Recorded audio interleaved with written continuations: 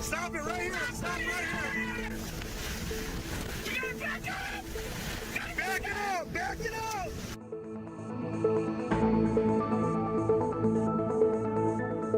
Oh! Roof's going! Roof's gone right now!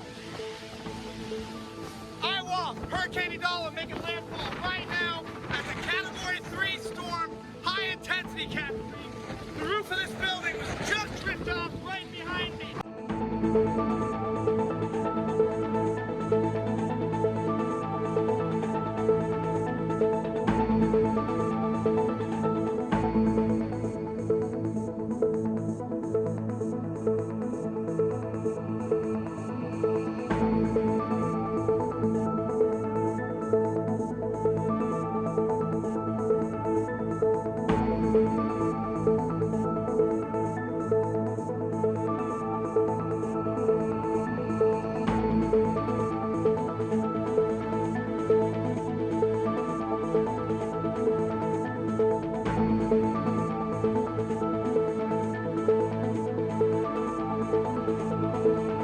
From a scientific standpoint, from a communication standpoint, this is a master class in meteorology. All the air is rushing in. We're basically in a vacuum right now. All the air is rushing into this area. Can't.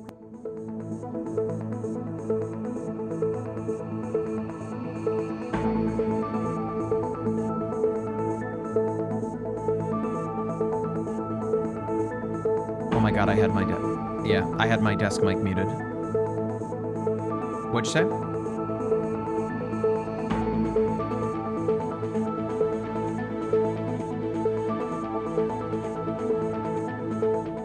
The general disclaimer, obviously, I'm very excited from a scientific standpoint, but I do, and we all are very well aware of the human impact of this. So even though it looks cool online, it looks cool to, oh, here's a bird. It looks cool to sort of see all this science in action. We do want folks to know that getting to this point was dangerous. The first out of the eye, I mean, look at all the damage just on this little stretch of highway.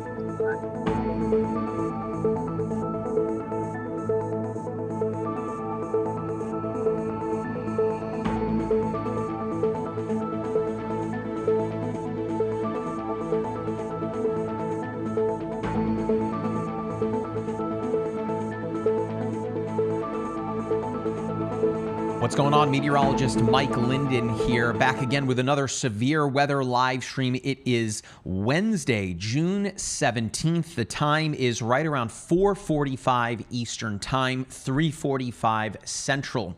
Of course, my name is Mike Linden. I am here in the MyRadar studio in Orlando, Florida, and I am joined by meteorologist Will Cano as well. It is going to be a long afternoon and evening. Let's jump right in and show you what we're dealing with here. So it has just been seemingly nonstop for the Midwest and the upper Midwest this season.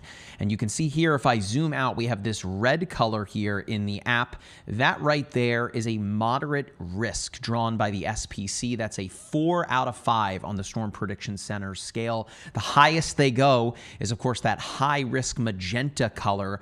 That's not going to be the case today, but regardless, we are still looking at a very, very active afternoon and evening. The possibility for several strong to intense long track tornadoes, in addition to thunderstorms that could gust up to 80 miles per hour, and in some instances could produce hail 2 inches in diameter. So all modes of severe weather are at play today, and we are just now kind of at the precipice, the jump-off point of getting going here. Right now, no tornado warnings are active. We have a pair of severe thunderstorm warnings, and if you see here on the app, I've got a tornado watch also marked in the app. That's that yellow color there. Here, I'll fill it in for you.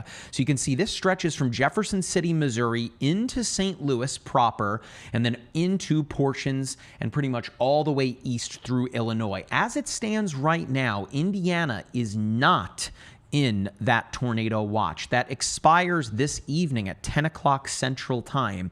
And as it stands right now, spots like Terre Haute, Indianapolis, Kokomo, not in that tornado watch. You are, though, however, in that moderate risk area.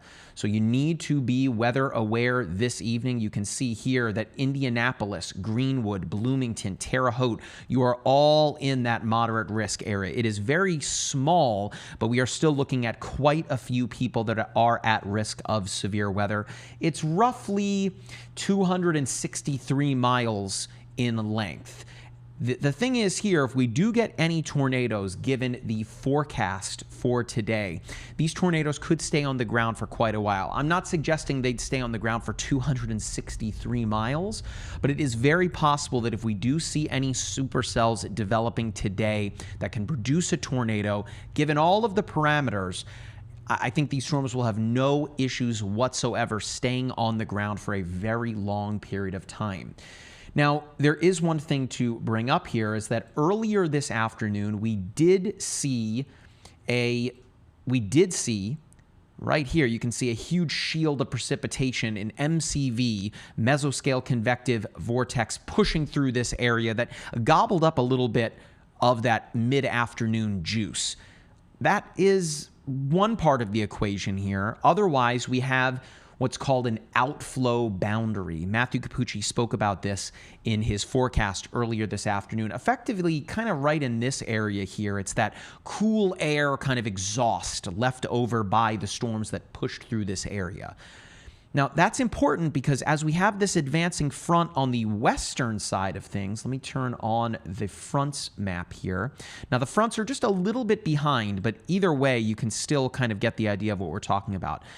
Once this cold front kind of ushers in from the west, that's more storms, and it runs into that outflow here, that's going to trigger off another round of explosive convective development, particularly when you consider just how fast the winds aloft are rushing eastward. If I turn that on in the app here, you can see, particularly if I zoom out, give me one moment here. Particularly if I zoom out, you can see that this jet streak here is just screaming west to east across the Midwest. This is something that you may find during the winter months. So to see this here in the middle of June is quite rare.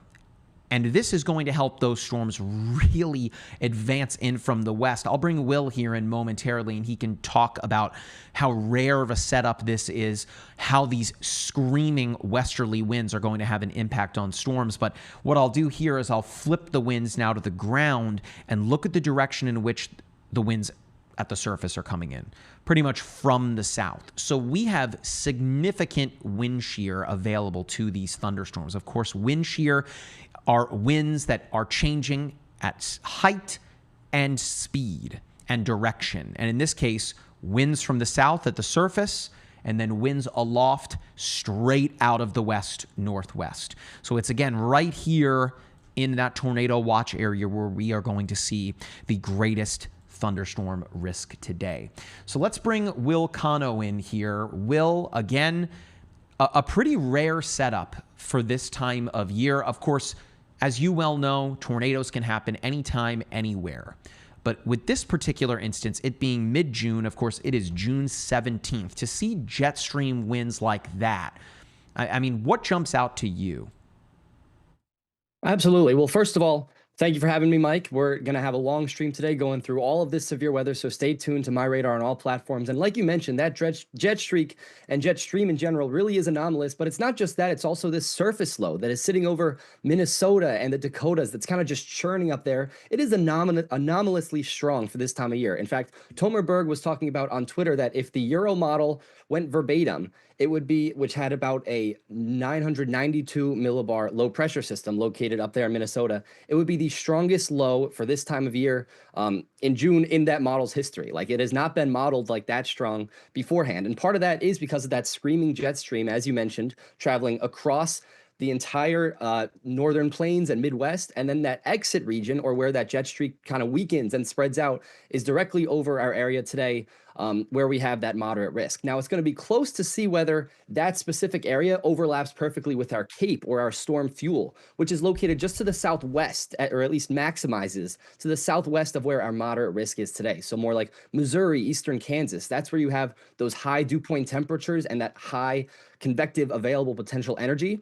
But your jet streak exit region, where you have most of that shear, is located more in Indiana and Illinois. So it's going to be a careful balance between the two, and it should happen right in the western edge of our moderate risk, where you get that strongest overlap for severe long track tornadoes where they could be possible today.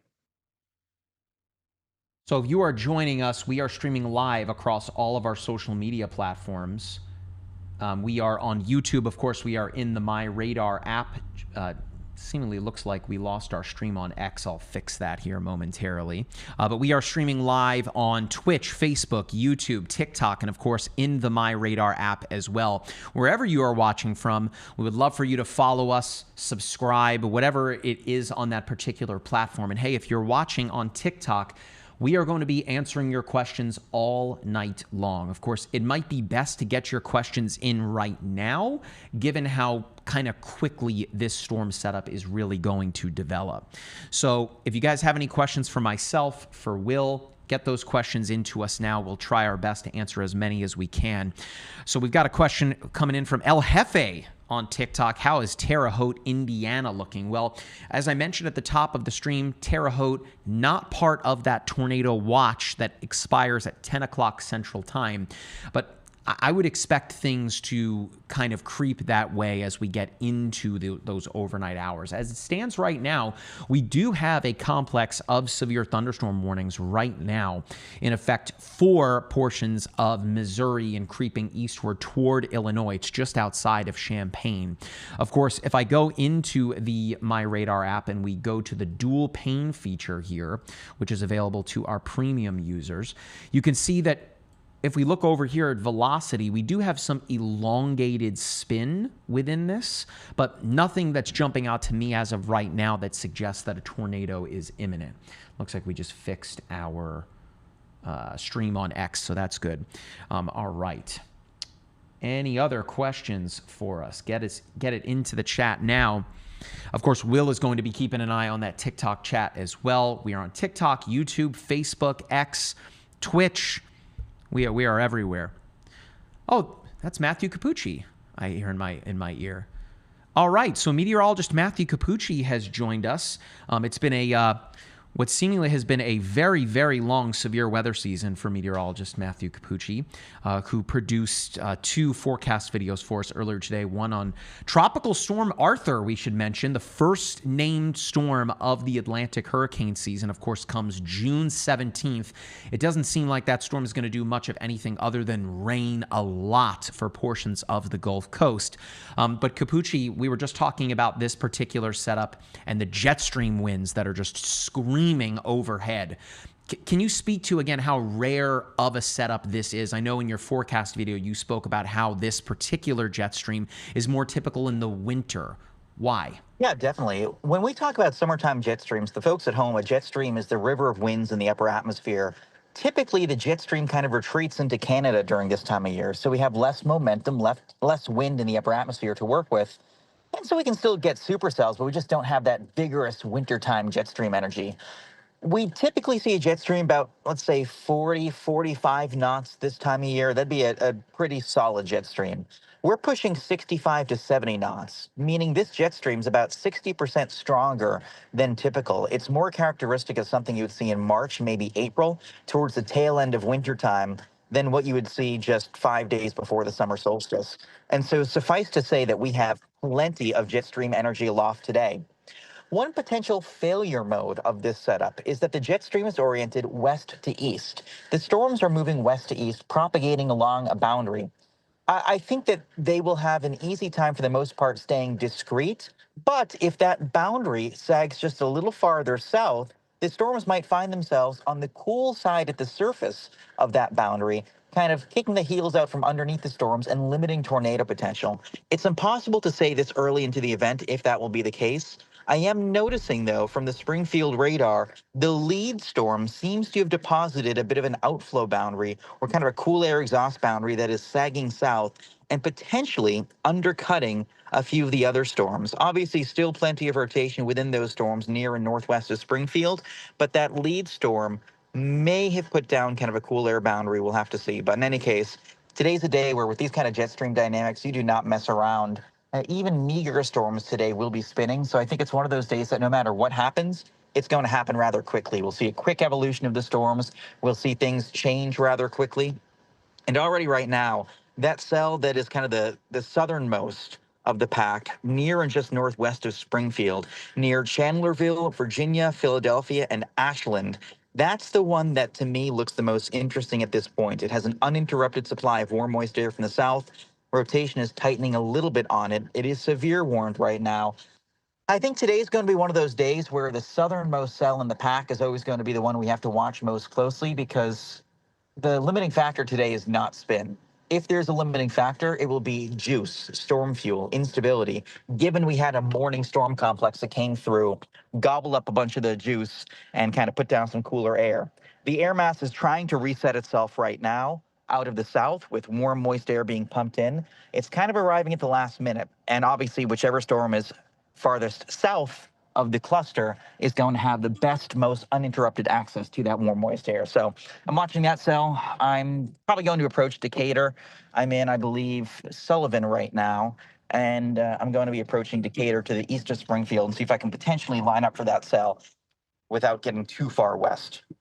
We're really going to test Will's pronunciation of some of these Indiana, Illinois towns this evening. I'm really excited to see how things develop. Of course, Terre Haute, we were going over that before the stream started. It's a toughie. Of course, there's so many communities in the United States, so many unique ways to name these towns. So as it stands right now, no tornado warnings have been issued. We will be with you through the evening. As Capucci just mentioned, these storms should have no issue kind of getting going. And one thing to mention as well, with that jet stream just flying in from the west, these storms are going to be moving very quickly as well.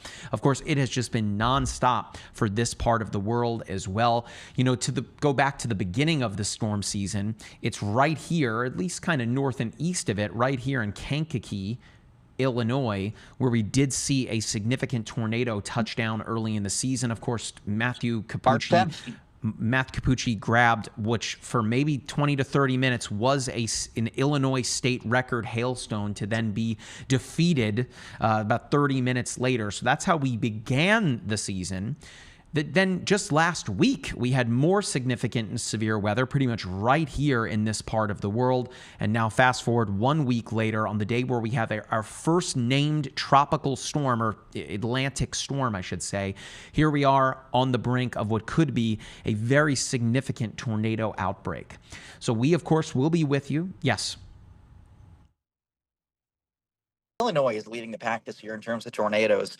But yesterday, when I was driving through Illinois into Indiana for tornado coverage of yesterday's sneaky tornado event, I was in a tornado warning. I'm driving through the tornado warning, and I see a bunch of damage from last Thursday's storms. That's how hard hit Illinois has been. The folks here are weather savvy, but they are tired. They are beleaguered. They've been through round after round after round. For the past 3 months, it seems like Illinois and the Midwest has been disproportionately dealing with repeated barrages of severe weather. And so, once again, Illinois finds itself kind of right in the bullseye of risk today. It's important that folks, despite being storm weary, don't let their guard down. And already, in just the past few moments, we're seeing a dramatic tightening of rotation, at least on reflectivity, with that cell northwest of Springfield and the second cell near Mason City. So a couple cells look like they're already beginning to acquire that look, so to speak. In the past, Capucci, we've spoken, and I think you did a fantastic video on this. You know, I'll have to find it. We could share it on social media. Basically about how the concept of Tornado Alley isn't necessarily one that's wrong, but is one that has shifted a little bit farther to the east, particularly down toward the deep south states where we've seen some incredibly strong tornadoes over the years. But this particular setup, again, as we touched on before, those winds rushing in from the west aloft and then at the surface, they're pretty much coming in straight from the south. Again, wind shear, that is changing winds with height and of course with speed as well. That is going to be a critical ingredient toward any kind of supercellular development today. And that's what we're pretty much waiting on right now at this point. That's exactly right. And Jack, if you can show my screen, I actually want to zoom down in this area on the the westernmost edge of our enhanced risk. That's a level 3 out of 5 risk down here, just west of Jefferson City near the Missouri and Kansas border. I went back about an hour on radar, and you can see as these storms start to develop in this sort of this semi-discrete line, you can see once storms fire, they begin to move on, and you can see they quickly curve in a clockwise like direction almost. You can see as they fire, you get to see this curving of the storms where immediately we already have 2 severe thunderstorm warnings out here, but they get this kind of curve to them. That's part of the shear that we're seeing, at least the low level shear that is so pronounced today. And this is only in the Kansas, Missouri border area. So this is where you're getting that low level shear, a lot of it, and up in our moderate risk, the level 4 out of 5 up in Indiana and Illinois, that's where you have shear throughout most of the entire column of the atmosphere. So you get that initial curve, sure, in areas down here near Missouri and Kansas, but those might not be as tornadic as the moderate risk because you'll get to see that curve. That's what you see on a hodograph with the shear really taking over and developing a full supercell structure very quickly. And that's what Capucci was alluding to. Just north of Springfield, you're already seeing that rotation take place just 30 minutes after the supercell initialized. And Will, one thing that I think is worth noting too, you mentioned moments ago, just the sheer amount of twist out there, no pun intended. In meteorology, we have this number called helicity. Helicity is twist. Picture for the folks at home, picture like a barber pole. When you see those stripes kind of spinning and rising. So helicity describes the tendency of an updraft, a plume of upward moving air, to be twisted horizontally and spin. If we were seeing numbers of like 200, 300, that would impress me. That means everything would be spinning. We just got back the number, and it's about 815 units of helicity, 815 units of twist. That is off the charts. So that means even cumulus clouds today, that just little puffy clouds that go up, will feel a twisting force.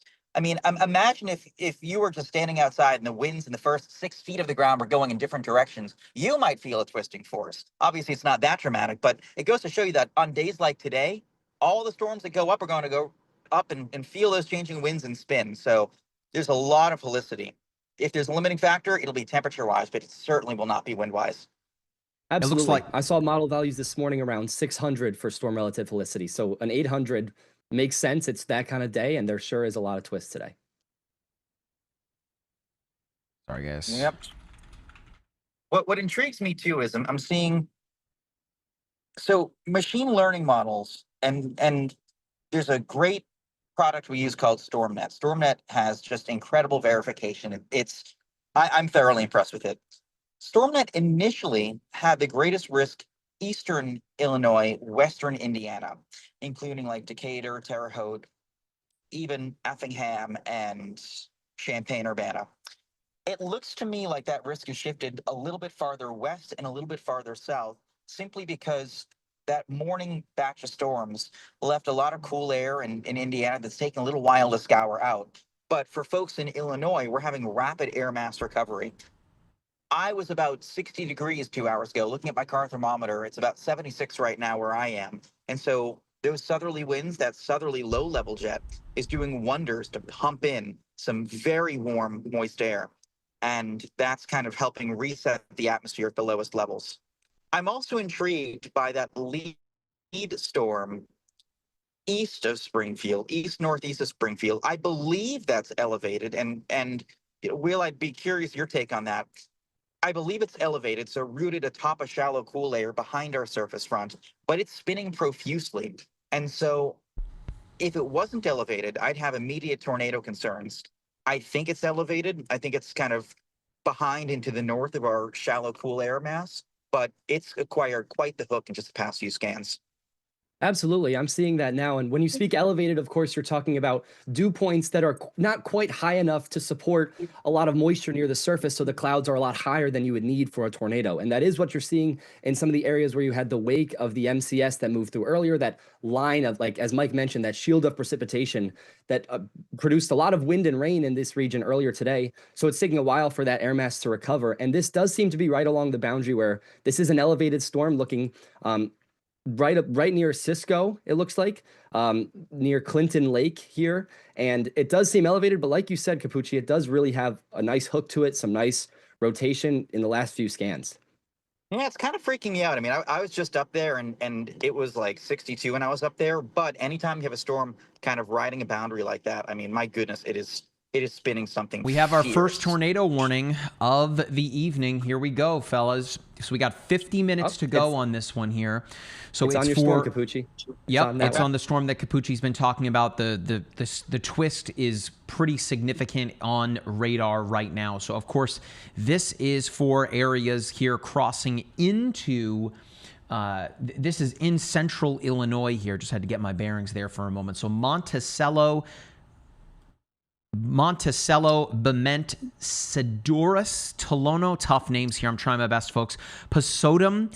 And if we look here on the velocity scan, you can see right here is our twist. This is what Capucci was just referring to. Of course, green represents winds going toward the radar. In this sense, I believe I'm using the Springfield radar, which is, yep, so it's due west of this. Either way, green is representative of winds going toward the radar. Red is away from it. So when you start to see something like this happening, that's representative, again, of our rotation. It remains to be seen whether there's anything on the ground. As it is right now, this tornado warning is just radar indicated. But of course, you need to be prepared to act if necessary. For those of you that are joining us in the MyRadar app, welcome to our coverage of what could very well be a significant tornado outbreak across portions of Indiana and Illinois this evening, where a moderate risk of severe weather is in place. That is a 4 out of 5 on the Storm Prediction Center scale. We are pretty much as high as we can go on that scale. Of course, there is that extra step to a high risk that's not going to happen today, but you still need to take things very, very seriously. A moderate risk is no joke. The threat today, of course, are strong, potentially intense, long-track tornadoes, in addition to giant hail, potentially upwards of 2 inches in diameter, large to very large hail, I should say, as well as thunderstorm gusting winds, which could be upwards of 80 miles per hour. We had a gust earlier this morning, upwards of 90 miles per hour out ahead of this entire system. But now, again, there it is, 90, that is crazy, 94 miles per hour. But as it stands right now, our first tornado warning of the day, things are going to ramp up from here. Of course, I am joined by meteorologist Matthew Capucci. He is storm chasing out in the field. I can see his location. It is in Illinois. And we are also joined, East Nelson, Illinois to be specific. And I'm also joined by meteorologist Will Cano, who of course is tracking things for us too. Of course, we are streaming across all of our social media platforms as well. So if you're in the app, welcome. If you're on Facebook, Twitch, X, YouTube, TikTok, thank you so much for joining us. We will be with you through the duration of the event. So again, as it stands right now, you can actually see in the app, we've got a couple storm chasers here that are all kind of converging on that one particular storm. Things are ramping up rather quickly. I do expect a few of these storms here now coming in from the west to also get spinning pretty easily. This is our lead storm here, so we shall see how that develops. We also, of course, in the app have multiple live cameras in across the United States, thanks to our partners at Streamology. You can head into the layers menu, and right here on the Storm Chasers layer, we've also added live cameras. So if you toggle that on, you will see our live cameras. They're actually in blue here, the Storm Chasers in red. That's a brand new feature to the app. So much exciting features coming within that particular feature, so stay tuned. But again, back to this tornado warning as it stands right now, folks. All right. So we can take a look at a couple of different products here. Just in case, we're going to look at the correlation coefficient, which would show us objects being lofted vertically. This would give us an indication whether or not there's anything on the ground. It doesn't seem to be the case here just yet, but a very nasty... See the wall cloud from my camera's point, if we want to zoom in on that. All right, so Let we've me got... know my camera's up real quick. Yep, we've got it in full. Again, for those of you that are watching on TikTok, I can't show you storm chasing footage because we've been hit with warnings in the past. They think that we're driving, but hey, it's good for everyone else watching everywhere. Oh, so if you look really close there, kind of, I guess like on the right side, you can kind of see the tailing end of the wall cloud. Of course, a wall cloud is a... Go ahead, Capucci.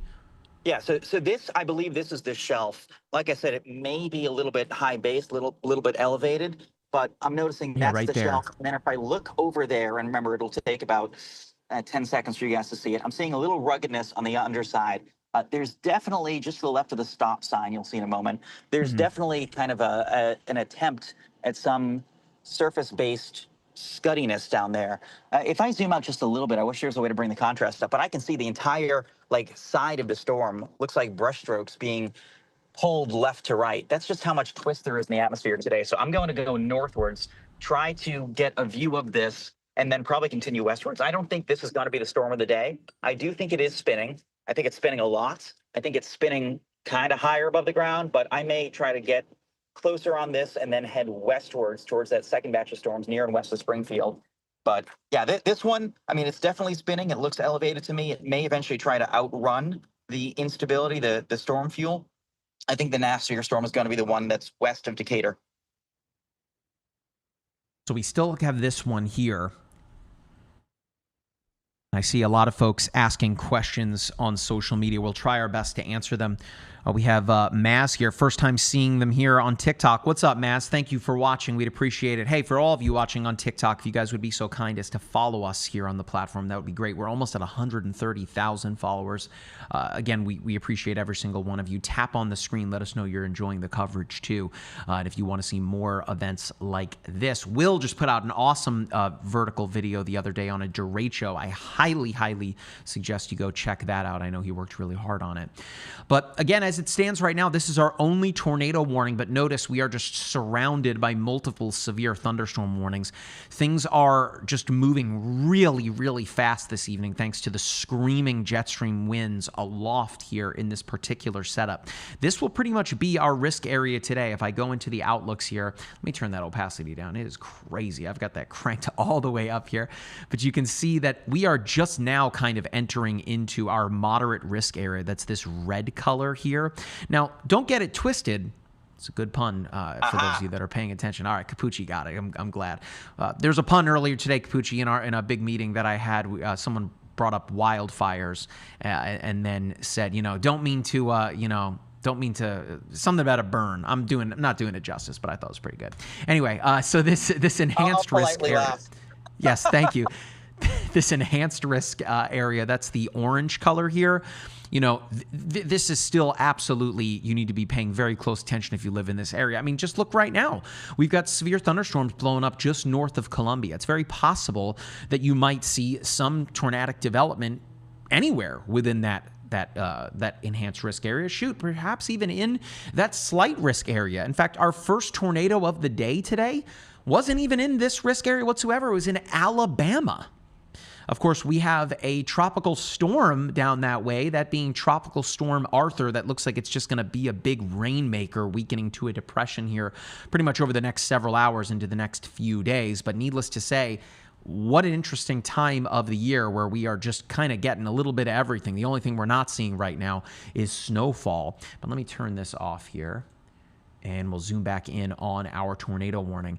Now, you can see the inflow notch here. That's what kind of in the direction that Capucci was looking at earlier.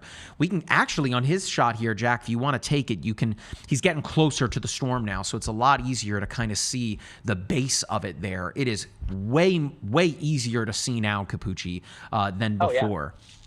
And it's what's crazy to me, if I tilt left, you can literally see the clouds being like pulled bottom left to top right. Can you see that? It just looks like a bunch of brush strokes. That's that shear in the atmosphere. That's all the warm, moist air being literally pulled up and to the right. It's incredible to see. One thing too, Capucci, this is just a bit of an aside here, who has traveled pretty much across the entire country since March. Where you are right now in Illinois is beautiful. Look how pretty that is. It's just a very gorgeous part of the heartland. Oh, absolutely. I love it here. It's cool too. Like you can see the edge of that updraft right there. The whole thing looks a little bit strung out. In fact, I think what's happening, and Will and I were discussing this a moment ago, I think this first storm is a little bit elevated. I mean, you can still see it's trying to make some attempts at having scuddy features underneath as if it's trying to suck up air from below. I think this first storm is a little elevated. I think it's going to put down an outflow boundary that will feed into the second storm behind it. Extra spin, low-level helicity twist along that secondary, or along that boundary, will be gobbled up into the secondary storm. I'm much more concerned right now about the storm near like Springfield, Illinois. That one to me looks very interesting. Yeah, so we'll jump to that here momentarily. I just want folks to know this tornado warned storm that we are on here. I'm going to jog the radar back just 2 scans. So we're going to go back to 507 here. Look how, just look how nasty and mean this hook echo looks right here. I mean, you can see the rotation on the right-hand side of the dual pane. But now, literally 10 minutes later, and look at the rotation. It is, as Capucci just alluded to before, really strung out. It's not as tight as we would need it to be for tornadic development. So that's a good thing, at least. We aren't meteorologists here, that are like, come on, tornado. That's not the goal here. Tornadoes cause damage.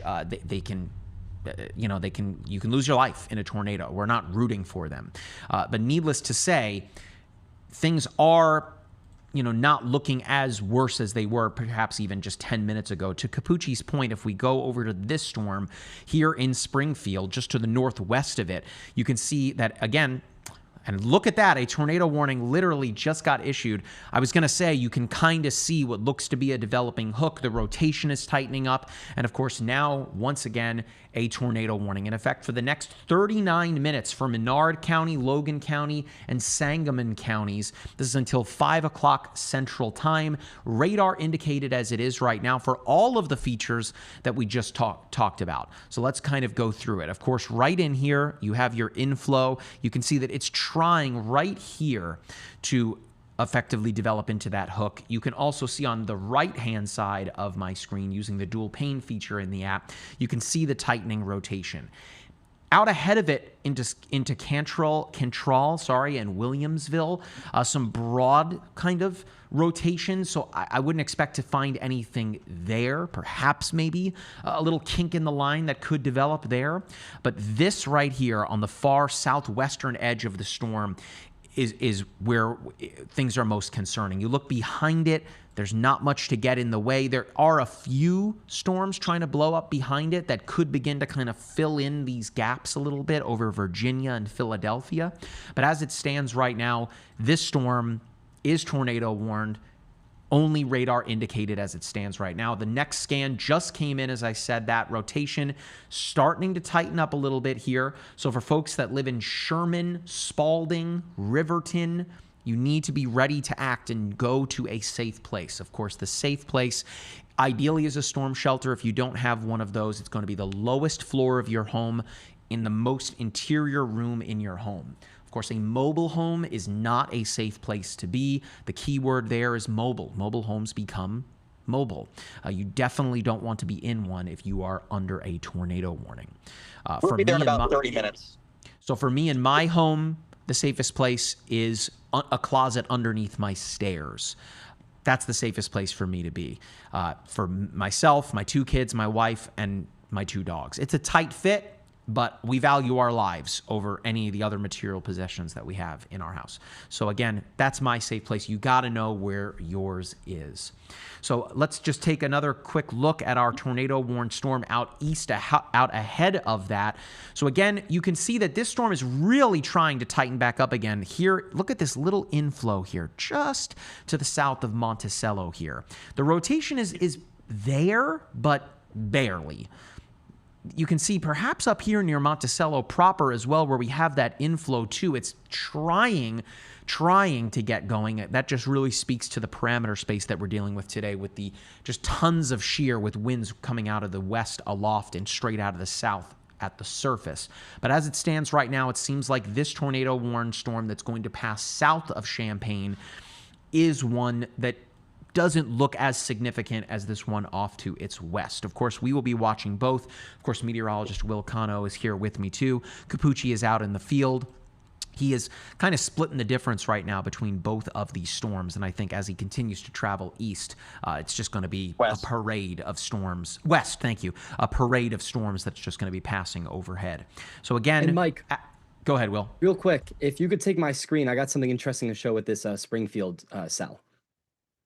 Yeah. So as Capucci was alluding to, we can see that these storms initially produced a lot of rain and a lot of outflow near Middleton, Greenview, Petersburg. And as you can see on this right pane that I have the velocity, that red line that comes out, that's your outflow that begins. I'll circle it for you right here in the MyRadar app. This red, that's starting to get your outflow. And as that moves through, you can see it kind of kicks up the rotation that led to this tornado warning just north of Springfield. So this is the rotation that occurs down here right at the bottom of that outflow boundary. And that outflow can cause a lot of extra spin, and especially towards the end, the southern end of that outflow boundary, you get some more of that spin. And we just actually had a second tornado warning issued associated with that same outflow, perhaps with that more northern cell, if you saw that, Mike. Yep, there it is. And now, Baron, I mean, we were just talking about this, and I know Capucci spoke about it in his morning briefing. Everything is just in a line right now, right? We're going to just see this likely continue to extend coming in from the west, but this is why all the storm chasers, these red boxes here, have started to kind of gather in this particular area. We just have a new severe thunderstorm watch north and west of this up near Lewiston. But let's take a look at this tornado warned storm here. So this is, again, part of that same system, as Will just alluded to. Elkhart, Broadwell, Lake Fork, Mount Pulaski, Latham, Warrensburg, Forsyth, and Orania are all part of this tornado warning for the next 49 minutes. I think if you're going to see anything here, I spoke about this maybe 15 minutes ago, it's going to be a kink in the line of this kind of storm.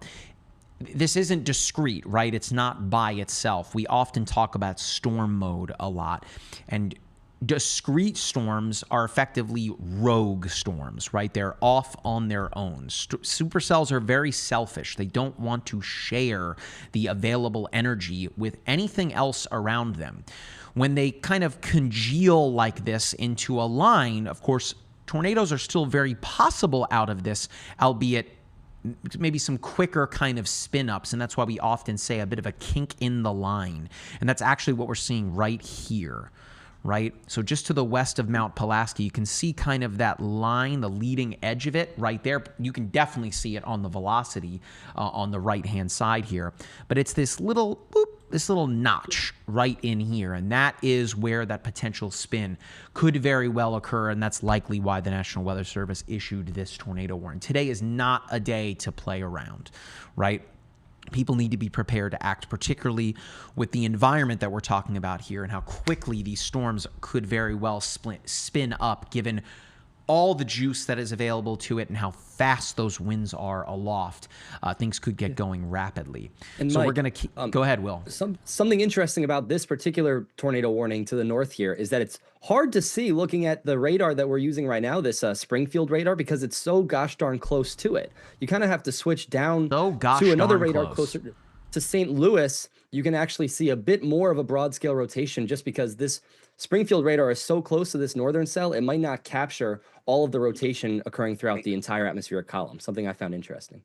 Yeah, Great. oftentimes, Will, to that point, oftentimes when I'm chasing, I will actually look at echo tops from farther radars because they do a better job of pinpointing how tall the storm is. On days like today, where so much is happening in the lowest levels, you only get one scan every 4 or 5 minutes. I sometimes will chase echo tops rather than just reflectivity or velocity signals because I know the highest echo tops are inevitably going to be the ones that have the best access to rotation. So in other words, the folks at home, I'll sometimes chase whatever storm appears the tallest based on an assortment of various radar angles because the tallest storms are the ones that have the best access to spin.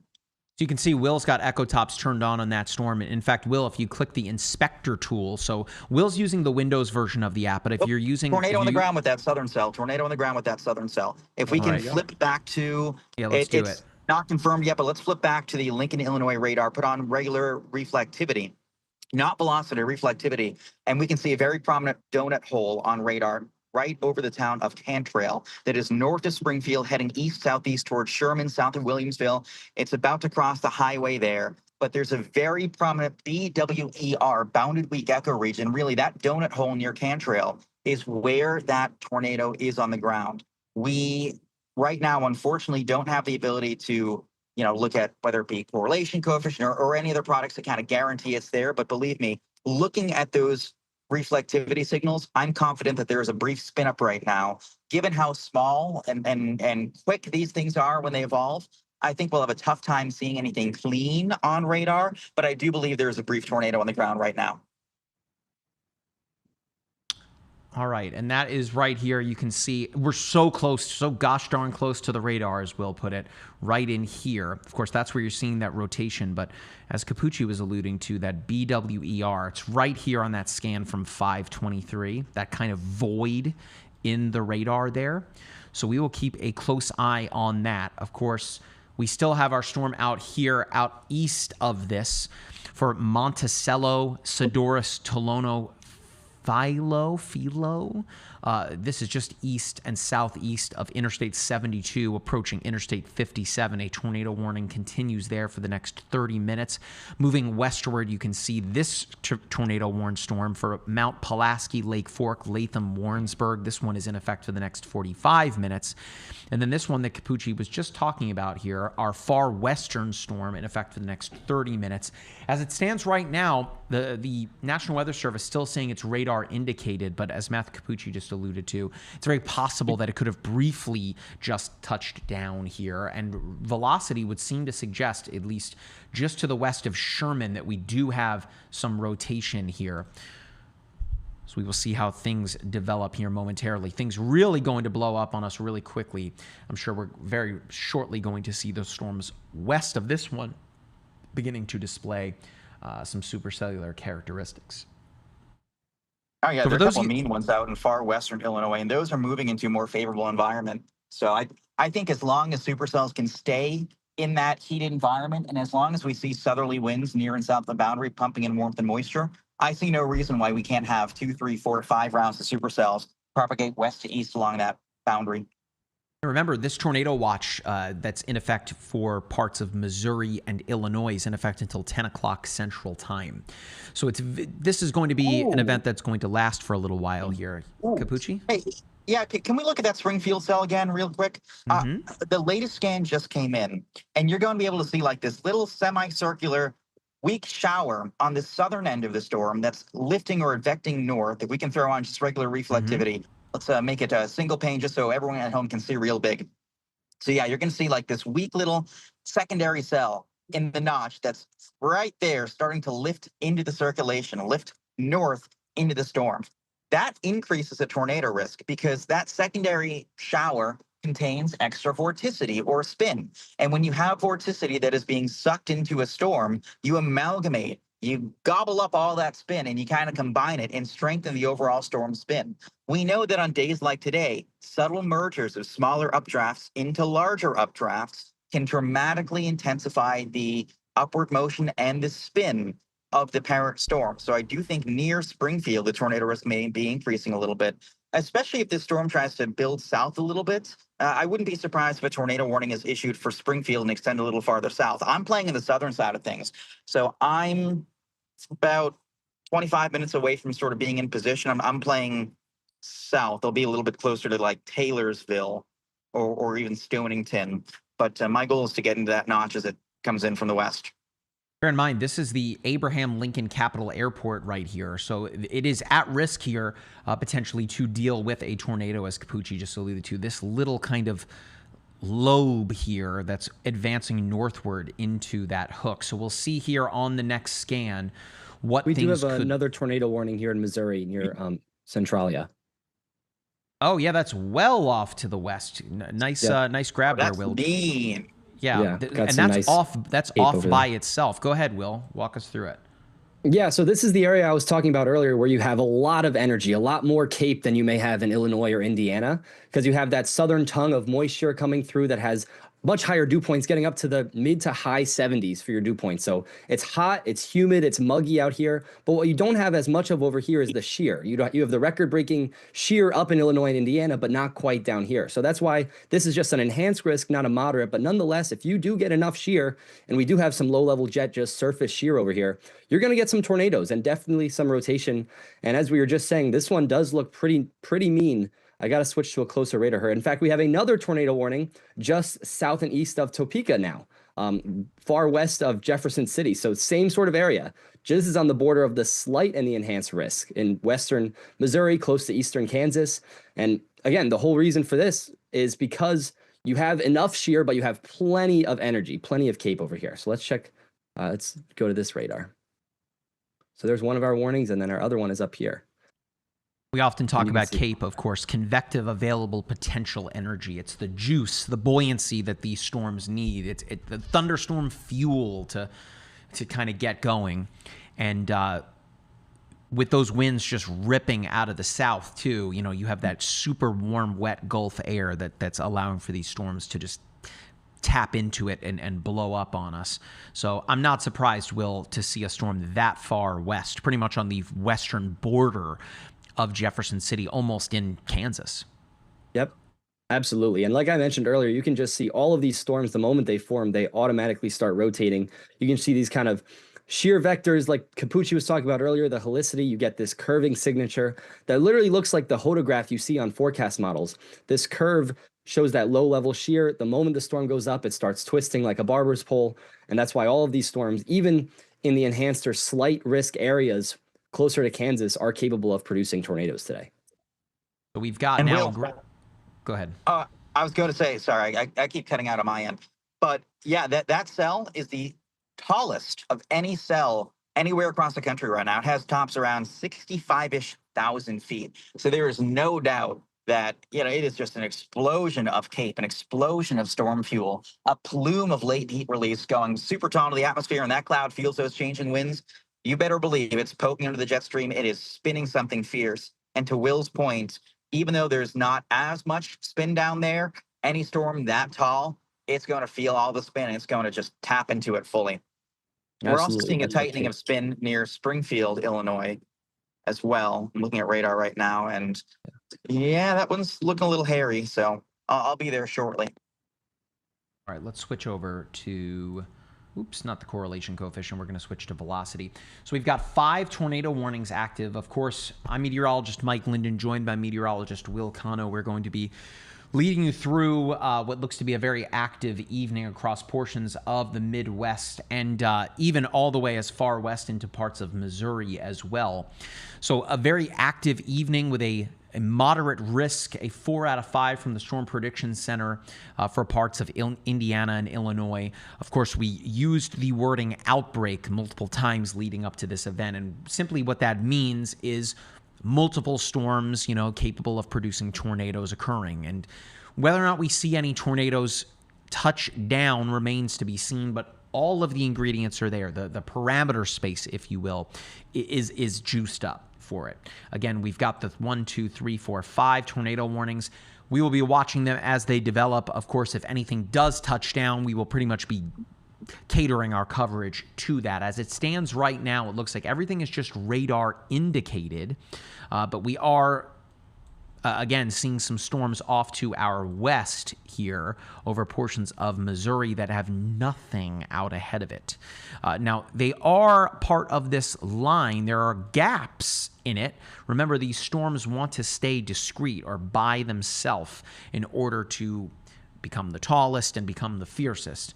But if they do begin to form into this line, that's where you start to kind of see linear storm mode happening, at which point it's more of a straight line wind risk threat. Of course, you could still see kinks in the line developing here, but I think it's still a little too early in the evening for us to go linear. Of course, we've spoken often about the jet stream above that's just ripping west to east. As we start to cool down into the evening hours and the low-level jet begins to take over, of course, the low-level jet stream begins to take over, it's that extra little oomph that could really take this thing to the next level here.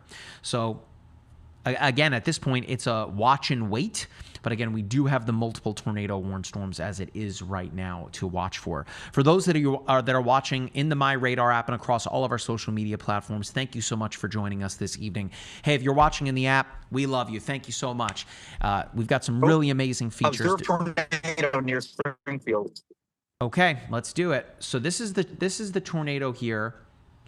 Tornado warning, I should say, that Capucci was on. And there you go. Law enforcement confirmed tornado just in here. Let's see what we can find. I'm so close to it on that Springfield radar. I don't think that this terminal radar is going to be able to reach. Let's switch to St. Louis. Of course, I'm looking at velocity error. There we go. Okay. So yeah, this is approaching Riverton, Spalding, and Dawson, pretty much running parallel to Interstate 72 there. You need to be in your safe place right away. Jack, I believe that we have a camera near there in La Plata that could be looking at it in Missouri. Okay, no worries. Because I think that's allowing us to see the storm, at least the convection there. Of course, big shout out to our partners at Streamology for giving for putting those cameras into the app. You can turn those on in the Storm Chaser layer. So again, a confirmed tornado on the ground for those of you that live here in Missouri. It's just north and east of Springfield here.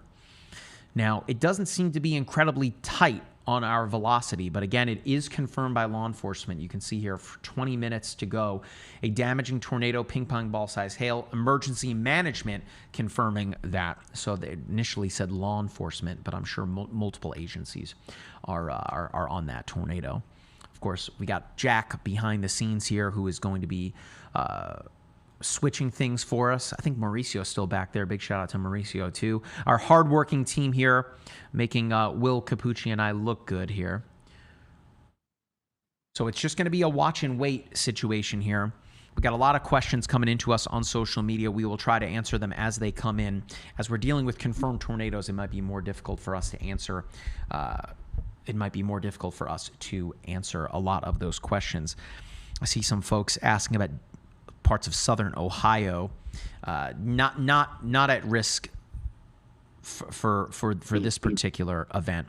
And again, if you are spamming the chat, I'm going to have to put you in timeout. Needless to say, for folks that are asking about parts of Indiana. So Indiana, of course, is under that moderate risk. Let me go into the layers menu here and I'll turn on the convective outlook. You can see this red box or this red outline here. This is our moderate risk area, 4 out of 5 on the SPC scale. Now, of course, that orange outlook does extend into portions of Ohio. Someone that was asking about Dayton. You are on the far, far, far eastern edge of the enhanced risk area, that orange color there. So for you in Dayton, it is going to be an overnight threat tonight. So you very likely be going to sleep to tornado warnings, or I should say severe thunderstorm warnings, and quite possibly waking up to them as well.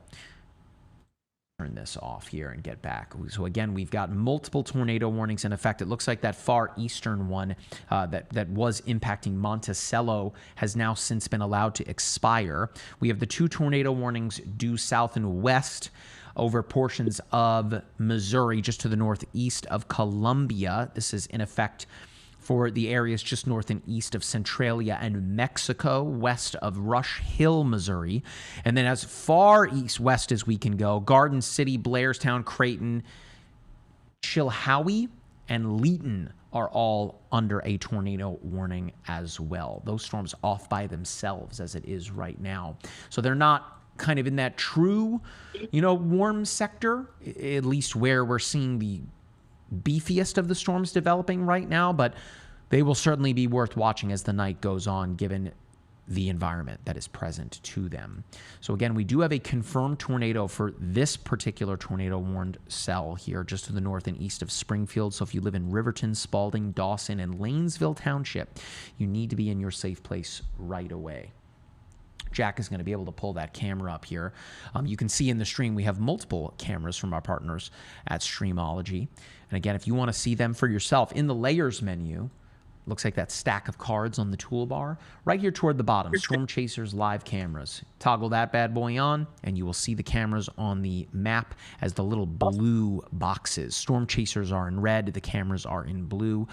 That feature was just launched. We're working on adding a new lot of exciting stuff, so stay tuned. Let us know what you think and give us your feedback. We'd really appreciate it. I can see at least the wall cloud from my perspective. It'll come into better focus soon, but if we take my shot, you'll be able to see some sort of lowering down to the tree line. This would be in the direction of Springfield. I'm approaching Mount Auburn, but if we look in that direction, yeah, there's something hanging beneath the cloud base. Tough to tell if it's scud, if it's a wall cloud or what, but there's certainly some stuff under the cloud base.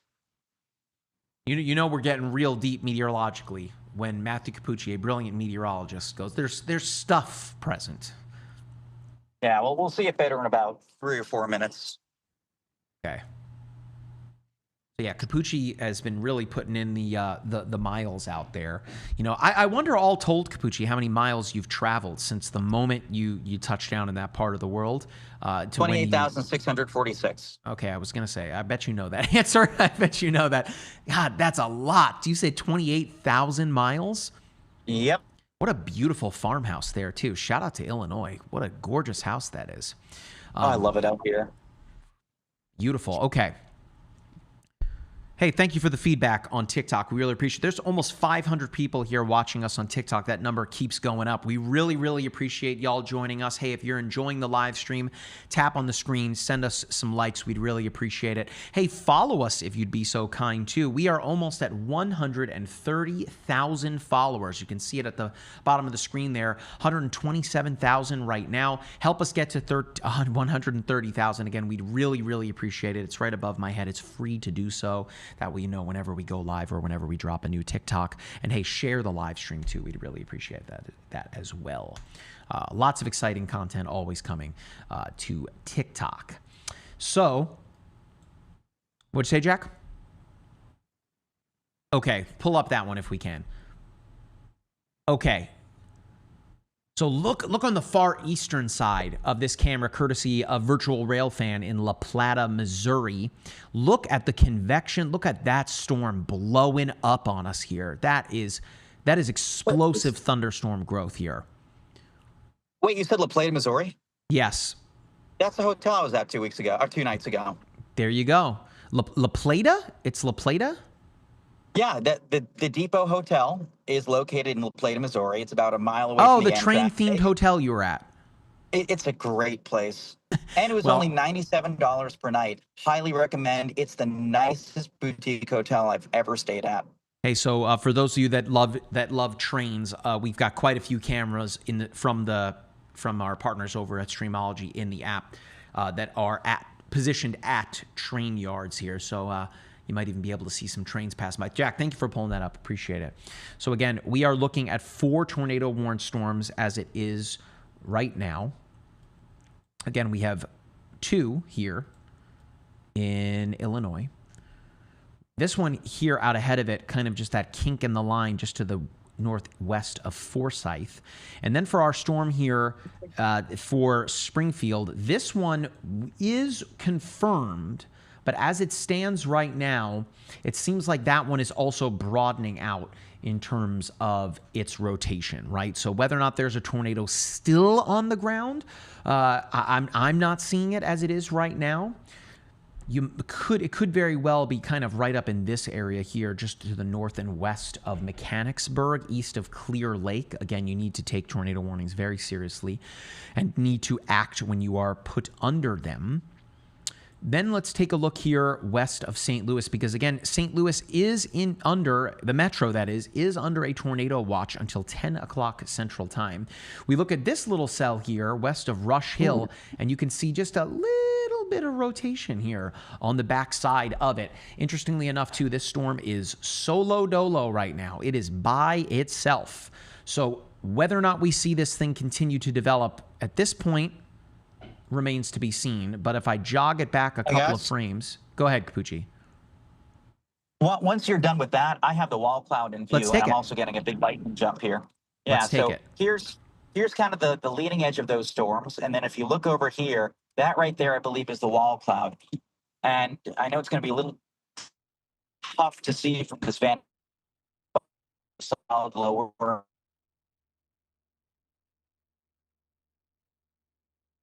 Yeah, Capucci is been within it, and they're seeing lightning flickering time to time. So it's a nasty storm, and the lightning jump makes me think that this is certainly not done strengthening it.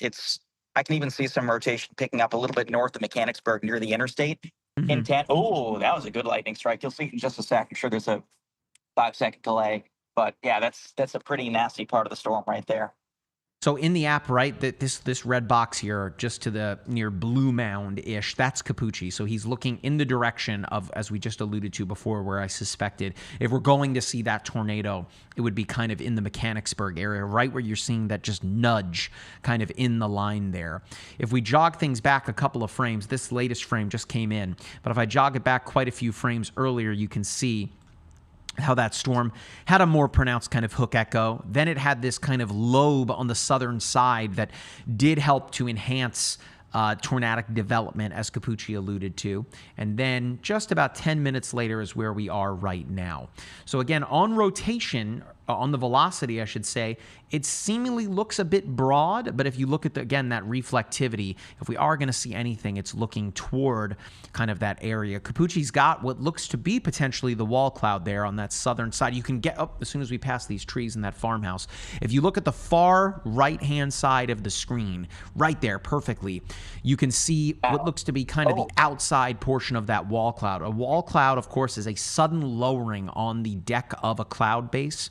Sorry, on the base of the cloud deck, I should say. And it is in that wall cloud where we often see, usually, a tornado develop.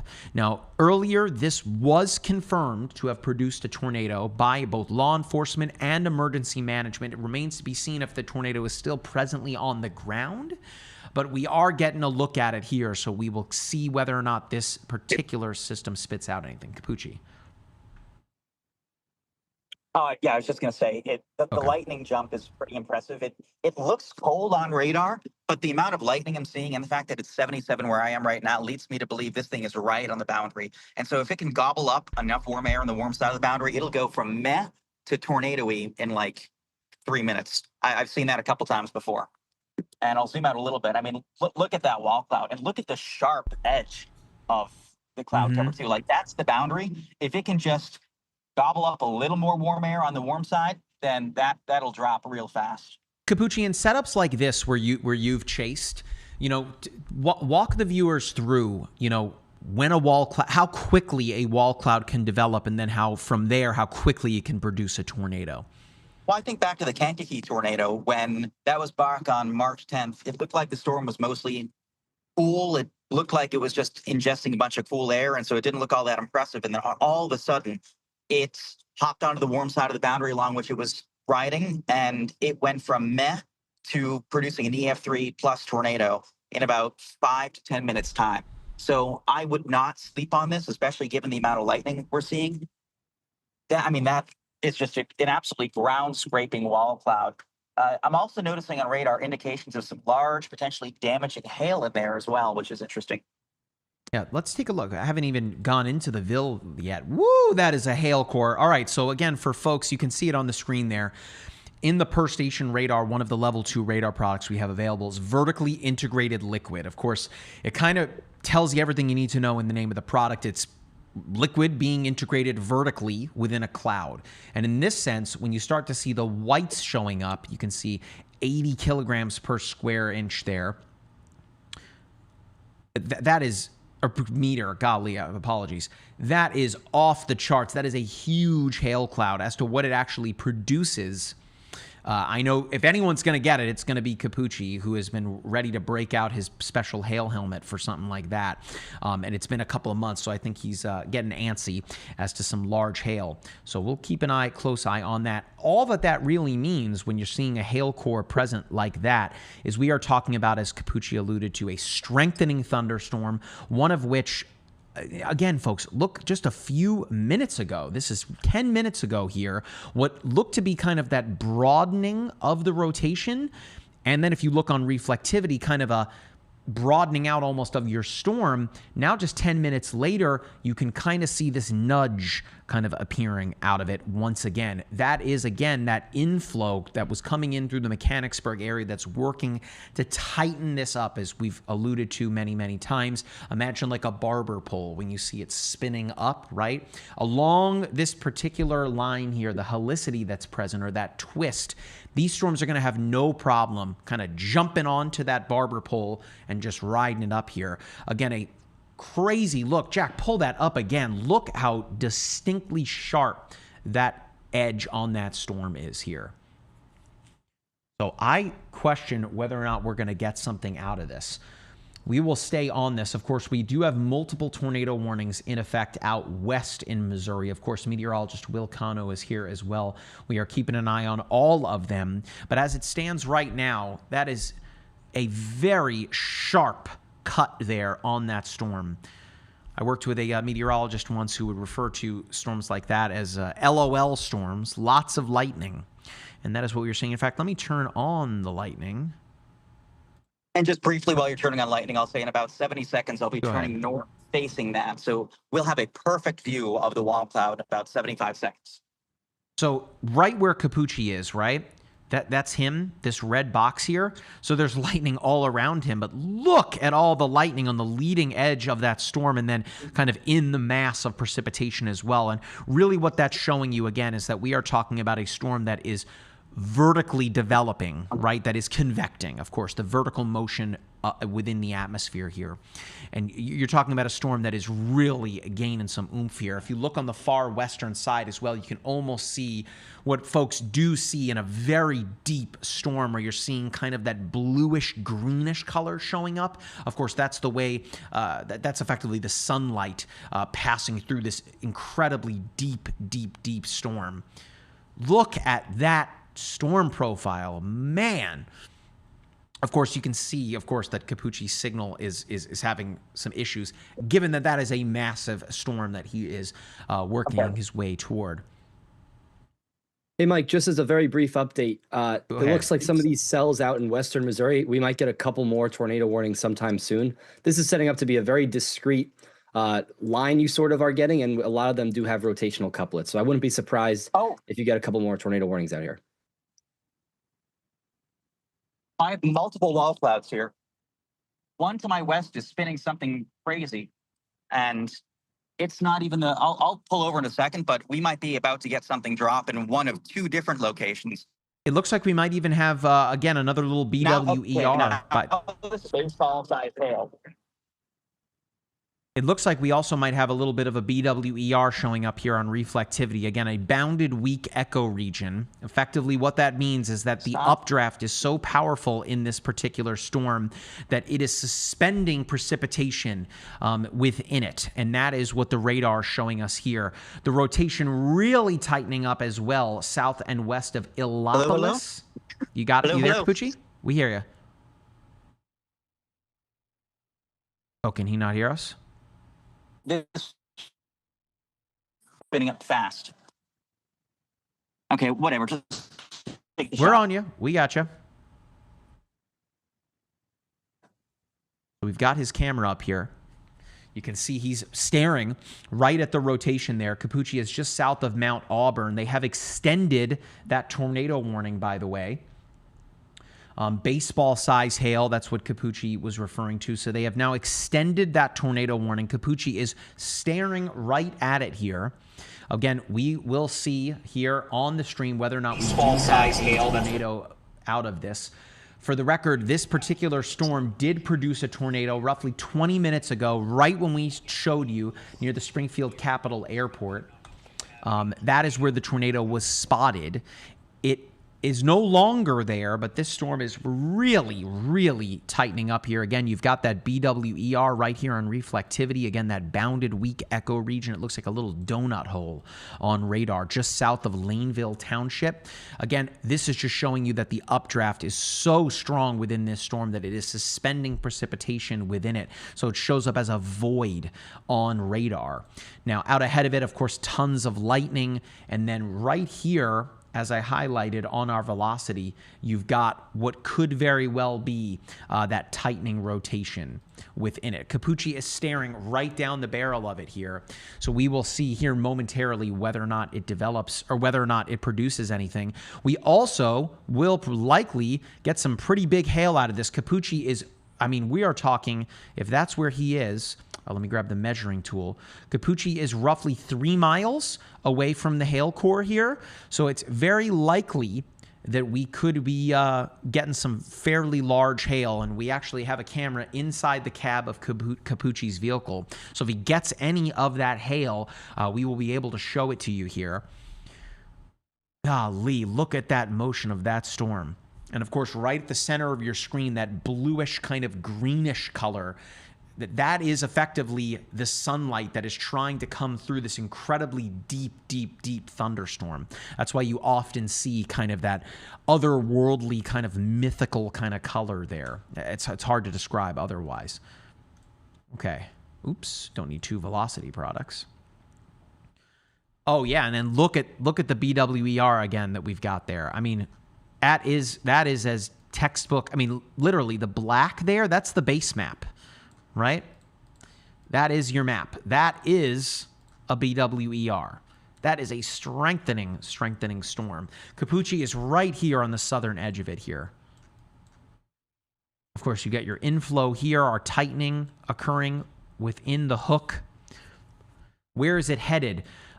This is just to the south and west of Decatur. That being Decatur, Illinois, not Decatur, Georgia. Decatur, Illinois, south and west. Again, south of Niantic and Harristown. If you live in Mount Auburn, Blue Mound, and Macon, for those of you that live along County Road 48 as well as Highway 51, you need to be prepared to act and prepared to get into your safe place. You do have a strengthening storm to the west of you. And again, as we've talked a lot about, this particular setup could produce long track tornadoes. And what that means is that they could be on the ground for a long period of time. As it is right now, that is our only confirmed tornado of the day. It's not on the ground right now,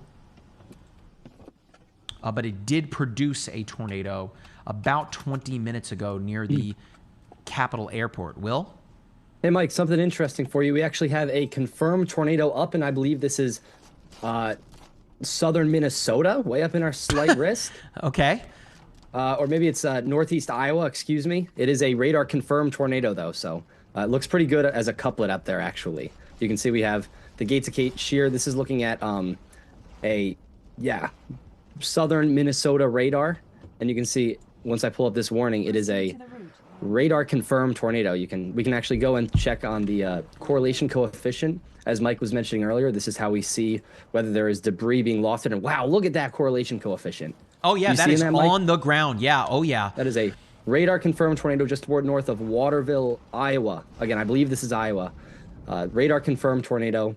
Far outside of where our moderate risk is today. This is up in our slight risk, but nonetheless, it just shows how much shear there is today. This is part of the left exit region of our trough, or rather our jet streak exit zone. So as the jet streak barrels into the region, it has to exit in some region. And when on the left side of that, if you're looking as if you're on that jet streak and it's it's a road. The left side of that to the north is where you get those accelerated winds. You get more vertical motion there, and ultimately that's how we got this radar confirmed tornado. But yeah, look Zoom at that. in on that one again, correlation Will. coefficient. Again, the correlation coefficient, folks, the product that he's showing you on the left-hand side of his screen, that is showing you objects being lofted vertically into the atmosphere. So when you see that very distinct signature being returned to you there, that blue color, that means something is on the ground and suctioning it into the atmosphere. It could be cars, people, parts of a house. I mean, we don't know, but what we do know is that is our most significant signature of the day today. For the folks that live out ahead of that, Will, what are the communities out ahead of that storm? So this is just north of Waterville. It's heading towards Harper's Ferry, Lynxville, eventually towards Mount Sterling, Seneca, or Eastman. I believe this is crossing over the state line from Iowa into Wisconsin. Yeah, so again, you folks need to be in a safe place right away.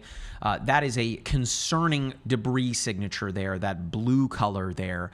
That means that there is a tornado on the ground.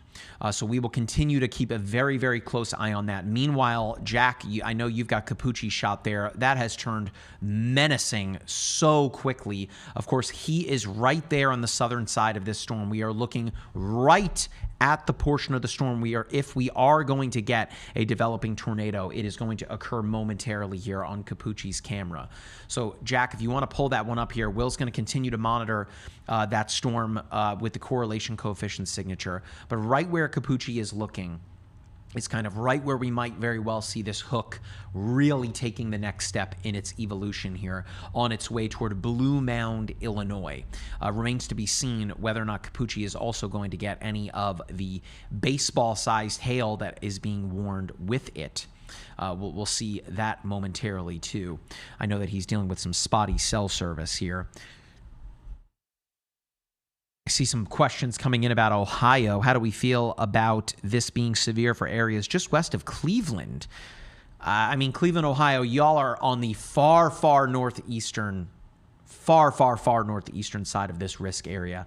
I think you're not going to see what we are seeing right now. Be prepared, of course, for thunderstorm development, but nothing like this. Will, I can't get over that correlation coefficient signature on that storm. This just keeps getting stronger. It's a strong rotational couplet on velocity, too. If we go to our standard reflectivity, actually, I won't take away the correlation coefficient, but just standard reflectivity, this is certainly within a larger, not quite a supercell, but just a larger MCS we have here.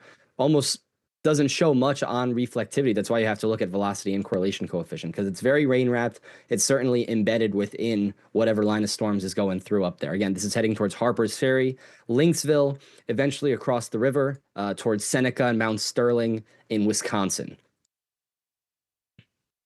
Yeah, rain wrap tornadoes are, of course, very dangerous in the sense where, we're not suggesting that you go outside and you look at them, but rain wrap tornadoes are very dangerous because you cannot see them whatsoever, right? The best way that you're going to be able to see them is what we are doing, looking at our radar. You can do this as well in the MyRadar app, I should mention.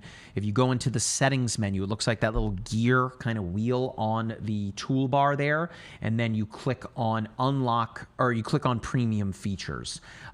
So we have a monthly and a yearly premium feature subscription, but you can unlock a free 3-day trial right now. That'll get you through today and tomorrow and even into your weekend as well, so that way you can track storms like a pro. Give it a shot. We'd love your feedback. Capucci's shot went from, we saw parts of the sky to now not seeing any of it. He is truly in the thick of it here. It looks like there is what I would guess is another storm chaser out ahead of him there. Can't tell if he's got a blinker on, or I was going to say could have his hazards on there.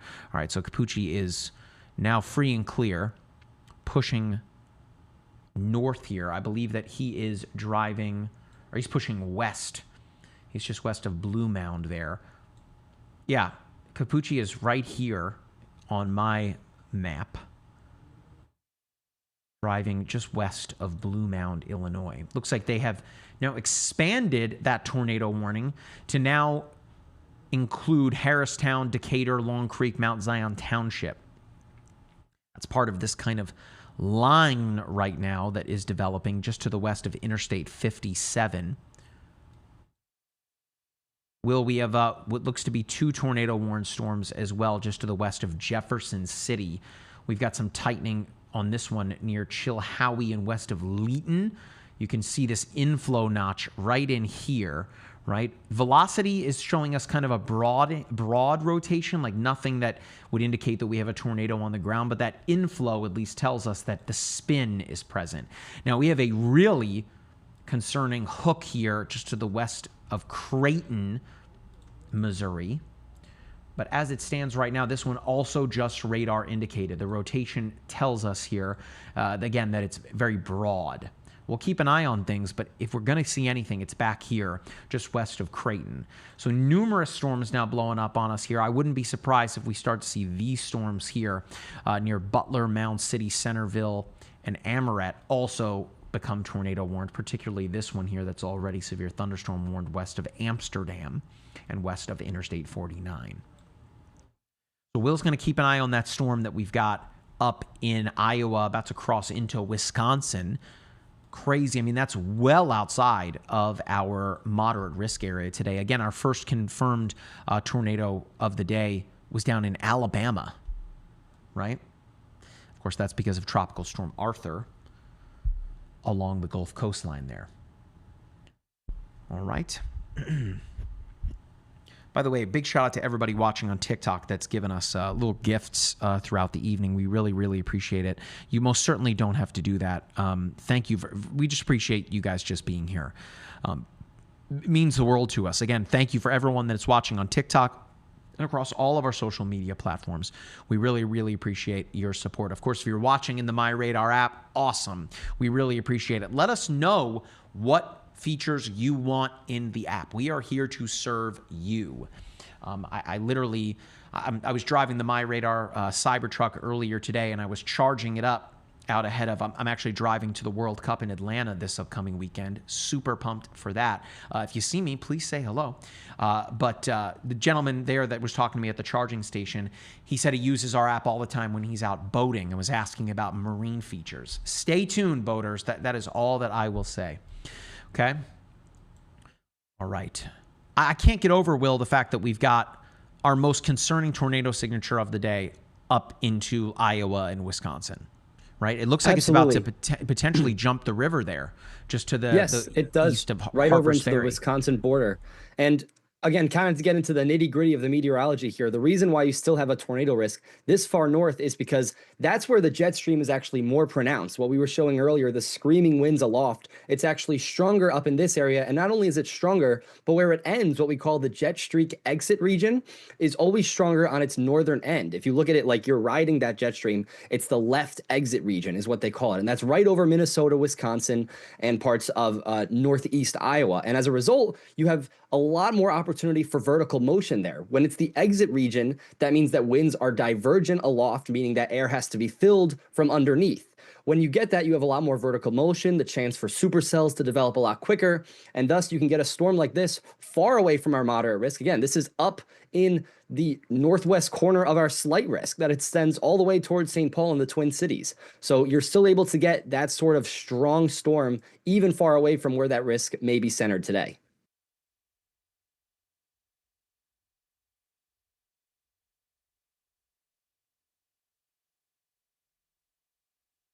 And you can see we still have, the couplet is not looking quite as strong now, but this debris ball is still growing and still prominent, getting over Harper's Ferry now, crossing the river towards Lynxville.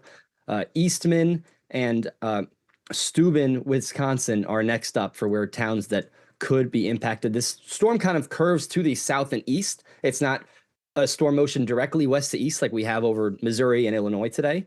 So be mindful of that as well as tornado warning kind of curves down to the south and east. Let's go back to, oh no, it just froze up. I was going to say Capucci shot. He is in that thing. Again, if you look at my app here, Jack, this is him just to the west of Blue Mound. He is right in there. Of course, he's playing right here in the inflow of that storm. Oh, let me take the correlation coefficient off. He is right there in where that rotation is tightening up. My guess is he wants to track this thing as it pushes eastward, probably heading this way up 48. We'll see how that thing plays out. But that storm is really, really trying. A question here coming in from YouTube. What would it take for the tornado in Waterville to be upgraded to a PDS? You're referring to the one up in Iowa. A PDS tornado warning upgrade would effectively, if it was impacting a populated area, of course, then you'd go into a full-on tornado emergency. New tornado warning, by the way, for that storm that Capucci's on here. This went in effect for the next 32 minutes. It looks like the National Weather Service, it's just effectively what they're trying to do is kind of expand the existing tornado warning that they've got right here that encompasses Decatur, Lone Creek, Mount Zion. The reason for that being is that you're now starting to see that storm dip a little bit more to the south as develop south and eastward.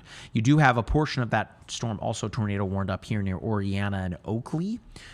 But I think, again, what the National Weather Service is doing is just trying to expand the risk area there, particularly when you consider the fact that this storm did produce a tornado near the Abraham Lincoln Capital Airport earlier this evening, about 45 minutes ago at this point.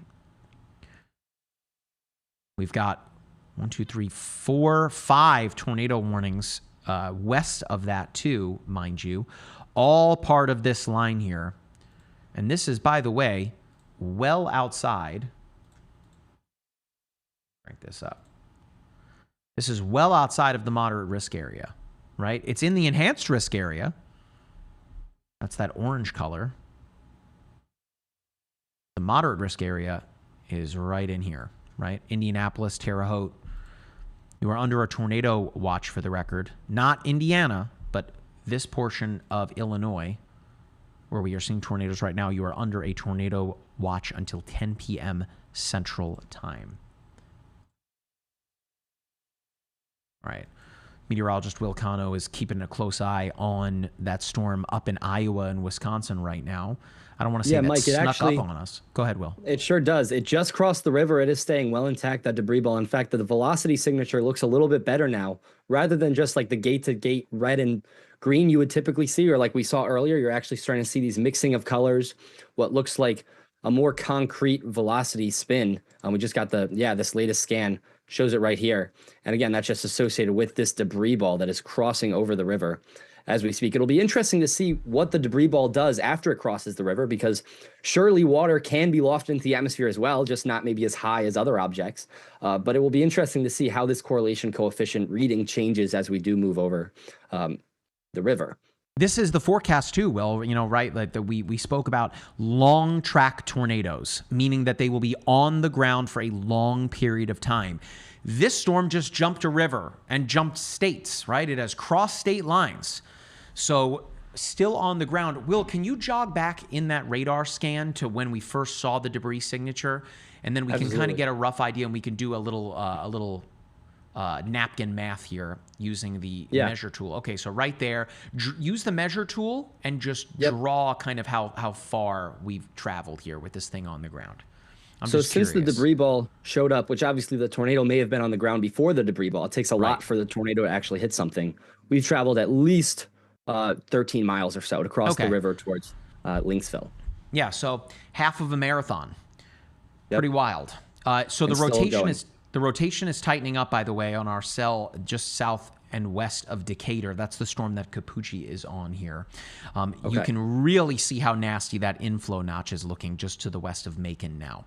So if we are going to see a tornado, I suspect Capucci is right on it, right here, right? You can really see the tightening of our rotation right here. Of course, green is representative of winds going toward the radar. Red is representative of winds going away from it. Do we have a PDS? Hang on one second. I don't think so. Okay. Thought so. Okay. Sorry about that.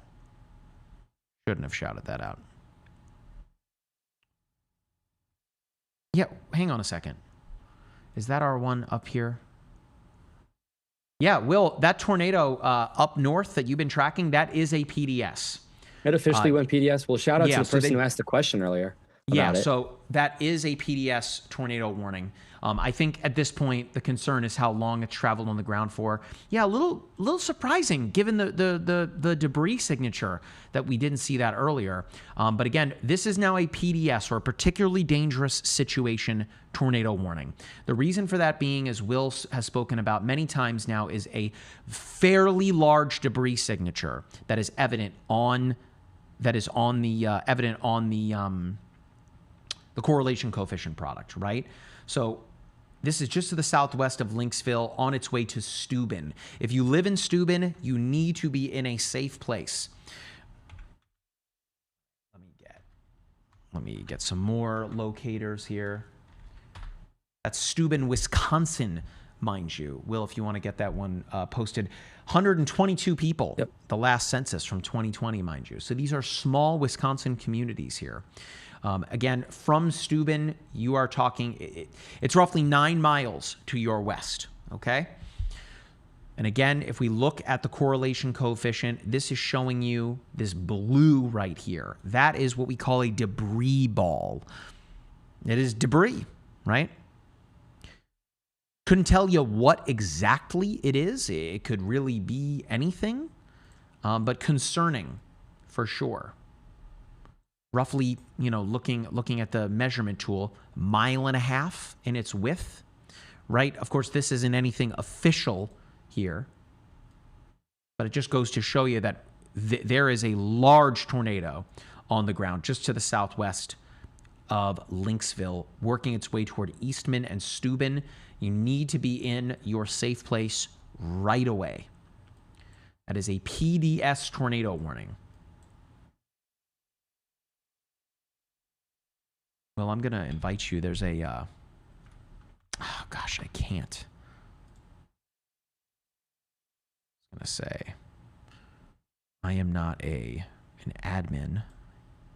Yeah, Mike, what's interesting here is we had that, the storm crossed over the river here. It looks like Lake Winneshiek, if I'm pronouncing that correctly. And the correlation coefficient debris ball did not change whatsoever. So a little thought experiment there. It did go over a large body of water and still continued to loft objects into the atmosphere, or maybe just continued to spin objects that were already lofted, continued to keep them in the circulation of the tornado.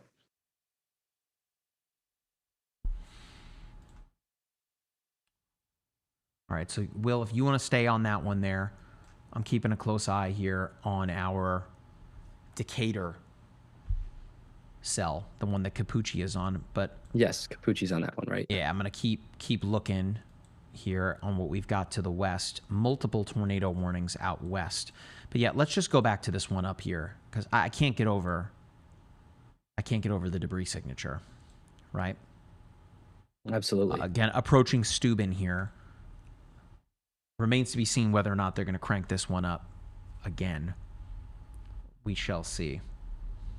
Right. And I explained this during the last live stream, and it seemed to get some good feedback on what kind of criteria you need to get a PDS tornado and what is issued before that. So when you get tornado warnings, the first step is always radar indicated. At least that's if you don't get any report of a tornado. It's just meteorologists at the local National Weather Service office can see rotation like we're seeing now on this velocity feature on a local radar and say, okay, this storm is spinning a little bit. That spinning may be reaching the surface. We're going to issue a tornado warning that says radar indicated rotation. That's the first step. The next step is when you get a radar confirmed tornado that ultimately comes with something like a debris ball here, or in some cases, just a very stark velocity couplet where you can pretty much guarantee it's producing some sort of tornado.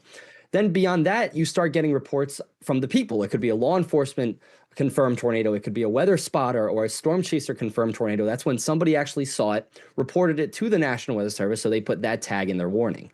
Then next, you have the particularly dangerous situation, or a PDS tornado warning. That's what we have here right now, where you can see a confirmed tornado, perhaps a long track tornado, is on the ground and will continue to be doing so, heading towards a populated area. Even it's not distinct on different population areas. If it's a town of 50 versus a town of 50,000, you can still have a particularly dangerous situation, tornado. And then the top echelon is a tornado emergency. That is where a long track, intense tornado is making its way towards a populated center and is likely to be a direct hit. That's when tornado emergencies are issued. Those are obviously the most rare. We've only seen a few this season. But a PDS, this is just about as high as it gets in terms of dire warning. So anyone, as Mike mentioned, near Steuben, north of Eastman, Wisconsin. Again, this is far western Wisconsin, almost at the border of Iowa, heading towards Boscoville, it looks like. Anyone in that area should be wary that there's a confirmed, particularly dangerous tornado on the way. If there's any consolation at all, Will, it's that the debris signature, it is still there, of course, but it looks like it has stepped down a tad from its latest scan, but it is approaching Steuben. You need to be in a safe place right away. That debris signature is, from the leading edge of it there, is now 4.5 miles away from you, roughly. When it first went PDS, it was 9 miles away. It's halfway there, right? So we're going to keep an eye on this thing here. Of course, it will be incredibly troubling if we do see that tornado warning, or rather the debris signature, kind of expand once again, which would indicate that it has made contact with something and has lofted additional debris. Absolutely. I think it's important to note as well, as you mentioned, we felt like we were 9 miles away just minutes ago. This storm is moving at 45 miles an hour. So it is a fast-moving storm, including a fast-moving tornado. Tornadoes aren't always that fast, but they can move upwards of 45 to 60 miles an hour sometimes if their parent thunderstorm is also moving quickly. So, as you mentioned, the people of Steuben need to be taking shelter immediately. This is not something where you can wait a little bit to make a decision. This is barreling down within minutes to seconds. We just had an expansion as well, Will, of our tornado watch. So now Indianapolis, Kokomo, Noblesville, Bloomington, y'all are now under a tornado watch. That's on that eastern side in the yellow color there. That is until 1 o'clock in the morning Eastern time. And then for the folks in Missouri, they have now begun to fill that in. St. Louis, Jefferson City, you already knew that you were under this tornado watch until 10 o'clock Central Time. Springfield is also 10 o'clock Central Time, and including the far eastern portions of Illinois. But now Indiana, again, under that tornado watch until 1 o'clock in the morning. The primary threats listed here are pretty nuts, right? Scattered large hail and isolated very large hail to 2.5 inches in diameter. Widespread damaging winds and isolated significant gusts to 80 miles per hour, and a few and a couple intense tornadoes likely, right? So not possible, likely. That there's very, very important differences in that wording, okay? Now, Mike, they didn't go PDS on that watch, did they? No, I don't believe so, unless I totally missed that. I don't think so. I know that was in the cards for today. It sounds like that MCS that went through this morning was just a little too potent and kind of drained the atmosphere. If it hadn't had been, from what I've been hearing, they were thinking about doing a PDS watch today. But it sounds like they did not. They do mention those likely tornadoes, like you said. Yeah, okay. It's good that you quality check me there. I am not seeing that it is PDS watched. Gotcha. So that is good. All right, let's jump back up to our tornado here. Now approaching Steuben. Of course, it is certainly still on the ground.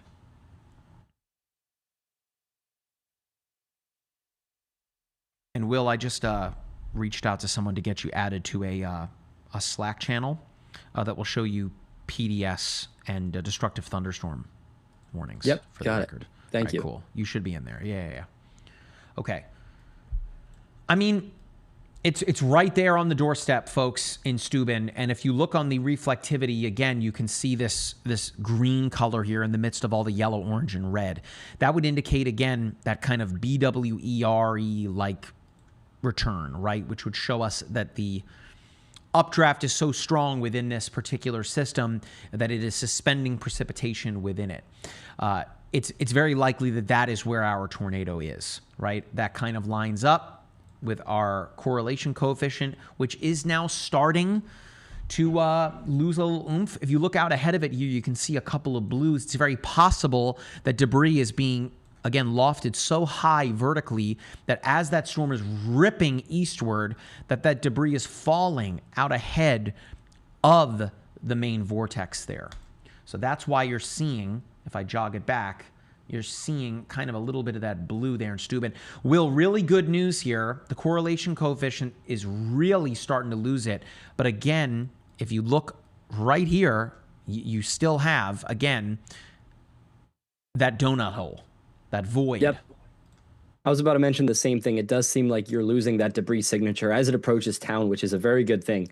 It seems like it's also scattering that debris signature where it's still there, but it's much less concentrated. It's a lot spread out over a greater area as it kind of descends in other areas of the atmosphere. All right, folks, if you live in Steuben, I mean, the time is now. That's Steuben, Wisconsin, by the way. We've been telling you for a while now that you need to be in a safe place. This is a town of 122 people. This is right now approaching the Kickapoo River Bridge. And the Kickapoo River coming right in on County Road 179 there. This is a community of 122 people from the last census.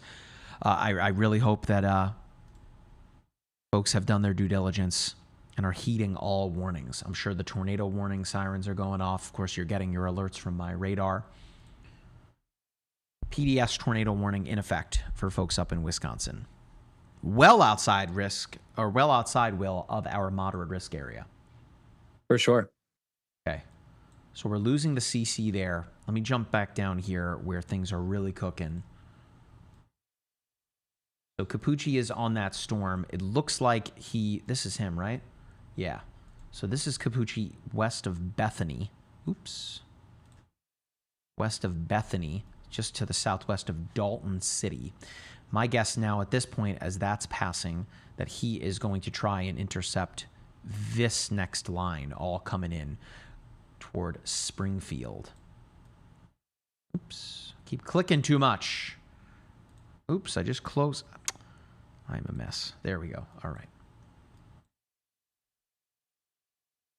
So our rotation is still present there on our storm cell west of Bethany.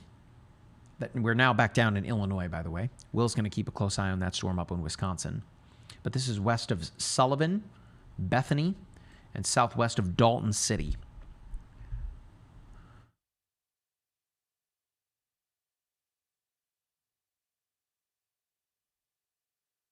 Mike, one more point to bring up just about this Wisconsin tornado we had. That's up close to our surface low as well, which obviously a surface low inherently has more spin associated with it. The surface low is up near St. Paul and the Twin Cities area, and just getting closer to that does lead to some extra vorticity and some extra helicity that could have assisted in some spin up there. Never doubt the surface low.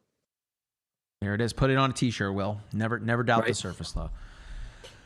All right, so our evening rolls on. Again, that was meteorologist Will Cano, who is joining me. I'm Mike Linden, joining you from our beautiful studio here in Orlando, Florida. Fun fact, last week I was in here preparing for a live stream, and I heard what I thought was rain. Of course, it rains a lot here in Florida, but I'm a meteorologist. I kind of have an idea of when it's raining. It wouldn't just sneak up on me. Like, I know for a fact it's not raining outside. These windows, I can't see out of them. What's going on? And I turn around, and there's water coming through the ceiling right onto those monitors. So our studio was flooding, thanks to our upstairs neighbors. We love them. They're wonderful upstairs. Of course, I'm not blaming them at all. But that was crazy that we dealt with that. But of course, we brought you live streaming coverage last week as well. So big shout out to Jack, our studio engineer, for helping me rescue this monitor wall behind us here. So all is good. All right. So we're watching now, again, this storm that Capucci is on here, which just is the storm that will not go away here. The rotation is tightening up. Again, green is representative of winds going toward the radar. Red is winds going away from it. I believe I'm using the Springfield radar, right? I am. Okay. So again, red away from the radar, green toward it, right? So when you start to see the tightening up down here, layer that on top of the fact that we are seeing kind of multiple inflow notches here. This is effectively the storm trying to tighten up at the lower levels here, right? They're riding right along that warm boundary there, okay, as the warm, wet air is just funneling in from the south. Okay, the newest radar scan there. Again, we kind of have two areas of rotation here. One south of Bethany, and then just kind of to the west of it here and east of Capucci. I don't know whether or not Capucci is kind of tailing that storm, but odds are that he is going to be pushing westward toward the advancing storms. Jack, can you take his camera for just a moment here? It wasn't long ago that we were looking at a really nasty storm. I don't know if he can hear me. He just moved his camera there, but you can see kind of the cutoff, whoa, look at that lightning strike. Holy cow. And Jack, is his location updating? Because I don't think he's still in Dora. Either way. Okay, maybe it's a matter of turning that service off and turning it back on. That's worked for me in the past. Oh, look at that lightning. Golly. Again, we're looking right at it here. I don't know without talking to Capucci whether or not he is pushing east or if he is pushing west. But again, one thing we do know is that right where he is positioned could very well be our next tornado here. It's just radar indicated rotation. The National Weather Service has been all over this storm since before it was west of Decatur. All over this storm. Really wide berth on our whatchamacallits here, tornado warnings. Will, how's our storm up in Wisconsin doing? It looks like the debris ball up there is going away. I did want to show something else, actually, if we can take my screen real quick. Just really intrigued by these storms in southwestern Missouri, west of Jefferson City still, and towards Kansas. What we have here is exactly what you'd see on a hodograph. I keep mentioning this hodograph word. That's what you would have a parcel follow if it were to follow the wind shear in the atmosphere. So you see it kind of curve with the atmosphere to the right, kind of clockwise. And you can see these storms on reflectivity look exactly like that. You can see they start in one area, kind of near that bulge, and then move up kind of north and then back down to the east and south. But then if you look on velocity, sure, we have a couple tornado warnings, but we don't really have that strong couplet like we're seeing over in Iowa, or like earlier in Iowa, or now in Illinois. And the reason for that is because you have good low-level shear with that low-level jet and differing surface winds, but you don't have as high of a shear up high in the atmosphere that you have over in Illinois and Indiana today. So that's why these areas, while these radar signatures on reflectivity look amazing, this area is not in a moderate risk because it just doesn't have quite as high shear in the upper levels of the atmosphere to support it without that jet stream going up ahead.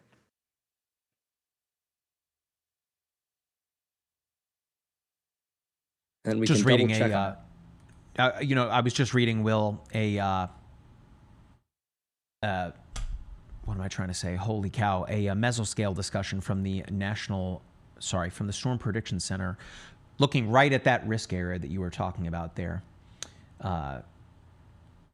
Yep. Yeah, I mean, they're just referring to kind of what they have been talking about all day today, right? Which is widespread damaging winds, isolated gusts up to 75 miles per hour, likely. Very large hail to 3 inches in diameter. That would be very large hailstones. And again, I think the reason for that being, as you brought up, Will, is the fact that those storms are kind of off on their own. Yep. In addition so much to cape. Yeah, in addition to a couple tornadoes possible. Notice they did not say strong or intense, but they did say a couple of tornadoes nonetheless there. Will, what's the storm that we're looking at there? Is that our This is Wisconsin jumping back storm? to the Iowa-Wisconsin storm. Yeah, and they extended the tornado warning, got an interesting tag on it now, where it is now the source is just radar-indicated rotation. However, they do mention this storm has a history of producing at least one long-track tornado. So they do bring it up that even though this storm doesn't look as impressive now, luckily, just going over Steuben now without It looks like much we of just lost the debris signature too. Yeah, that's very good to see. Without much of a debris signature, and they just cut the tornado warning east of Steuben, but they still continue this warning and note that this thing could very well do it again if it already did it once. It produced a long track tornado, so still a dangerous storm. I was going to say, Will, the question is, sorry to jump in there. The question is right now, if we see on the correlation coefficient, if we see it kind of spike up a little bit to indicate whether or not it did hit town, potentially kicking up some debris. I guess we'll see that here momentarily. But the good news is that that storm seemingly started to weaken a little bit as it approached the small community of Steuben, Wisconsin. Of course, beginning in Iowa, jumping the river. I can't recall the name of the river there, Will, but it was near... It was near, it was Harper's something, right? Harper's Ferry. Harper's Ferry, yes. Right. Exactly. And also what's interesting is, like we mentioned earlier, it did not go through a very populated area. In fact, Steuben was probably the first town that it quote unquote directly went over. Mm-hmm. So such a strong debris signature might be associated with a lot of crops. You know, this is Iowa. You getting into corn season. Hopefully it wasn't a lot of structure, but you definitely had larger objects that were from the ground being lofted in the atmosphere. It's just a question of what was it to produce such a strong debris signature. My wife grew up in Northwest Ohio, so corn, and corn growth, a little foreign to me, Will. I, of course, grew up in New York. I know you're a Pennsylvania kid, but my wife, Northwest Ohio, they had a saying, knee high by the 4th of July. Mm-hmm. Right? Makes sense. So we're approaching corn season, as you put it. I mean, we saw some corn growing there, and Capucci shot there. I mean, you can tell I'm getting hungry. It might not be anything better than, barbecuing, chucking some corn on the grill, and getting that nice char. I'm definitely hungry now at this point. All right, so we're watching again Capucci's cell down here. Aptly named Capucci's cell, south and east of Decatur.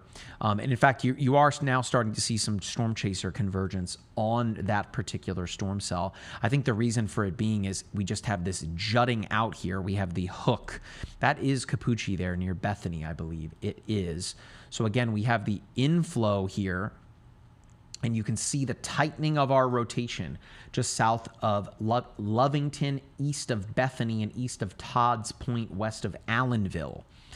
Whether or not this storm, again, produces, it remains to be seen. It is radar indicated, as it is right now. We also have another tornado warning to its east for Tuscola, Camargo, Villa Grove, and Newman. Hello, Newman. And as it is right now, the rotation is weak up that way. Again, thank you so much for joining us this evening. My name is meteorologist Mike Linden. I'm joined by meteorologist Will Cano. Of course, Matthew Capucci is storm chasing out in the field. We really appreciate you joining us, whether you're watching in the MyRadar app or across all of our social media platforms.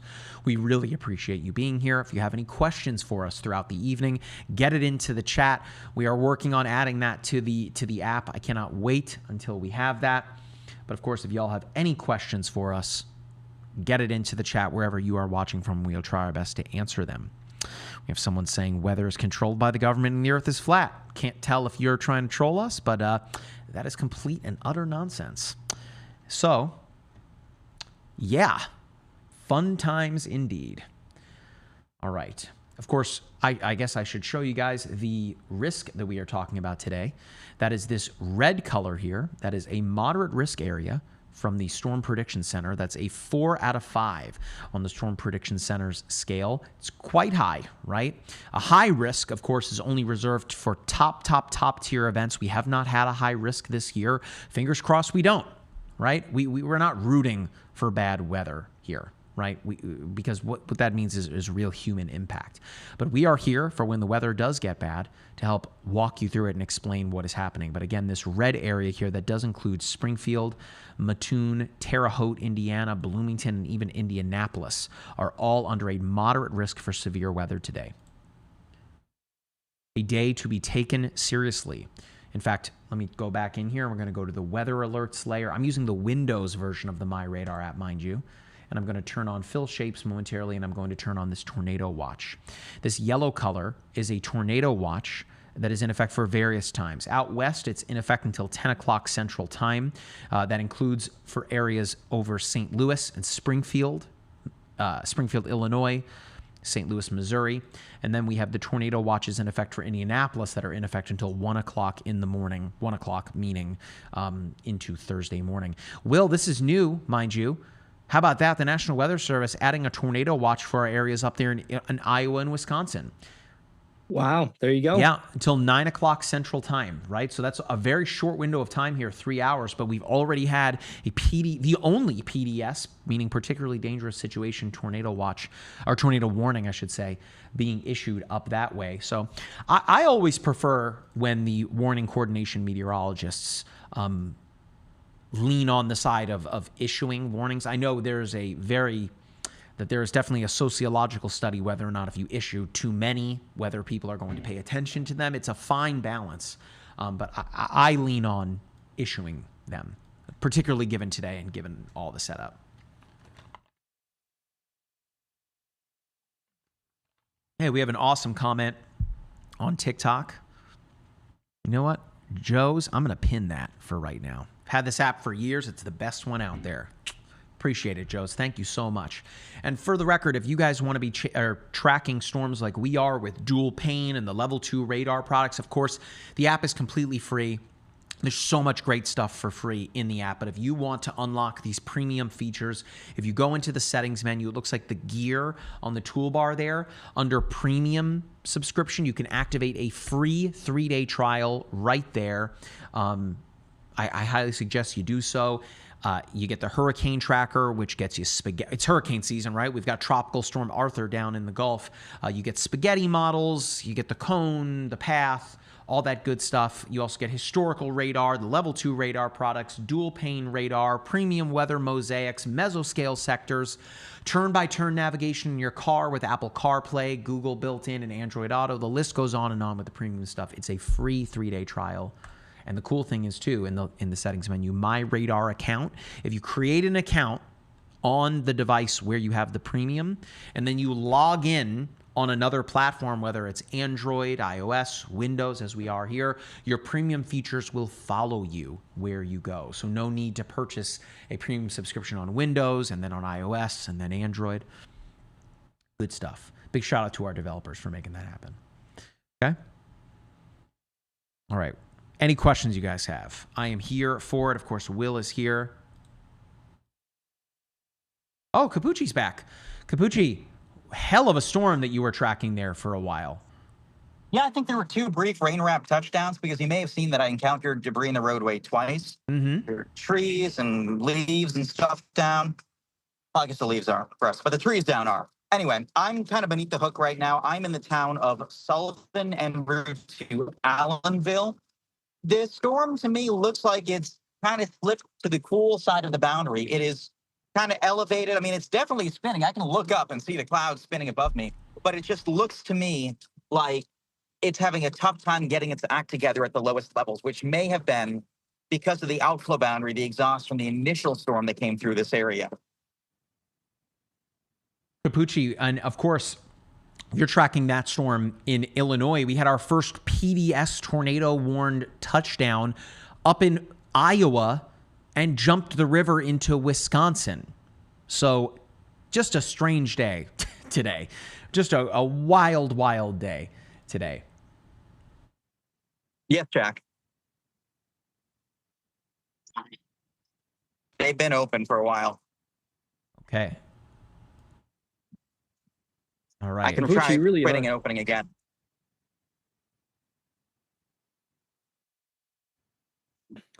Capucci's saying he's between Sullivan and Allenville. It really is right under that hook. Yeah, he's been on it the entire time. Yeah. He's been on it the entire time. And if we jog it back a couple of radar scans, Will, it seems like that storm has been trying since, maybe an hour ago. I mean, gosh, even further back in time, I should say. Let's go back to kind of right here at 6 o'clock, that being my time here, Eastern, right? So in about 45 minutes, it has just tried to tighten up, and Capucci has been along for that ride the entire time. It seems like right where he is, near Sullivan, the potential area of rotation there, as I alluded to before, there were kind of 2 areas of it. They're right next by. In fact, we kind of have that even right now. I could visibly see both areas. I think the area to the north has tighter spin, but it's higher base. Whereas there's a secondary rotation to my south that I can see from here that's a little lower to the ground. It's not spinning quite as tightly, and it's almost, I don't want to say detached from the storm, but it's a little bit detached. It's kind of weird. Like it's almost like an appendage at the tip of the RFD. The reflectivity is strange. It's very strange. And I keep getting random spurts of rain and then no rain and then rain and then no rain. And I can see a secondary wall cloud to the right of the roadway, to the south of the roadway, just south of Sullivan. And so given that, and given the fact that I can see rotation, albeit kind of diffuse, I'm going to stay with this a little longer, just in the unlikely chance that it can manage to hop onto the warm side of the boundary and really do something. It almost looks like two little legs on reflectivity. Of course, the right leg is a lot is not as big as the one there over the Sullivan area. But again, what we're talking about here on the velocity side of things, you almost have this area out ahead of it near Allenville, and then you have this one here, and then almost a little one right here near where Capucci is in Sullivan.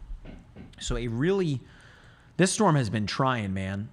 Has not put anything down here just yet. Meanwhile, just to Capucci's northwest, a severe thunderstorm now in effect for the Decatur area. And I think the reason for that being is they are looking at this here, south of Niantic and west of Harristown, they being the National Weather Service. Whether or not we see a tornado, we see spin up happening there. Capucci is kind of right in the right place for all of this. Will. Yeah. Hey, Will, are you still there? I am. You were doing some pretty solid mesoanalysis earlier on. You told me earlier on that it looked like the first storm, this is about an hour ago, was kind of moving out of the favorable environment. I think this storm is also moving out of the favorable environment. What is your opinion with regard to me going back west towards that new supercell, closer to, again, Decatur? Decatur, and yes, I see that supercell. I'm pulling up the radar now. I think that seems like a good idea. It seems like it has a good radar signature, but not only that, it does seem to be on at least closer to the border of that outflow boundary. You're right. I agree. This Sullivan storm has kind of dipped into the cold pool of that outflow boundary. It is worth staying on for a little bit more, but I'm going to pull up mesoanalysis here. But from what I see, I do like the Decatur one a little bit more. Yeah. As it stands. I can still see it. I'm wondering if I can turn my camera. Let's see. I'm turning my camera, and I know it's not going to be perfect up and down, but there's definitely some rotation right there with that secondary wall cloud on the southern side of things. I'm tempted to kind of let that come through, see if that can do any, and then head back west again. Yeah, I think that's smart. I'll let you know what I see on mesoanalysis too as I continue to look. Nice. Thank you. You're welcome. And Mike, just checking back on this Iowa one, it looks like it's pretty much on its way out. I think it is good they issued that tornado watch for the area, but the warning itself over western Wisconsin now seems to be dying out. It looks like we had talked about actually in our morning briefing that there could be a second zone of a few slender funnels was the phrasing I used beneath the upper level low. Even though there's a little less cape up there, a little less storm fuel, you're collocated with both the surface low and the upper low. And when you have those two lows kind of stacked, you have a stacked low and a lot of twist or vorticity near that, this time of year, you always look for kind of quick, slender, but somewhat intense little tornadoes. And I'm sure that's probably what happened earlier on. Yep. Really awesome comment on TikTok. Sorry to jump in, guys. This person says they've had the app since 2010. Their son has learned to read the radar from the app. He's 15 years old now. That is awesome. Sorry, go ahead. Go. Not to get in on your that is awesome. No, I agree. Yeah, I said earlier, Capucci, it's hard to doubt the surface low, especially when it's stacked like that. Always. I thought of going up there, but today was a very conditional day on whether or not things could latch onto the boundary. It seems like stuff has just been a little south of the boundary. I think if storms had waited 2 hours, things would have gotten nasty. Back towards Decatur, that storm is really taking off fast. Yeah, I'm going to have to switch directions west back towards Dalton City. Yeah. Yeah, Capucci, looking at mesoanalysis, and for those of you who aren't familiar, mesoanalysis is the SPC page that has all of the thermodynamic data that may be going on with these storms. It does look like you have a bit of a moist tongue going up towards Decatur with this outflow boundary. It seems to be less impacted up there, maybe like 10 miles more of a nudge up towards that cell that it might be going to tap into. Who doesn't love a moist tongue? Yep. Meanwhile, oh my gosh. Meanwhile, in the app, in the layers menu, right, kind of toward the bottom is power outages. I've had those toggled on. If you're wondering, like, what the hell are these blue boxes on the map? These are power outages. Shout out to our partners, Outage Pro, for providing that data. So that's free. You can see that this line that advanced through Lincoln, Broadwell, Mount Pulaski, Kenny, Clinton has caused some power outages. Roughly 1%, almost 2% in Logan County are without power, 1% in DeWitt. So the numbers are still rather low. That is good. But you can see up north here, east of Peoria, this county, Woodford County, 10% of the county. Go ahead, Capucci. Oh, that's take my shot real quick. That's creepy looking. I saw that out of the corner of my eye. I mean, it looks sketchy. It's not just north of boundary. Everything's spinning, but it's not quite on the ground. But look at that dual like wall cloud wannabes. They're very similar. Wow. And wow, both are actually spinning pretty fierce. Oh, that's weird. And that's, yeah, stuff today is not really kind of linking up with radar as closely as it normally does. Like, obviously, this is definitely spinning, but it's north of the boundary, so I don't think it's going to go down. I think today's a weird day. I think our Decatur storm is about to get tornado warned here. Oh, absolutely. I'm about 25-ish minutes out. I'd be pretty surprised, for those of you that are watching, if this is not our next tornado warned storm. Again, this is Decatur, Illinois. It's just severe thunderstorm on that thing too. It's just severe. Let's do that, Will. Oh yeah, and of course I think it's a little elevated still, but yeah, I would agree. People are in it's a big hailer though.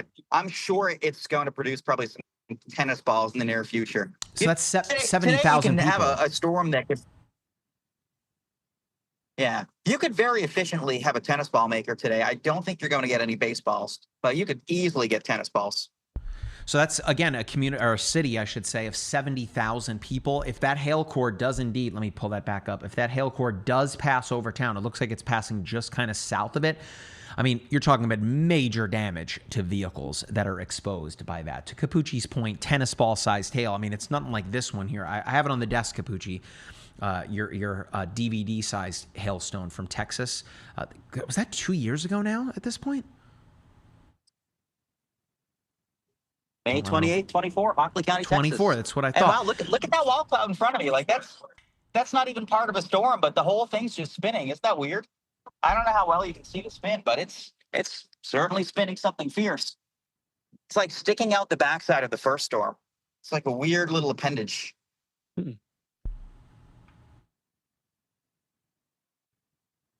right, so we'll be watching this Decatur storm here. Someone asked, just stayed there. Are there any storms near the Springfield, Illinois area so I can shelter? So you right now around Springfield, we're looking at that one east of you. They're only severe thunderstorm warned. But again, that's why I would recommend to download the MyRadar app. We will alert you to when you do have a tornado warned storm near you. Here's a great question from Reed. How do you think the storms later this evening are going to fire up in the St. Louis area with such high temperatures? I didn't know if either of you guys wanted to take that question. Yeah, I can. That is going to be really interesting. That one, like we mentioned, that's kind of the area where you have no problem with this MCS that went through earlier. We keep referring to that. That's the line of storms that moved through Iowa, Illinois, even parts of Wisconsin earlier, brought a 94-mile-an-hour wind gust, like Matthew was talking about, to Marshall County, Iowa, I believe. And that brought with it a lot of cool air. It brought temperatures down to the 50s this morning as late as noon or 1 p.m. And it's had to rebound from there. Where St. Louis, you've been warm and hot and muggy all day long. So you have plenty of cape, plenty of available energy up there. So I do not doubt you'll get some strong thunderstorms tonight. It's just a matter of by the time it moves through St. Louis, it might be more of a squall line, perhaps a Boeing squall line, where your main concern is either going to be straight line wind gusts upwards of 60 to 70 miles an hour, perhaps, or you might get some kinks in the line we keep talking about where there's rotation embedded within that line. So St. Louis, no doubt you're going to get some nasty storms tonight, but it's not going to be as tornadic as some of these other threats we're seeing initially along this area with more helicity.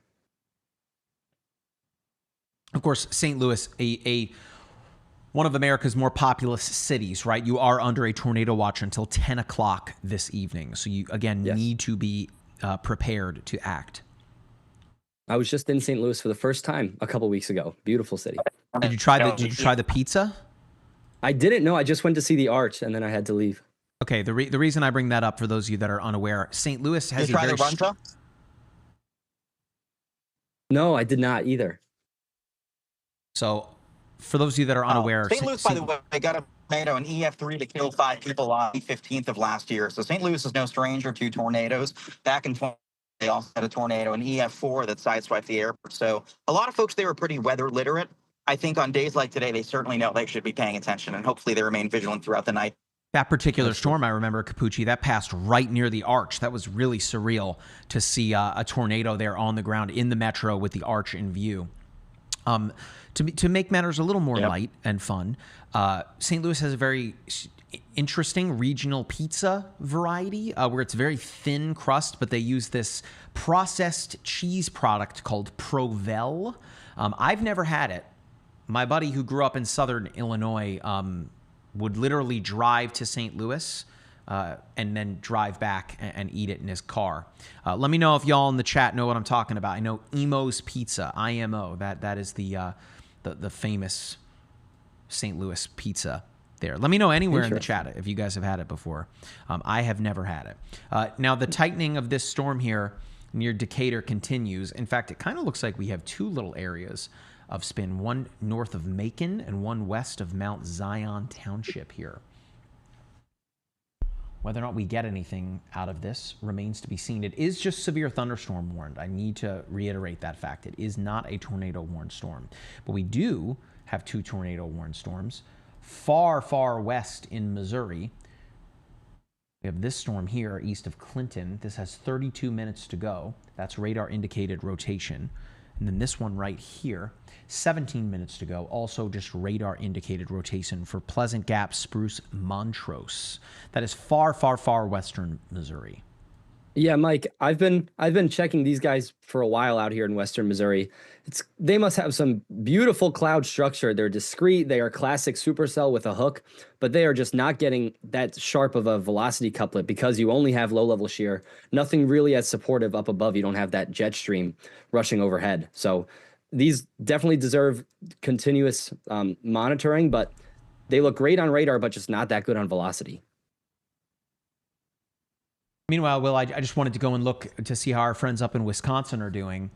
This has gone pretty linear here, this Boeing Echo here, but golly, look at that spin embedded within that line. Of course, this earlier was our first PDS tornado warned storm, a confirmed large tornado on the ground. We saw the debris signature. Will spotted it before I did, most certainly, and was concerned as to why it was not PDS tagged. Of course, then that came.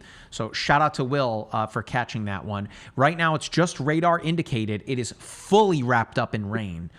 Whether or not there's anything on the ground, it doesn't seem so, looking at the correlation coefficient. Of course, this product, as Capucci always says, it looks like a bucket of spilled paint. But what this product is showing you here is objects being lofted vertically into the atmosphere.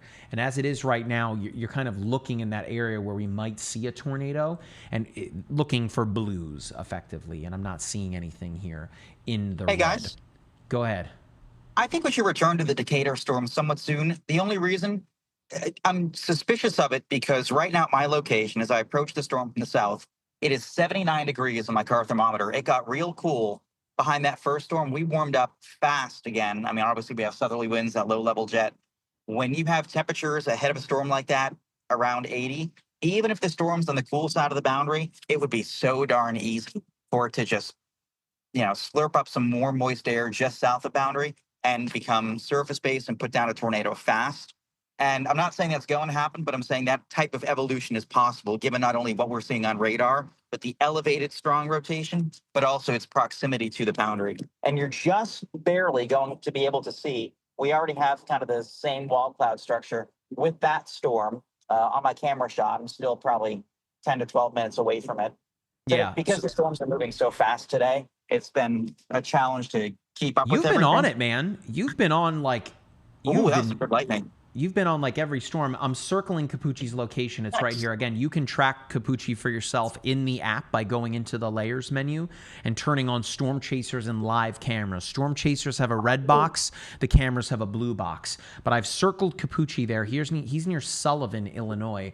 And the storm he's looking at is due kind of northwest of him, off near Macon and just west of Dalton City there, south of Decatur. So, Jack, let's take Capucci's camera here and get a better look at this.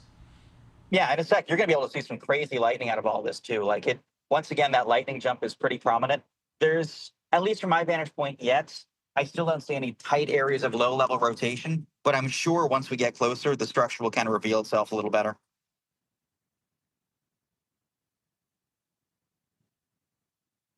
Yeah, it's wild how...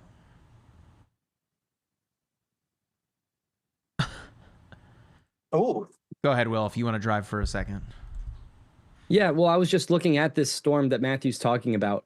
You really do see this velocity couplet is starting to look better and better. I mean, the storm is certainly rotating, as you mentioned, and that increase in lightning does show that it is a deepening updraft. It is a strong and strengthening storm.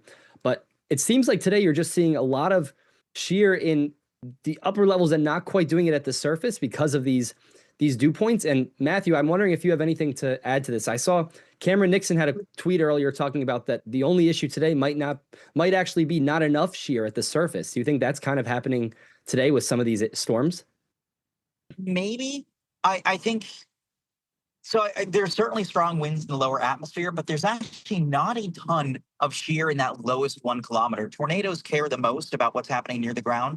I also haven't seen a ton of 0 to 3 Cape. I mean, we have a lot of storm fuel today, but not a ton of storm fuel in the lowest levels of the atmosphere. And for the folks at home, you need two things to get a tornado. You need spin and you need stretch to get that spin stretched upwards into the clouds.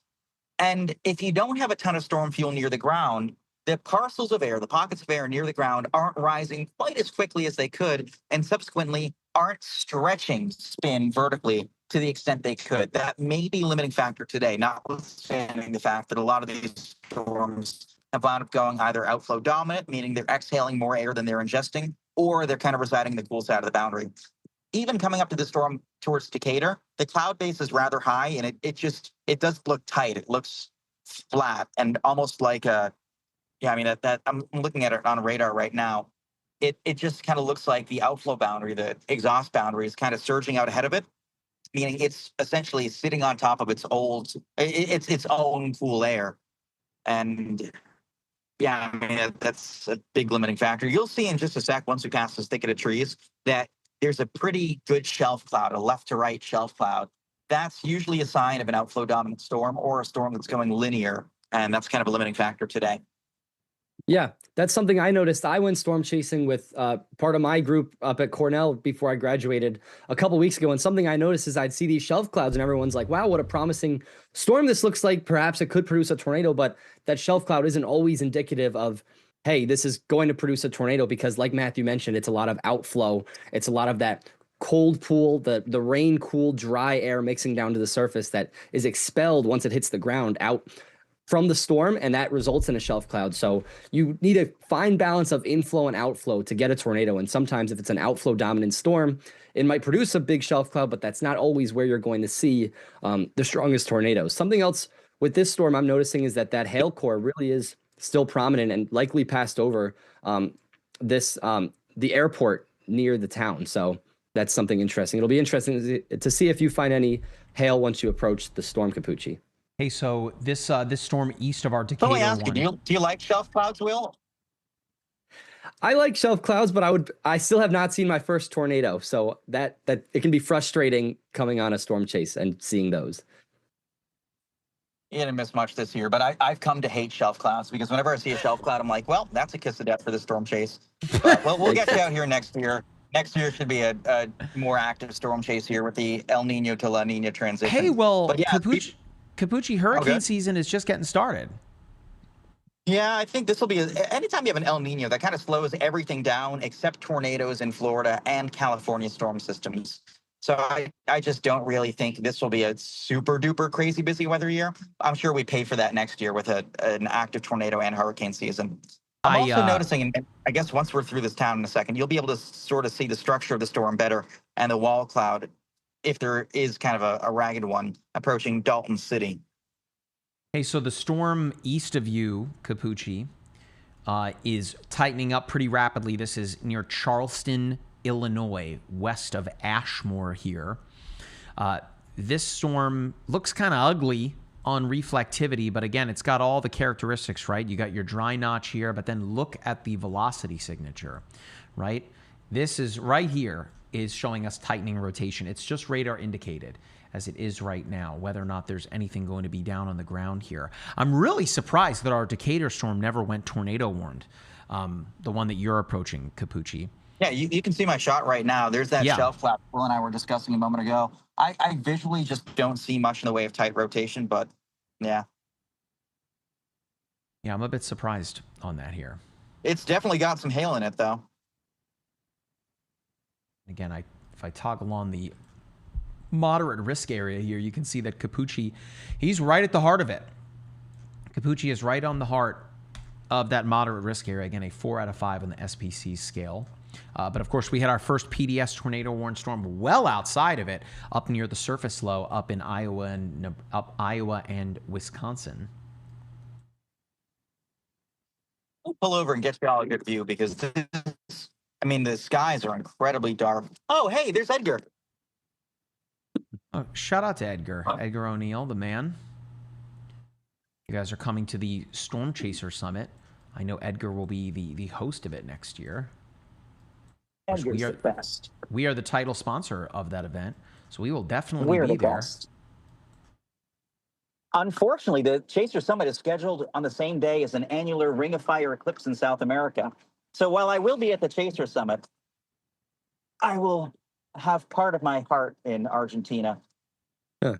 Ooh, look at that. I mean, that definitely looks mean. Can y'all see how just blue everything is? You can have some steak to celebrate. Very Capucci. blue. Honor Argentina. Yeah.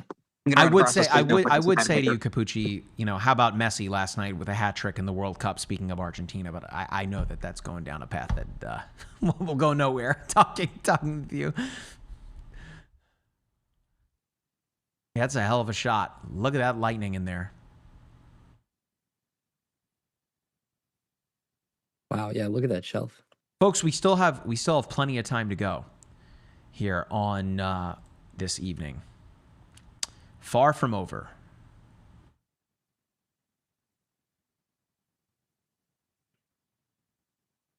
Man, I'm seeing some photos of the shelf cloud from earlier today. That is pretty nuts. Mm-hmm.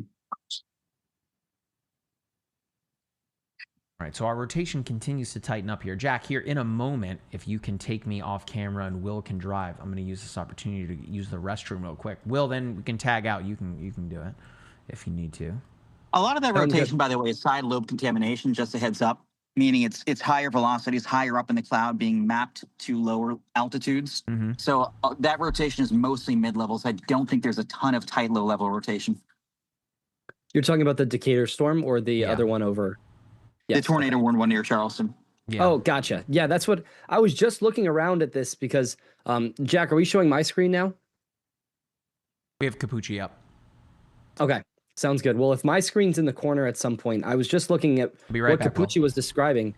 You see a lot of these different sort of rotational couplets, and you're taught radar, you look for the reds and the greens next to each other. That's like when you first see this rotation where a tornado may be, but you see a bunch of these and they're not really associated with where the hook of this supercell would be. And like Matthew was mentioning, that's a bit of contamination and side lobing where that Matthew might be able to explain it a little bit better, but you're just not getting the true read of velocity in the atmosphere because of different storms and the angle of the radar that it's hitting this particular storm. If you want to elaborate, Matthew. Yeah, definitely. So when the radar beam goes out, it's not like a perfect beam. It has kind of like spokes, if you will. And sometimes those spokes, albeit markedly weaker, can unintentionally bounce off precipitation, return a target. But sometimes when the radar is scanning the lowest levels of the cloud, it unintentionally kind of has a side lobe that goes up and grabs data from velocities higher up and maps those as closer to the surface, erroneously, of course. And so you wind up getting higher wind speeds from higher up that are plotted lower to the ground. There's a bit of rotation within this, broad shelf. I don't know if y'all can see, like, the whole front edge of the storm is spinning. I can see it vaguely. That top piece here is going left to right. This bottom piece is going right to left. So, like, it's spinning. It's just not tight. Yeah. It is incredibly blue from what I can see on camera. It's one of the bluest storms I've seen. My goodness, it's trying so hard. I'm going to get out, take a picture, and then reposition back east. Okay. Sounds good. Yeah. For those of you on all platforms, I've taken over briefly. My name's Will Cano. I am a newly minted meteorologist. I just graduated college with my atmospheric science degree, and I'm with MyRadar for the summer. I've been here for a few years. I love doing it. I love the team. And what we're reviewing today is the level 4 out of 5 moderate risk we have across Illinois and Indiana. More than that, though, we have an enhanced level 3 out of 5 risk from the Storm Prediction Center that extends all the way through Missouri into eastern or western Ohio, and a slight risk that has proven capable of producing tornadoes today as well. It produced a long track tornado crossing over the Mississippi River from Iowa into Wisconsin near Waterville and Harper's Ferry up in Illinois or Iowa and Wisconsin. But what we also have right now is storm chaser and meteorologist Matthew Capucci is on the Decatur cell, which is a storm that I'm showing on radar right now. That's his shot. If you're on TikTok, you can see his storm chaser feed. That's because TikTok doesn't let us show a feed thinking that we may be driving. But if you want to see his storm chaser feed, feel free to go over to YouTube, Facebook, X, Twitch, any other platform that we're streaming on, and you can see Matthew's feed. Sounds like he's going to reposition because this Decatur cell doesn't have too much, at least tight rotation associated with it. We'll continue to watch it. It's not tornado warned right now, but it is producing a lot of hail, and that's why skies are so blue in his shot, is because that hail basically refracts the sunlight within the cloud, scatters wavelengths of light that are different than the standard, white light that we'd be seeing coming from the sun straight to the surface. It scatters it in a blue wavelength, which makes the cloud look an eerie blue or greenish hue. So Matthew will keep us posted as he readjusts. What was that? I'm sorry. Oh, nothing. I'm back. Well, I just want to let you know if you need to use the restroom. Okay. Yeah, Mike, that'd be great, actually. All right. So that's Have fun Will. precipitating. Thank you. I appreciate it. Okay.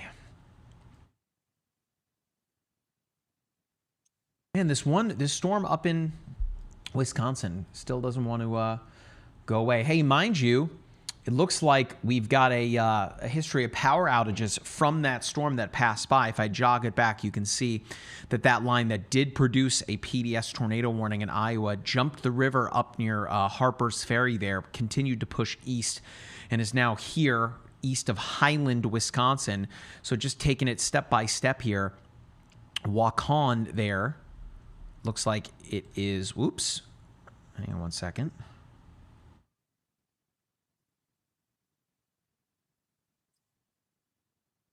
One moment here. Oh, golly, I know what I did. Opened the internal build. All right, hang on one second, folks. Here we go. So taking it step by step, in Alamaki County, 28% of people without power, or customers without power there. It's roughly 2,200 customers. And then how about this? Crawford County, almost half of the county is without power right now, 4,400. And then here, the blue color, that's Grant County, 8%. So right here in these 3 counties, Iowa and Wisconsin, all from that one storm there, really knocking things loose. Still some rotation within this storm east of Highland. You know, again, being that it's up near the surface low, I think it's just going to continue to kind of possess those qualities. Oh, look at that. There's my namesake there in Wisconsin. That's neat. We've got how much I drove more with your time? namesake in Indiana yesterday, too. I didn't know that there were multiple Lindens. Is there a Capucci in the United States? Now, maybe Italy, but yeah, nothing for me. I'm All right. underappreciated. I think someone should build a town in Nebraska just named after me. We were talking about you before and potentially you moving to Oklahoma. So I don't know if that's happening or not, but we were talking about, Jack and I were talking about some interesting things. Oh, yeah, I got to talk to Andy about that because I'd like to make my move on January 1st, but I need like formal approval. But yeah, maybe I should make a new town. Like there's a town in Nebraska called Manawi, and it's just a very sweet old lady. Her name's Elsie or Ellier or Eiler. I forget how to pronounce it. And I think she's in her 80s now, but she's the town mayor. She does everything. It is incorporated, so it's a real town. And she has a restaurant too, but you can drive through there. It's in the middle of nowhere, and she'll make you a burger. I've never done it, but I really want to.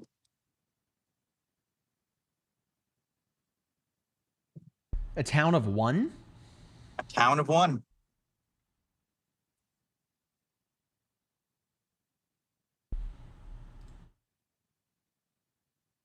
Yeah, this even the Decatur area storm looks to me to be gusting out right now. The main threat looks to be hail. And that whole area is just getting smacked by power outages too. Moultrie County, 44% of customers without power there.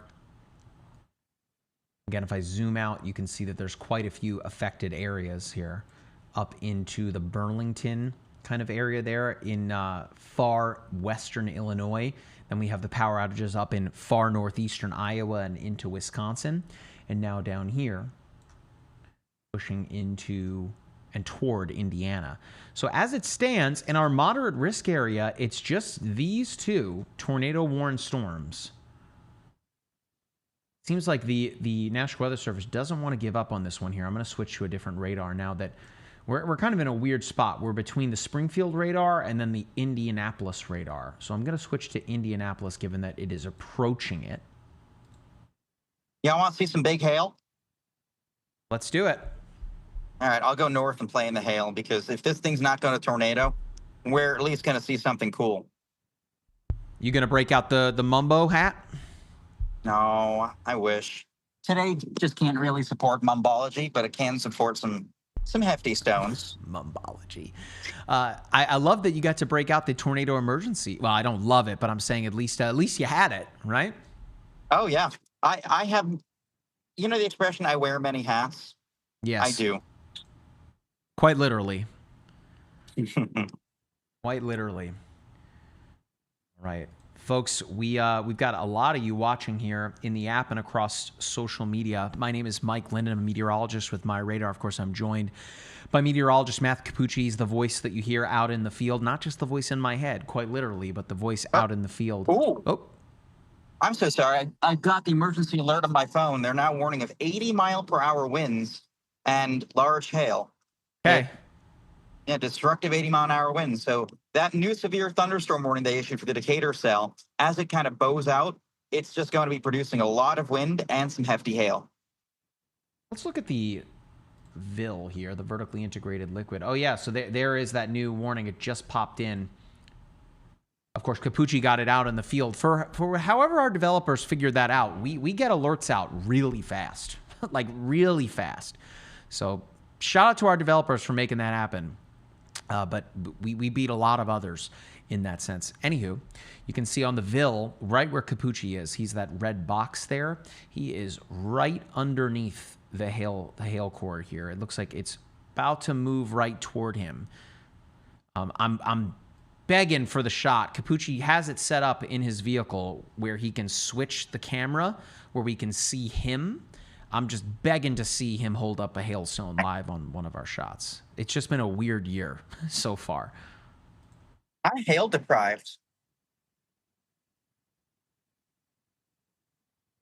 Of course, we are streaming live in the app and across all of our social media platforms. We thank you very much for spending your time with us this evening. Of course, meteorologist Will Cano is stepped away momentarily. He'll be back soon.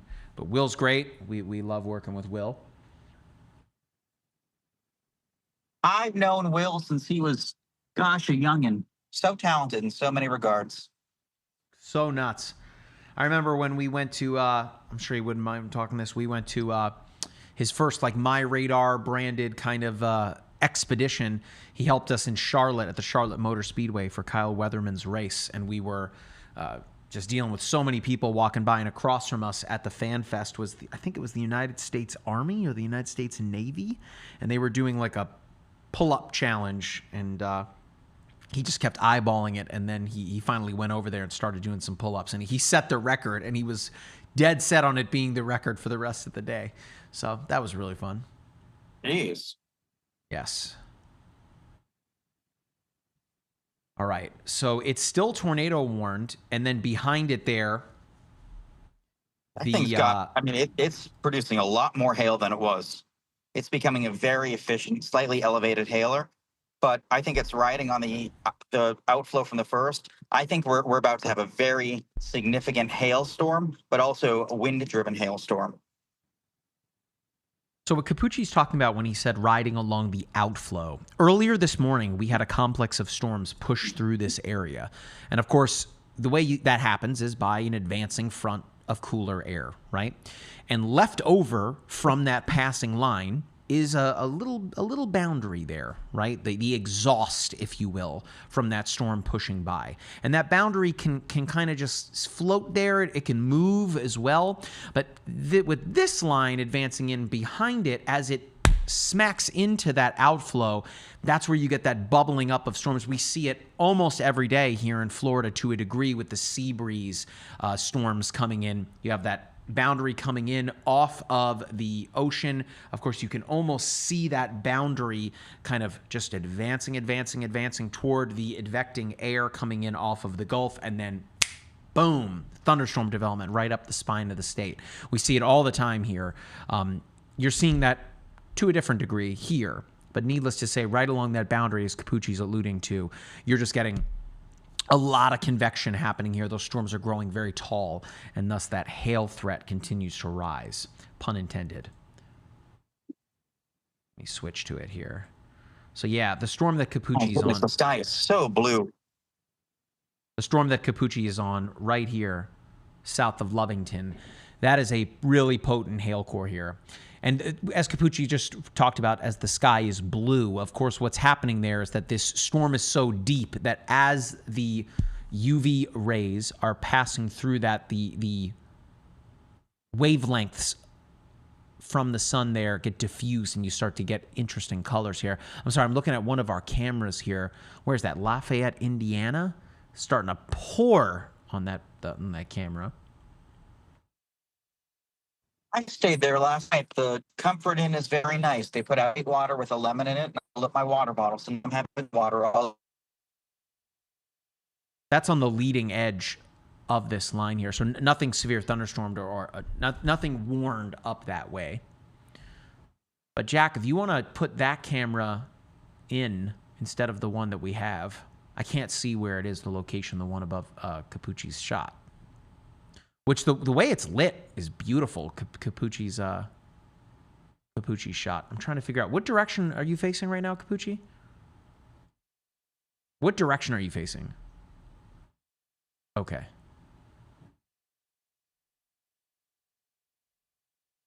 Notch of the hook, and that's when you'll be able to see, everything that's going on. I was gonna say it's like beautifully backlit. Your shot. Oh, wait. I'm looking out. I am still so surprised. I guess the side lobe contamination there. Why that's not tornado warned. But I see why the one out ahead of it for Charleston and Ashmore is. Oh, the one that's hooking? Yes. Eh? You're right next to it. Yeah, I'm looking at it, and I mean, it's going to produce a you-know-what load of hail and wind, and definitely has some kink in the line little couplets, but I just think the lowest kilometer is just struggling.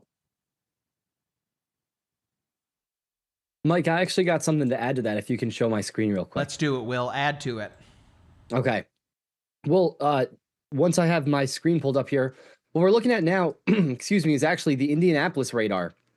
And if we zoom in on our two storms, you can see very nice couplets where you can see like the blues now versus some of the greens now represent, I mean, different, speeds of wind traveling in different directions. However, the reason we see this is because it's a farther away radar in Indianapolis. We're now looking at the upper levels in the atmosphere. Every radar is slightly tilted upward. So as it travels miles and miles outward, it's going to be slightly tilted up. So even though both of these storms look like they have a convincing quote unquote couplet, it's because it's from a radar so far and it's looking at the very robust rotation aloft, higher in the atmosphere with that wind shear. But as Matthew's been saying this whole time, it's that last kilometer that seems to be struggling today with not quite enough surface shear to get these tornadoes to actually drop in that last 5%, if you will. Get ready to see something crazy when I turn left momentarily. I have 0.7 miles to go, and then you'll get a hell of a view.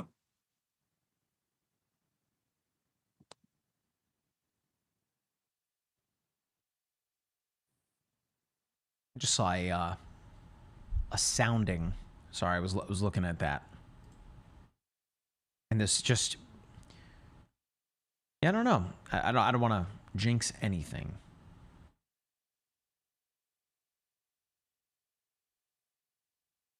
I'm waiting for Capucci's shot here. For those of you, again, joining us, you guys have any questions for us, we are here to answer any questions that you might have. I see all y'all on TikTok. Thank you so much for joining us this evening. Appreciate it.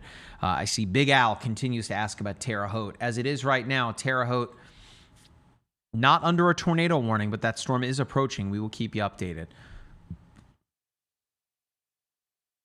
Looks like we are losing Capucci's shot a little bit under the mezzo. Jack, if you want to take it, though.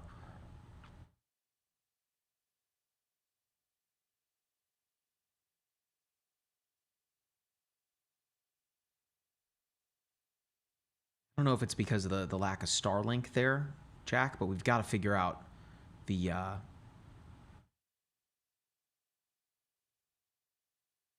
Okay. But even still, the Starlink wouldn't, yeah, because they need clear view of the sky. Look at that lightning in the distance there.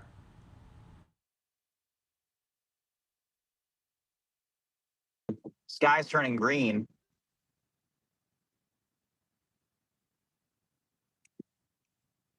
Wow. Oh, that's creepy.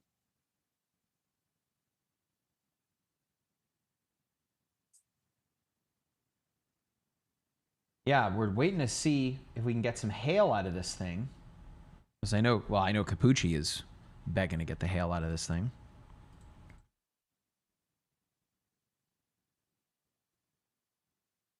Yeah, look at that storm.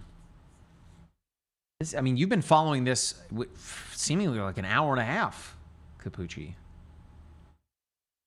Good news is, by the way, our far western Missouri storms are now the reason no it looks so longer crazy tornado is warning. because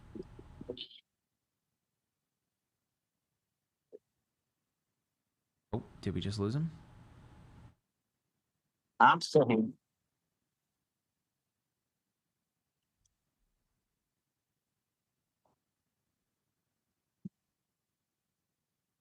Yeah, he's right underneath it. Hey, Mike, something to add while we wait for Capucci's feed. Something interesting I just found from Hunter folks on Twitter talked about that Iowa-Wisconsin tornado earlier put debris 19,000 feet in the air. That's why it had such a strong correlation coefficient debris ball. Sheesh. Yeah, looks like it went through a very wooded area. Well, that would explain the return on the CC there, as you were talking about it. You know, you were surmising if it were corn, right? That would make sense up that way.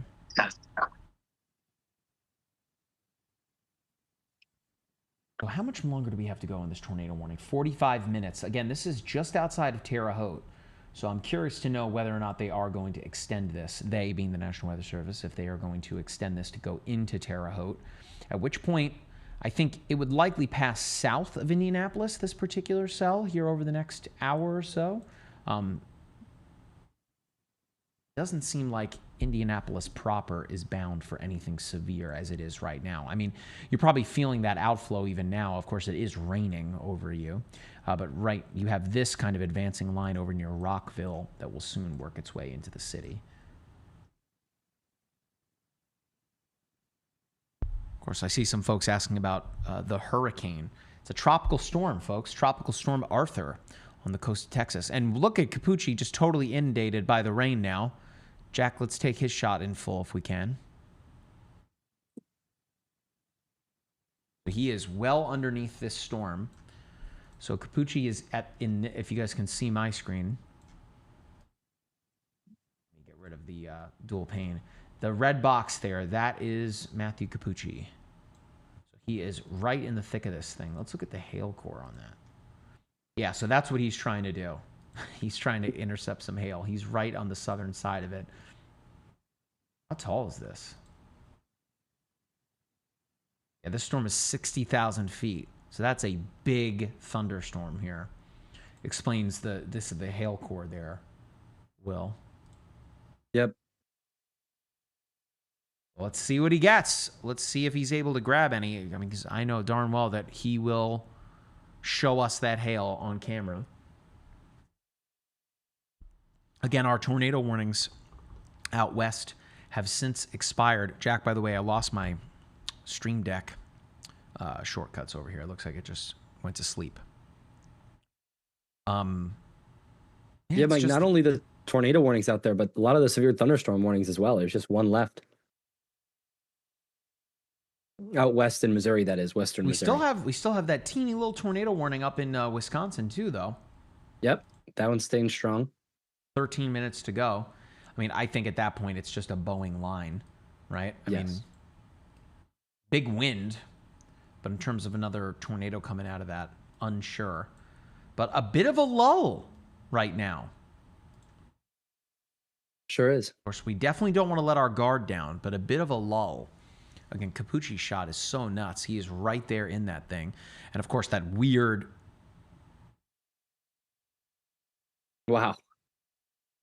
So my goal is to get to Arthur right after it's fallen, because I don't necessarily want to lose the windshield today. Yep. Looks like you're timing it well. Jack, can we take his shot in full? The winds are pretty strong, getting a few gusts over 50 miles an hour. I'm sure there are some stronger ones in there. And I did get some pretty good sized hail. The whole place already smells like almost pine saw, because anytime you have a big storm like this with a lot of wind and a lot of hail, you're shredding leaves. So, Matthew, I have a question for you. When it comes to chasing alone, which is something I've never done before, what do you find to be the most challenging part? Is it like the forecasting in the moment, or is it finding the road network on where to go? Neither. He might be cutting out a little. So to have to manage all this tech, like it sometimes just gets overwhelming to be like, oh, there's a cord that has fallen out, or oh, this needs to be packed up, or oh, this has to be whatever. It's like 5 jobs in one, and there are times it definitely gets a little bit hectic. Makes sense. So that's why this seat's always ready for you when it's time. Come on out. Of course, come on out next year when it's a good season. Yep, I'm excited to go out with you. Are you? What was I gonna say, Capucci? Oh my gosh, I just completely blanked on what I was gonna say. But the video's wild here. I mean, it looks like you're trying to punch through. All right, so it looks like it's just passing through Arthur. Yeah, I'm about 4 or 5 minutes out from Arthur, which will be good because then I won't have to worry about like losing the windshield. But we can get stuff hopefully before it melts like crazy. Jack, it looks like I lost him. I got like a 30-second.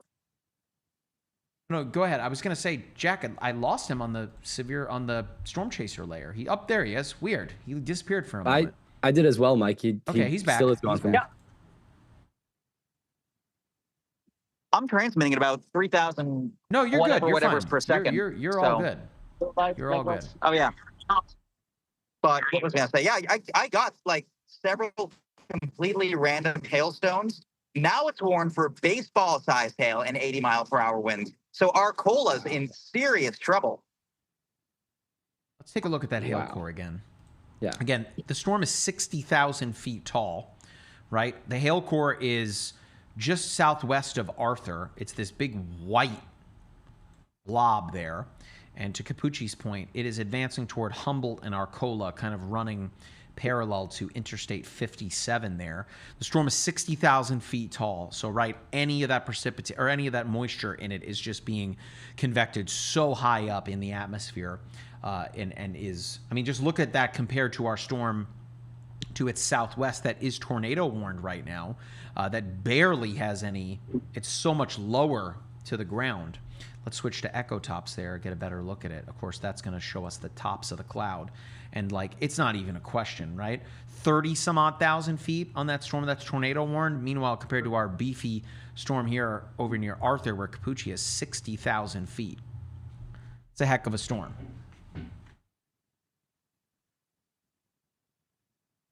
It seems like, I mean, it seems like we're kind of moving into a part of the threat right now where things are, so that severe thunderstorm has now been tagged with a destructive thunderstorm tag.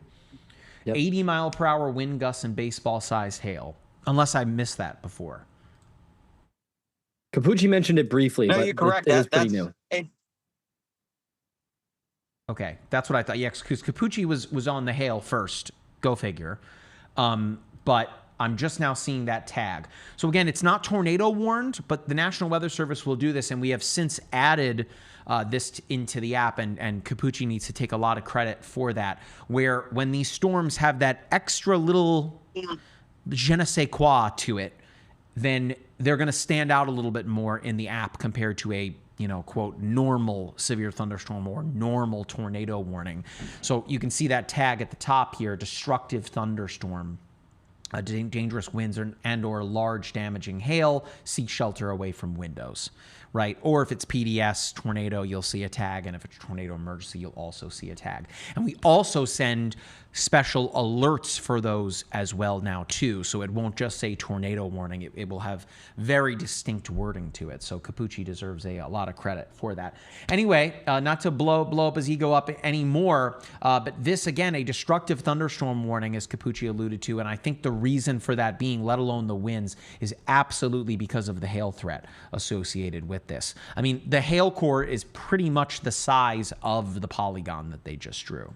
In fact, if we measure it kind of from tip to tail here, you're talking about a 15-mile long, it almost looks like a Christmas tree, actually. 14 miles there from tip to tail, and then from side to side is roughly 12 miles at its widest. So that is a very large hail core, and if it does produce, what was it, baseballs? It is, baseballs. Hopefully we get to see one here on Capucci's shot. Just saw some lightning out in the distance. He's now kind of exiting. He's kind of exiting on the western side. This is Capucci. So he's kind of on, again, on the northwestern edge of that near Arthur. Kind of, it looks like he just started moving a little more north. The question is whether or not we're going to see some hail here soon. Excuse me.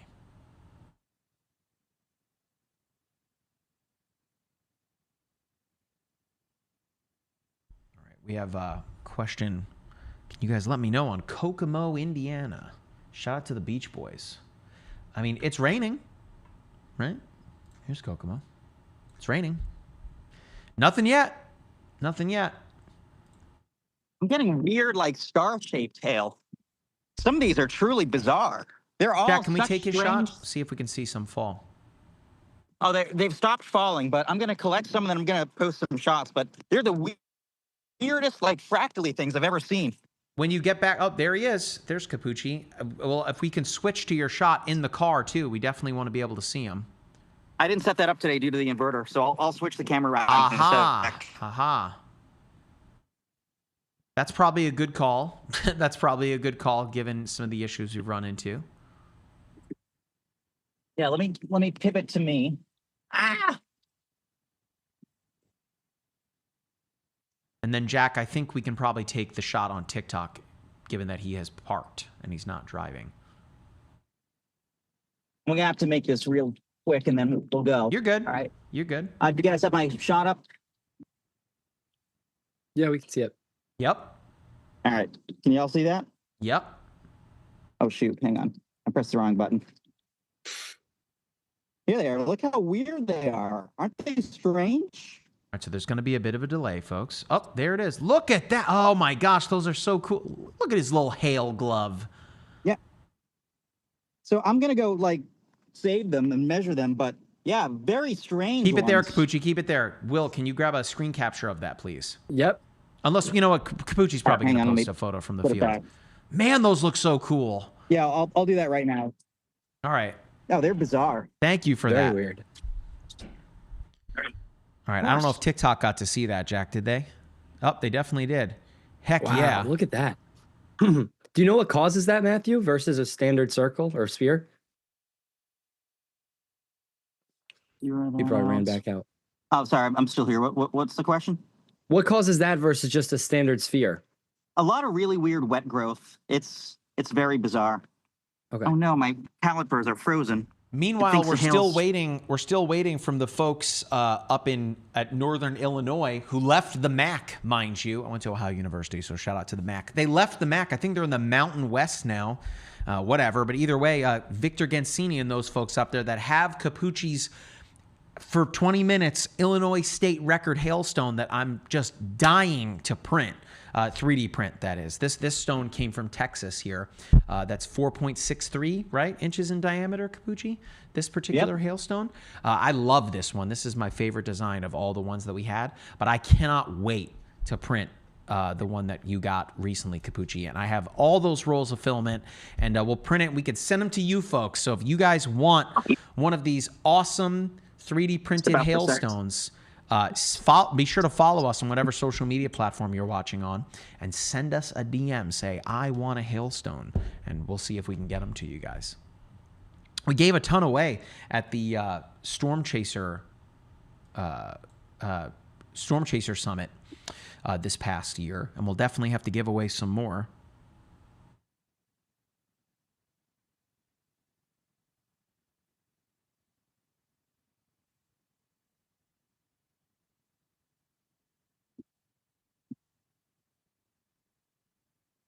All right.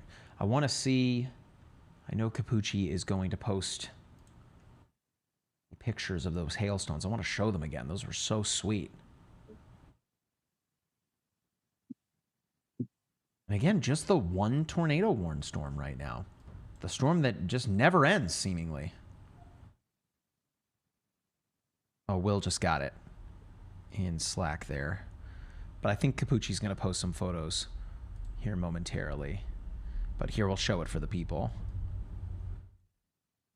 Jack, can you take my the web browser for a second? Oh, we got it. Look at those, man. Look at this little glove. Very cool. Yeah, this thing still looks impressive. All right, we can switch back to the radar there, Jack. Thank you.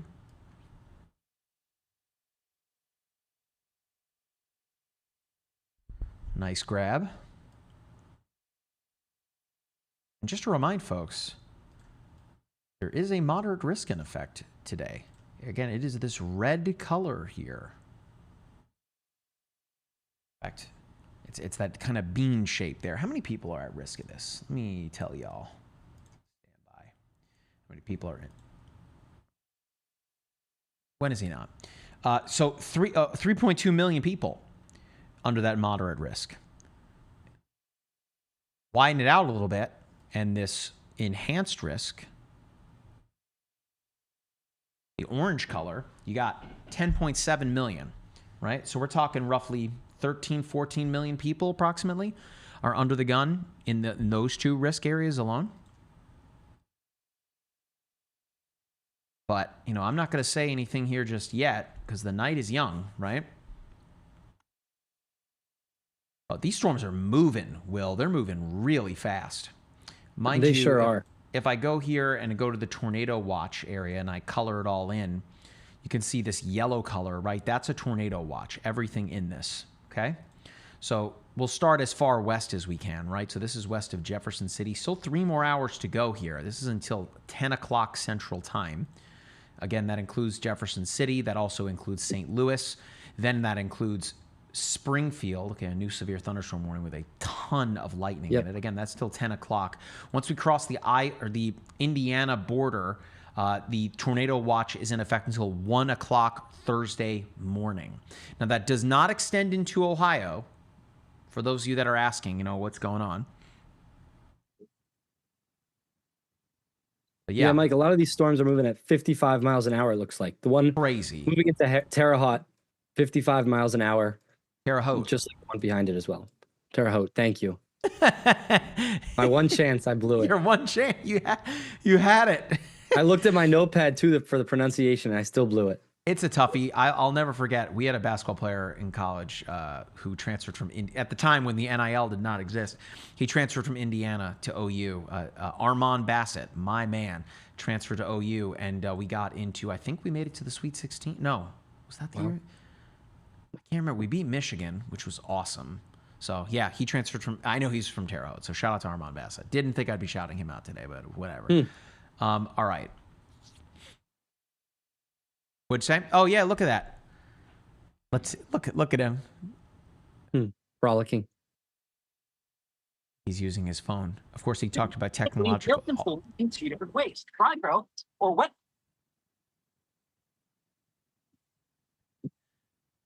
We gave him an amazing camera to use. Oh, he's using it. Good. Okay.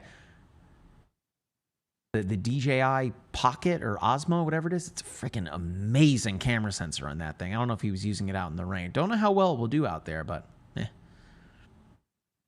great shot. Burning up those windshield wipers. But yeah, these storms are hustling. In fact, one thing we haven't done tonight, Will, I'm going to go into weather loops and I'm going to click radar forecast. Okay, so this is going to take a minute to load because it's pulling in a ton of data. But the radar forecast is the HRRR, or the high resolution. Holy cat. That poor horse. That's a first, Jack, right? We've been streaming for a couple of years now, right? Never seen a horse and buggy. Does it have blinkers? I don't. Okay.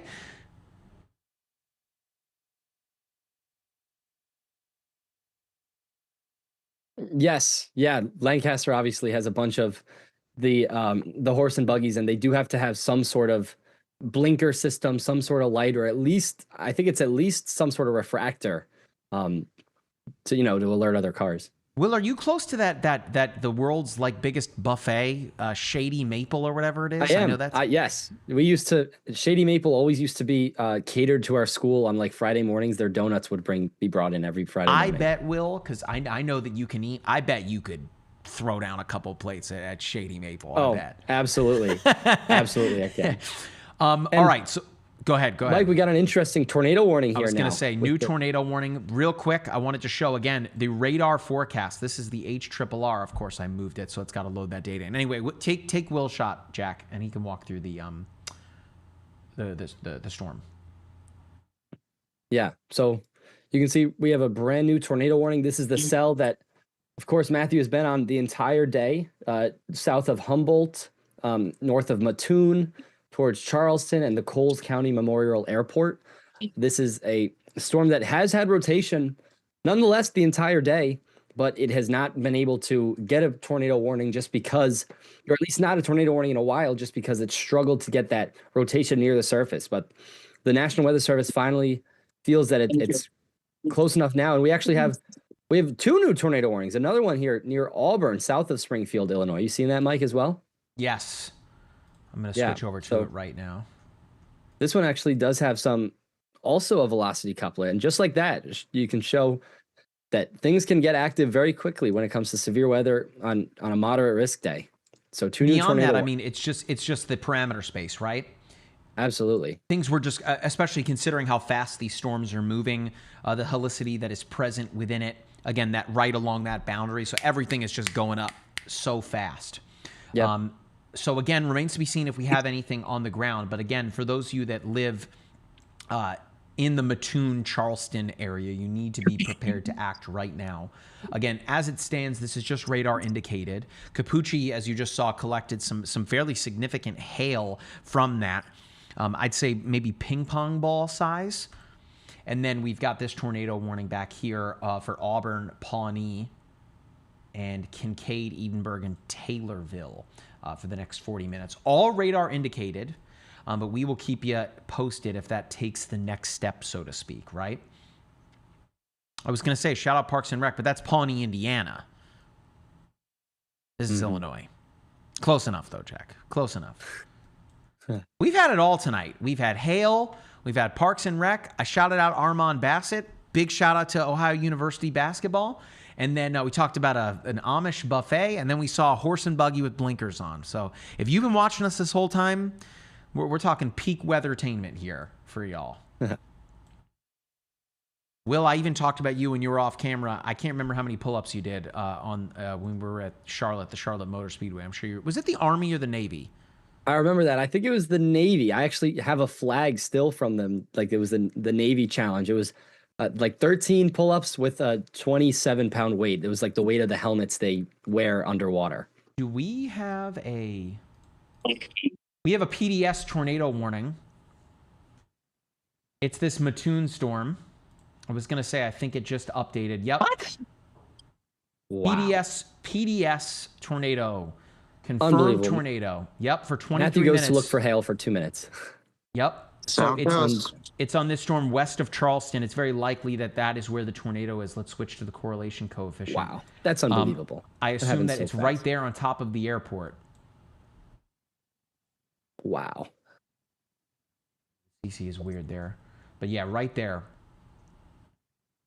Why are you surprised, Capucci? No, I said figures because I was just there. I've been in Mattoon 4 times today. I was going to say, because you went, what? Capucci, did you see the horse and buggy go in front of your vehicle?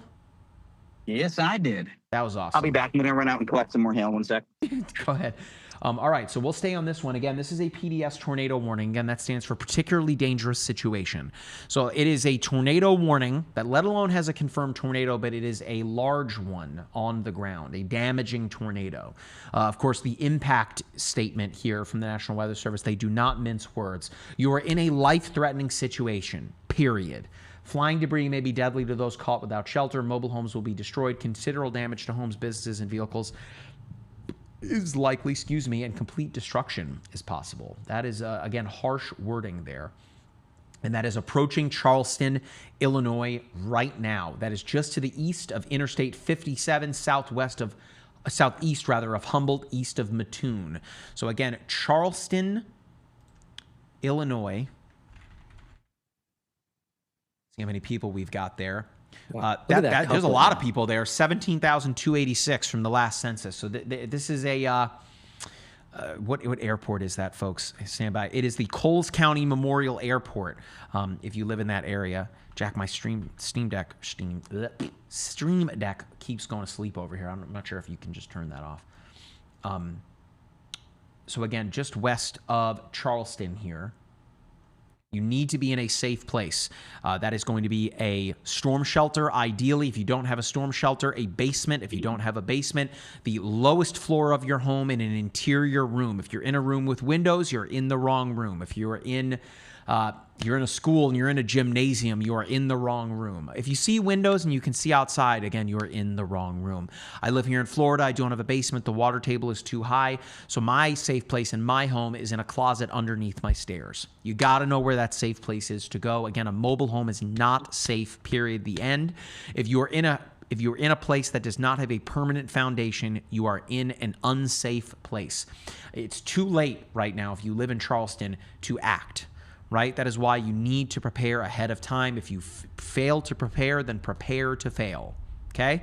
But you just need to be in that safe place right now. Again, a tornado is on the ground approaching Charleston right now. We got folks saying that there are tornado sirens. Of course, when there is a tornado warning, even if it's just radar indicated, you're going to hear those tornado warnings. That's why they're not always the best, way to act. Okay? Of course, it is a destructive thunderstorm warning, a PDS tornado warning. And according to the National Weather Service, it's going to be near Charleston in the next 2 minutes, less than. Here is our storm. I'm still not seeing anything. Okay, I see it on the correlation coefficient. Yeah, there it is. Wow. So here it is. It's east of Cole County Memorial Airport. It is on its way, riding County Road 16, approaching the Days Inn. They're just outside of the, just on the western side of town. Again, 17,000 people in Charleston. This is one of our bigger communities. Eastern Illinois University, by the way, is kind of right here on the southwestern side of Charleston. So here we go. The storm is on its way. Let me see if I switch to a different radar if we get a better view. We're like in between a couple of them. If I switch to Evansville, no, then you kind of lose it. I guess I have to stay with this one. Okay. Switch to... Ay, ay, ay. Okay.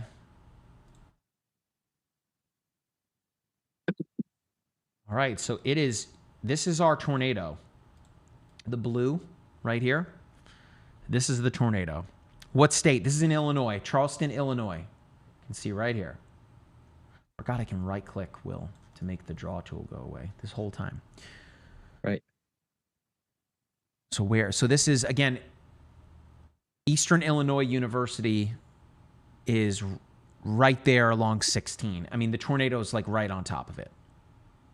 And O'Brien Field. I'm calling out a few local landmarks here. Holy crap, there was an earthquake in Hawaii too. Magnitude 4.6. Everything is happening today. Wow. By the way, for those of you that have been watching us that didn't know, England 4-2 over Croatia. Surprised. But hey, shout Seeing out to reports England. that it's rain wrapped. Okay. I mean, it certainly looks rain wrapped based on the radar too. Well, we'll see momentarily impacts to Charleston because it is heading right for town here.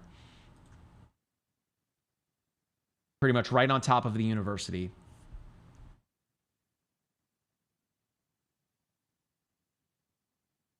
Oh, someone on Facebook said if Capucci is near Arthur, there will be a lot of horse and buggies because there's a big Amish community down there. Pixel can't. Yes. Is there touchdown? Yes. We are looking at one right now. This is a PDS tornado warning. That blue color on the correlation coefficient product is showing us debris being lofted vertically. PDS stands for particularly dangerous situation for the folks at home wondering. Right. So it's not just a tornado warning, right? It is a PDS, particularly dangerous situation. The next step from here would be tornado emergency, but that is not the case right now. But you still need to take this very, very seriously. Again, the wording from the National Weather Service is, again, quite strong. Now, we're seeing on the correlation coefficient the black color here. So again, it's going right through town here. It looks like it's missing the center of Charleston proper, but it did just push through Eastern Illinois University. Again, remains to be seen, Will, if we see any pictures on social media that we can pull from reliable sources.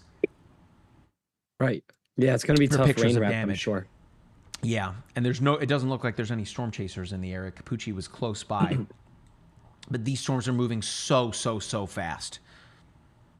Where is this? Charleston, Illinois. Charleston, Illinois, folks. Here is our tornado. Right here. Let me switch to... Like, what did you say was the name of the university? East Illinois? Eastern Illinois. Okay. If we switch to reflectivity, I mean, it's got a hook on there, huh?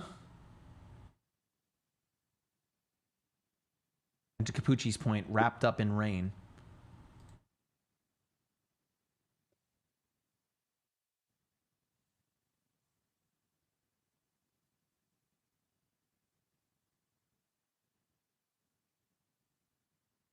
Now, if you live downline of this, let me get the communities just to the southeast. Looks like it gets pretty rural. Yeah, this is one of those storms where you just hold your breath waiting for each radar scan to come back. It's there along East County Road 500. PDS is confirmed, and it's going over a relatively populated area, like you mentioned, somewhere with a university. Oh. So where students could be living for summer housing, there could be a college town there. So every radar scan that comes back, you hold your breath. And, well, if you can hear me, give your best wishes for this area with this situation.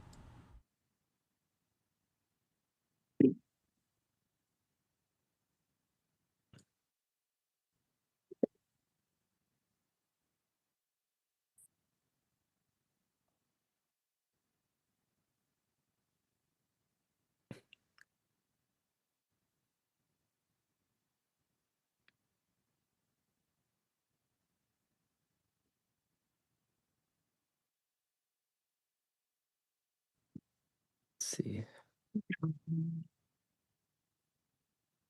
I think that second cell on the west side of Decatur too is going to start becoming a problem.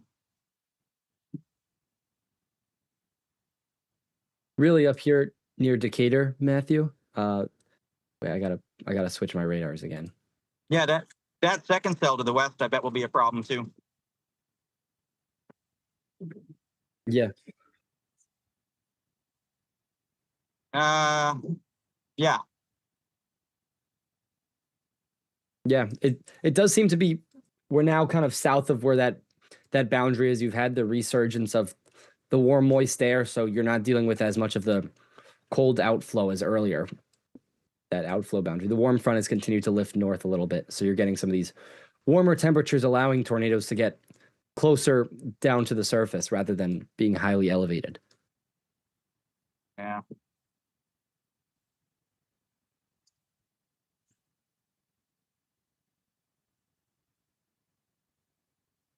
Three tornado warned storms right now. One that is PDS, meaning particularly dangerous situation, that is pushing through Charleston, Illinois right now. Very troubling. Let's see. That thing is right on top of Charleston.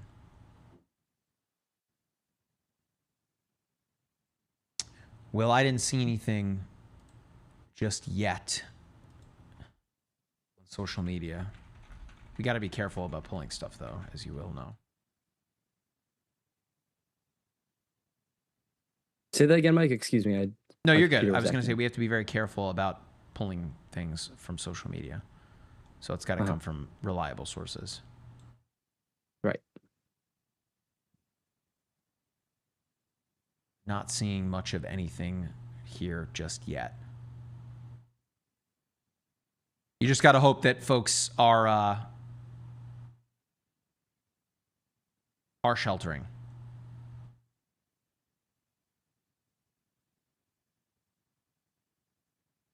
I mean, you want to stay in your shelter until this thing has absolutely passed. I mean, you saw it earlier, that same storm that produced the hail that Capucci intercepted. That was a really big storm. I mean, this thing was 60,000 feet at one point. How tall is it now? Let's see. We got to switch to enhanced echo tops, which it's shrunk a little bit. I mean, 53,000. That's still a beefy storm. It just refuses to quit here. There's your inflow. This thing is just staying nice and tight. This is, again, what the Storm Prediction Center was preaching for the past couple of days, that these storms would be long tracked given the parameter space. You're just riding along that outflow. Is this and Mike, Capucci? if you... Oh, no, that's Scott Peak. Where's Capucci? If you switch over to your the correlation coefficient on radar, it's interesting to see you have this big blue blotch to the south and east of Charleston. I don't think that's all, if any, tornado damage. In fact, that might be more so. It's kind of in the inflow notch, which is becoming much stronger, supporting an on-the-ground tornado. So you might be getting a lot of dust or leaves or some sort of, surface clutter, debris being sucked into the storm that the radar's kind of seeing as these different sizes, but it might not be true damage from Charleston. I could, of course, be wrong. It could be displaced from the actual tornado itself with some damage being lofted. But for now, it does appear to be more so in that inflow notch rather than massive debris or anything. I know Capucci is a big fan of the spectrum width product, which is showing you chaotic movement. So again, that would support that right there, that we are seeing, again, something significant. That's, again, a level 2 radar product available in the app. Oops, I want velocity too. Yeah, there's our inflow. Whether or not we get anything out of this, I mean, again, it is still PDS warned. I question whether or not they're going to expand this into Westfield. But again, if you hear my voice and you live, it's 10 minutes to go on this thing. So I would expect that folks that live in Westfield, you need to be in a safe place. You are not in the tornado warning, but you should be sheltering right now. Okay. 10 minutes to go on this. I can't believe they haven't expanded it yet. Momentarily, I would imagine.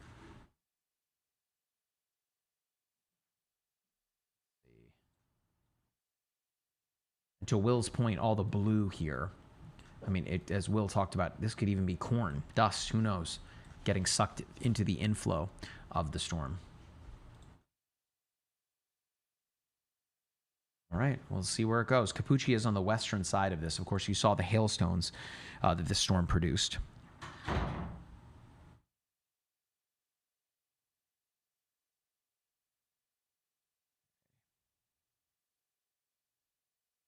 Not seeing any reports just yet from, let me look at the National Weather Service chat. If you can drive for a second here, Will.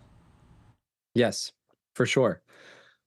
So to recap, we have a confirmed tornado on the ground. This is a damaging tornado that weather spotters did confirm. So someone was out there who saw it, likely some sort of chaser. The concern now is that it's likely rain wrapped, so it is very difficult to see. That means you may get the warning and you may not see anything. By no means does that mean you should not take action. This is a confirmed tornado that is on the ground, heading right through Charleston, Ashmore, Illinois, towards Westfield. It is likely going to stay. It's still pretty far from Terre Haute. However, Terre Haute, there it is. Nailed it. But yes, that one is still, you have a severe thunderstorm still moving in over there, no longer tornado warned.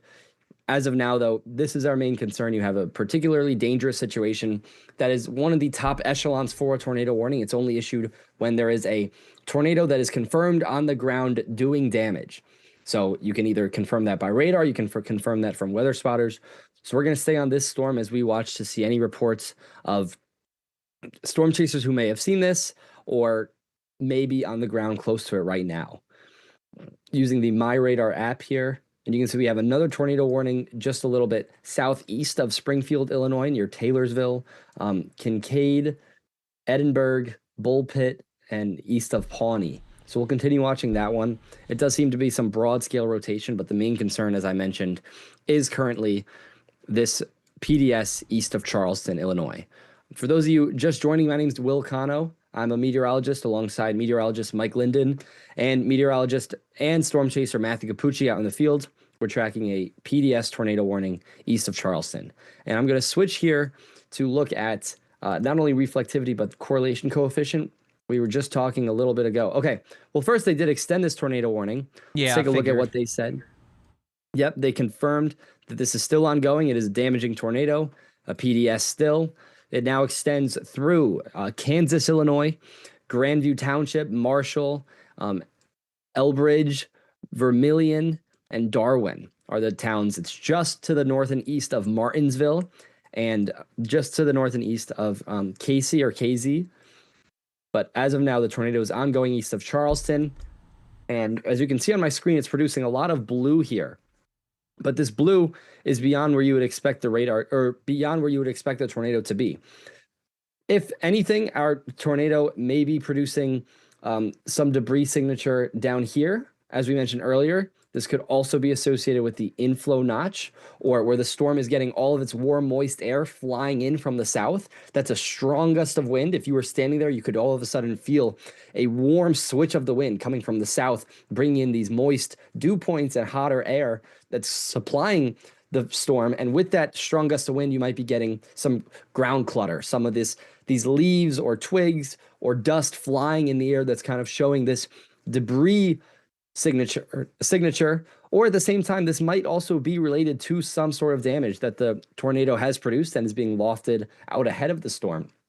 So regardless, these dark blues and blacks here represent some sort of debris that is near our tornado that, again, is confirmed on the ground. And all this other blue you see over here, this is scattering from the radar, which is now decently far away. In fact, we're probably going to switch to the Indianapolis radar relatively soon. But this strip you see here of blues, this is because the hail core that is above this thing is hiding all of this area so well that you can't really see beyond it. So our storm system is located right in here, of course, where you see on velocity our reds and greens, and then the hail core, which we can switch to radar real quick, reflectivity specifically. This is our hail core up here, and the radar can't really see much beyond that because it's hitting that just a bunch of ice in the atmosphere, and so it can't really see beyond here at all. That's why you get that scattering behind it. They kept the PDS on it too, Will. So They sure did. Again, we've been preaching it since the beginning of the stream, right? That today's going to be a day with long track tornadoes. So when a storm touches down, it should have no problem staying on the ground for quite a while. We had that storm earlier this evening that went from Iowa and crossed the border, jumping a river into Wisconsin, that was on the ground for approximately like 13 miles. We were able to kind of do some napkin math there using the measure tool. So again, 13 miles on the ground may not seem like a lot. That's half a marathon, right? That's quite a ways. You try traveling 13 miles by foot. But this thing, whether or not it's still on the ground, it's still, again, a PDS tornado-warned storm. If we look at, again, the correlation coefficient product, it's possible that we might be seeing something, right up in here. But we can definitely see, to Will's point on reflectivity, right there into Westfield, you have your inflow, and then you have your tightening of our velocity couplet here. Tons of lightning out ahead of this too. This same storm not only was a destructive thunderstorm over the just west of Charleston, but also produced some rather ping pong ball size hail that Capucci was able to intercept, and is now producing a tornado as well. So all modes. Yeah, and Mike, I just wanted to add that storm we were tracking earlier that you just mentioned is rewarned up in Wisconsin, now heading just south of Madison towards Janesville. It doesn't look too convincing on velocity that there is a tornado on the ground. However, they do warn that this is radar indicated rotation and a tornado may form now in southern Wisconsin, up in that slight risk. Yeah, because like looking at it, it's just a bow echo. But again, perhaps they're concerned about those little kinks in the line here, right near Brooklyn. Yep. Shout out Brooklyn. Shout out the Knicks. Ticker tape parade tomorrow. Oh my gosh. So happy. Anyway, let's go back down here. And I'm like caught between multiple radars. I guess I'll use Indianapolis. That's the one I just switched to. Yeah. The question is, will this stay on the ground? And it's got a little BWER on the Indianapolis radar. The question is whether or not this thing's going to stay on the ground as it travels parallel to I-70, whether Terre Haute gets involved. Right? That would be another populous area here at risk.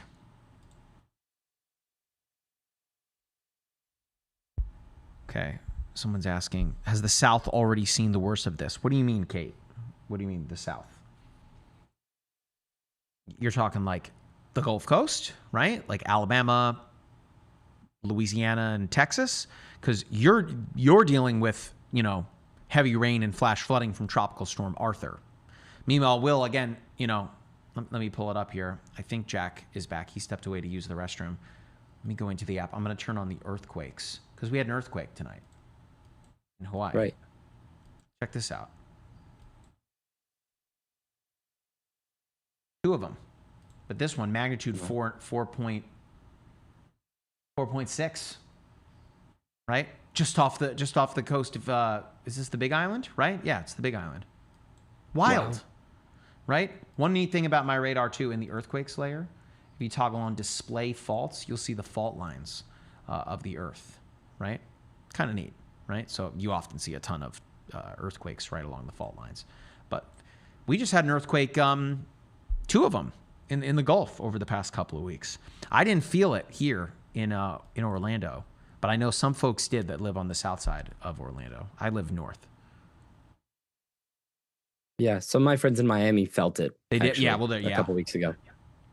Much closer. Nuts. It does look like this one in Hawaii. There were a couple ones. People that did feel it, looking at the shake map.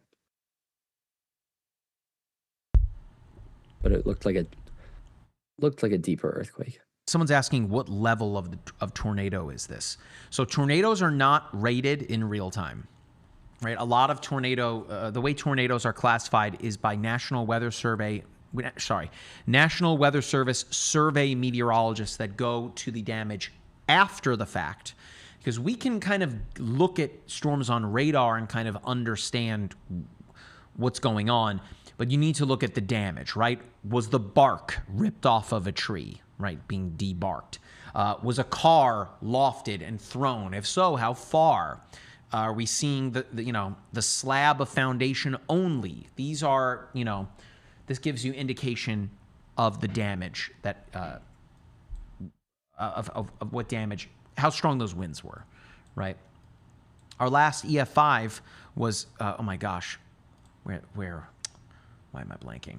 Enderlin, South Enderlin, Dakota. thank you. Yeah, Enderlin, South Dakota. And the way that was classified as an EF5 is because a train was knocked over and like pushed by the wind. A train, right? That's heavy. Yeah, I remember I did a video on that one. It was a train car, a freight train car that weighed 73,000 pounds, and it was thrown 470 feet or something like that. New tornado warning, Will. North and east of Terre Haute proper. Okay, so let's talk about it here. This is in effect for the next 28 minutes. It's radar indicated as it stands just north of Sealyville. Now, a couple of things on radar to point out as to what's going on here. Number one, here on the velocity product, you can see the blue and the red, right? This is just showing us that we have rotational, that winds operating in opposite directions, right? So that's our rotation. Over on velocity, or sorry, over on reflectivity, you have this void in the radar here, right here. That is what we call a BWER, a bounded weak echo region. And what's happening there, of course, in a thunderstorm, you have updraft, downdraft. You only get the downdraft once that storm is precipitating, and usually once it becomes downdraft dominant, that means the storm is dying, right? Because the updraft is what fuels it.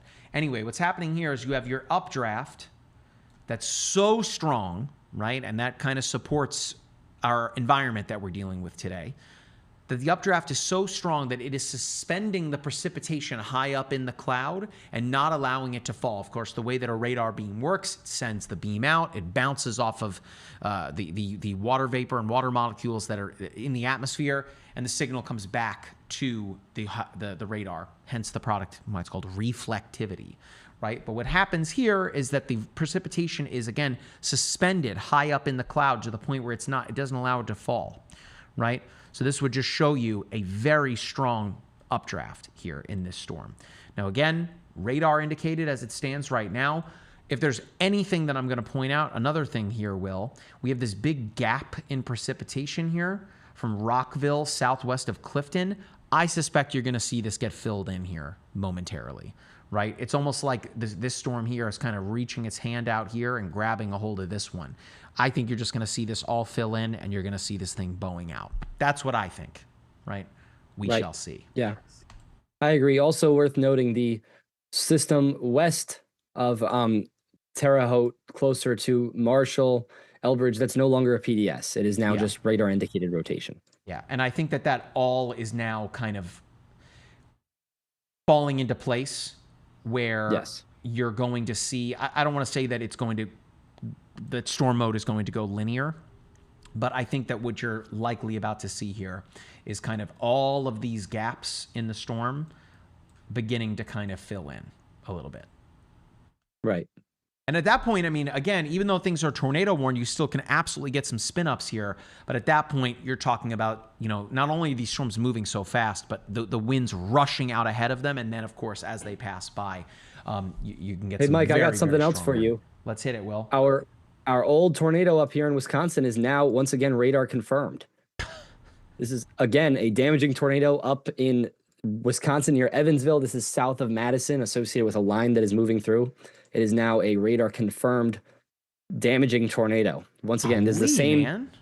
Yep, this is the storm that won't quit. This is likely the storm that the National Weather Service issued an entire watch over just because of this storm, and what it had done earlier is now producing a tornado once again within an embedded line of storms. It is right there in the line, right? Like you can see it. This is like the perfect little bow echo here. And I keep saying bow echo, folks. I mean, if you've ever been in an archery class or you went to summer camp or gym or whatever and you did archery, when you pull back on a bow, I mean, that's what we're seeing here. And you start to see this shape because the winds are rushing so fast out ahead of that line. By the time that the radar beam can go out and come back, that it starts to bend, right? And that's what we see. So again, the folks that are out ahead of this line are definitely feeling very strong winds. But again, if we look at the correlation curve, I'll show you, right? If we go to velocity, you're looking like, hey, where's the tornado, right? I don't see anything. You know, the winds are all going in one direction for the most part. You look at reflectivity, where's the tornado, right? But if you look at the correlation coefficient, which again is showing you objects being lofted vertically, well, there it is. I mean, it sticks out like a sore thumb. Just south of the town of Oregon, west and northwest of Brooklyn. This is our tornado right here on the ground. So you need to be in a safe place. It is not PDS, but it is radar confirmed. Of course, going to be tough to, I think, Will, to spot this thing, given that it is in like almost the center of this line. So it is going to be really difficult to see, just wrapped up in rain. Absolutely. The storm that will never quit, seemingly. Now, Yep. whether or not it makes its way all the way to like Racine and Milwaukee, I mean, I wouldn't put it past it at this point, given that it just refuses to go away. But man, you would not be able to see that thing if it were not for the correlation coefficient whatsoever. Yeah, like you said, velocity isn't even that convincing. You see nothing, right? Yeah. All right. Going back to look at our southern storms here. Okay. You know, this cell here that's now exiting this polygon here, the Pawnee, Kincaid, Taylorsville, I'm growing concerned about this right here, down here. Now, again, I think you're going to start seeing everything get filled in, but I'm a little surprised, at least as of right now, that Rosamond, west of there. Will, I'm on it tonight, man. Tornado warned. There it is. There you go. I mean, I was just literally talking about it, given that you can just Wow. see this rotation really tightening up here. All the lightning, of course, indicating that, you know, you've got just you got a beast forming there. You got your inflow here. I don't want to say that it's hooking out here, but you have your inflow right here near Rosamond, west of Pana. So there is now a new tornado-warned storm.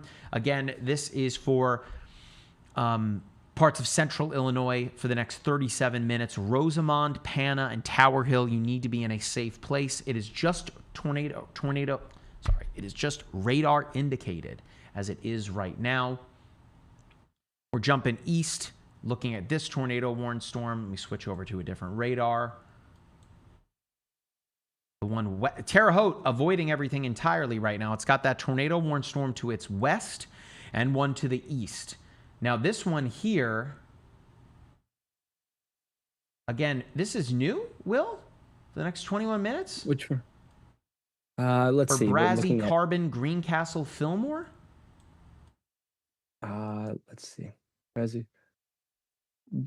Don't yes. think Well, that one, it was, no, it's been about 10 minutes maybe since that one's been up. Okay. Thank you. It just like I know I didn't recognize some of the communities there. Right. So that's going to be. I'm just posting about this Iowa. This is going to be one to other. watch, Will, considering that, you know, from the far eastern edge of the warning polygon, you know, to Indianapolis downtown is roughly 30 miles.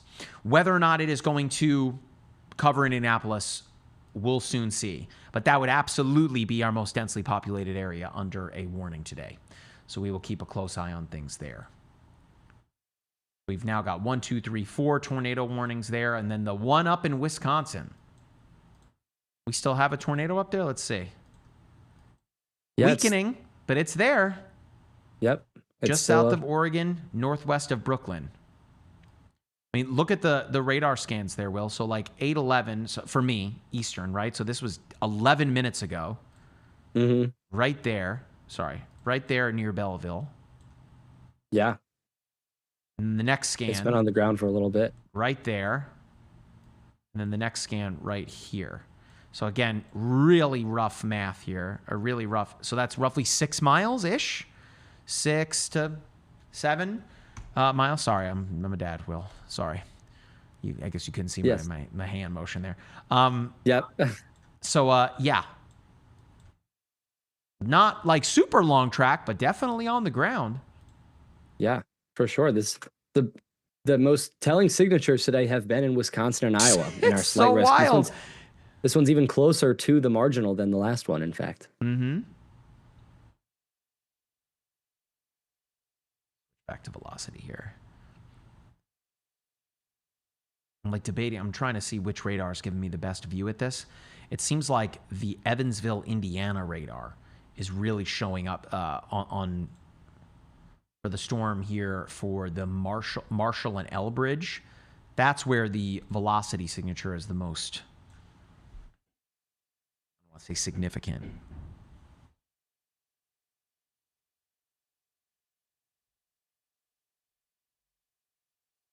Hey, thank you all for joining us here on in the app and on social media. We really appreciate it. Of course, I'm joined by meteorologist Will Cano. My name is Mike Linden.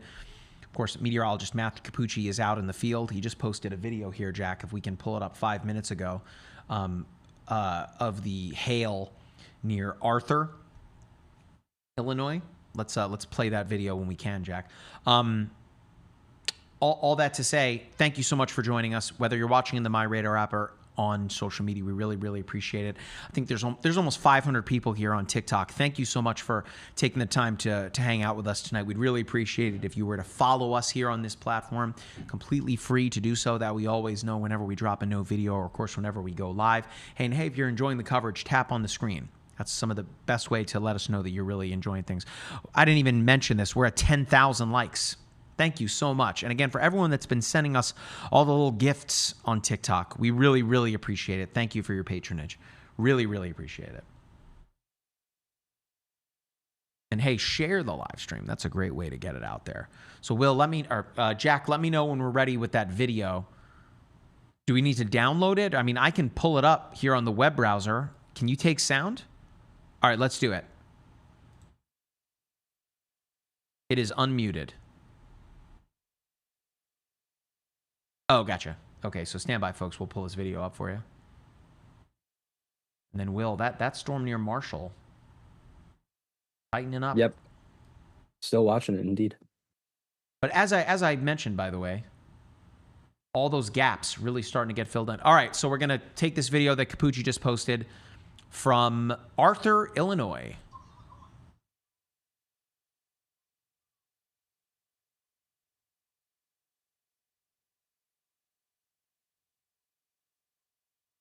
It's not?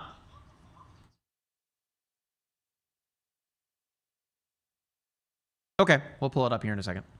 So if you want to jump off the web browser computer. And there's your World Cup update. Ghana and Panama, 0-0 in the 63rd minute. Okay. Capucci, I can't get over, again, how good that sensor looks on that camera. It's so crisp. That tiny little camera sensor. Okay, so again, if we go back here, right, and I go back to maybe 20 minutes ago, Will, when we saw kind of the gap in precipitation near Universal and Clinton, we advance it out. Oops, we advance it out, and all the gaps starting to now get filled in, right? So I think you're going to get a really potent bowing line here. Yeah. Over the next maybe 20, 30 minutes. Yeah. I think so, and that's also something I talked about in the video I made on the derechos yesterday. If you're on TikTok or any other of our social media platforms, I just published it there. A kind of common misconception when it comes to these kind of bowing lines or a lot of these strong gusts of wind that you get are that it's actually caused in part by evaporation. I actually had a comment on the video on TikTok saying, what do you mean evaporation? Isn't it condensation? We're getting rains and we're getting clouds and rain, of course. And yes, that is obviously how you get it initially. But when you get this moist air mass that starts mixing with dry air, oftentimes when you get these strong gusts of winds, that's what's happening, and it leads to some evaporation up in the higher levels of the atmosphere. That evaporation causes the water leaves your air parcel, and then you ultimately get latent heat release, so your parcel gets cooler, it's drier, so it becomes more dense, and it sinks towards the ground. As that drier air from up in the cloud starts to sink, it accelerates, hits the ground, goes out quickly, and you can get wind gusts over 80 miles an hour sometimes. And that's sometimes what can happen with these storms when they interact with some of the dry air. Now, as we go later and later into the evening, these storms obviously are going to be in a very moist air mass as that warm front continues to lift north. However, you can still get some of that process to occur and ultimately some strong wind gusts as a result when you get those bowing lines. And those downbursts, Will, in a derecho or anything along those lines are super dangerous for airplanes. Exactly. Yep. Super duper dangerous for airplanes. Meanwhile, Terre Haute, You've entered the chat. You are now under a tornado warning for the next 44 minutes. This is all part of that system to your west. It seems that the National Weather Service is of the understanding that it is going to move into Terre Haute. So again, Terre Haute, Prairieton, Riley, you are all Sealyville, Staunton, Prairie Creek. If you just heard your community, you are under a tornado warning. I would imagine that you are hearing sirens. But again, a tornado siren is not always the best. You shouldn't rely on it, given that they're going to play it when you're under a tornado warning, but it doesn't necessarily mean that there is a tornado on the ground. Now, this is all part of that line that is now beginning to kind of fill in. None of these storms are discrete. Discrete meaning solo, alone, right? It's all kind of forming now into this line, which of course can be very dangerous given how fast they can move. But there's also the fact that, given that the fact that they're moving fast, you know, it can arrive quickly, right? Jack, let me know when we're ready with that video from Mr. Capucci there. Another BWER.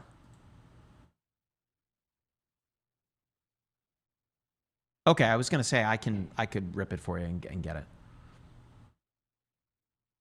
Let me know when we're ready to go. So yeah, I mean, at this point, I think it's just the National Weather Service being smart here and just extending this warning eastward.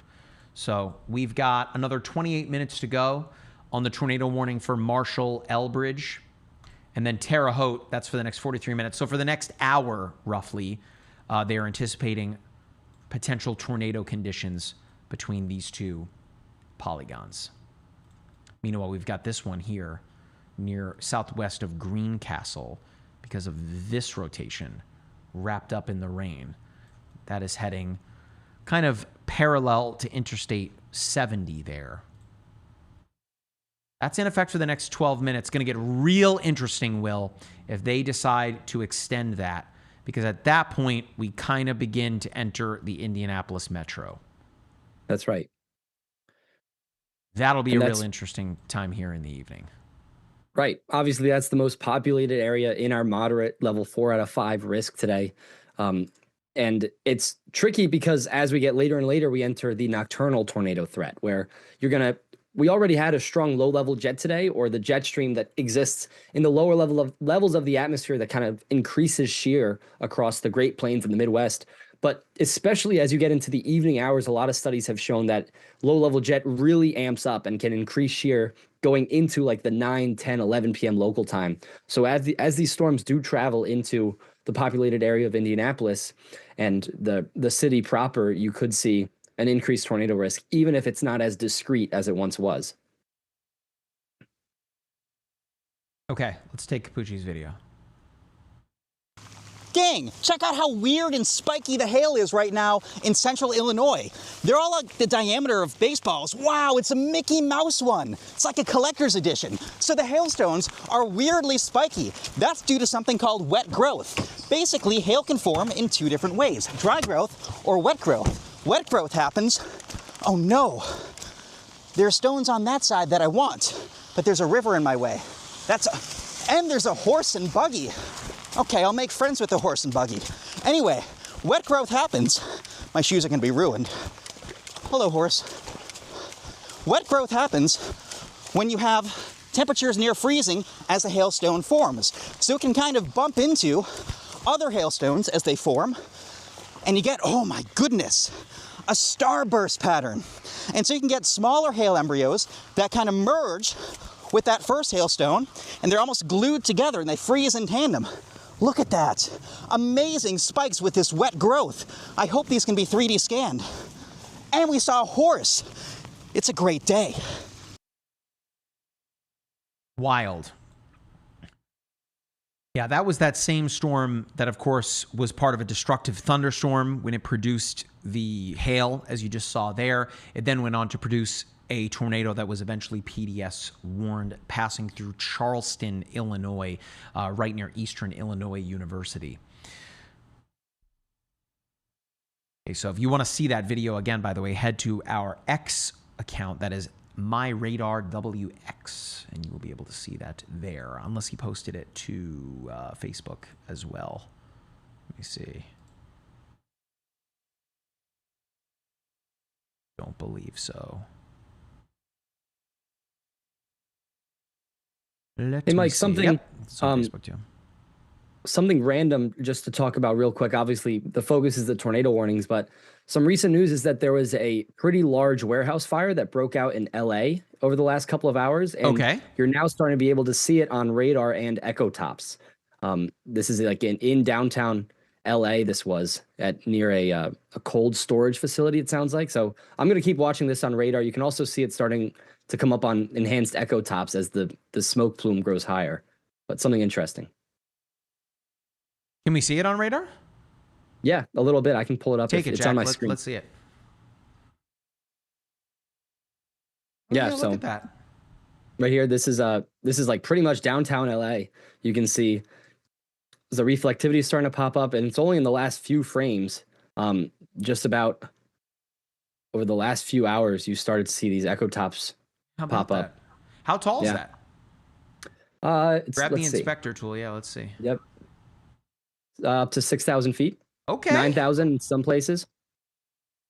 Yeah, pretty substantial smoke plume. And hey, we're getting into that time of the year, right? For wildfires out that way. No bueno. Yeah, absolutely. Okay, so business has picked up here southwest of Greencastle, where I'm actually seeing two little areas of rotation. One here, and then one here. One inside the polygon, and then one kind of on the boundary there.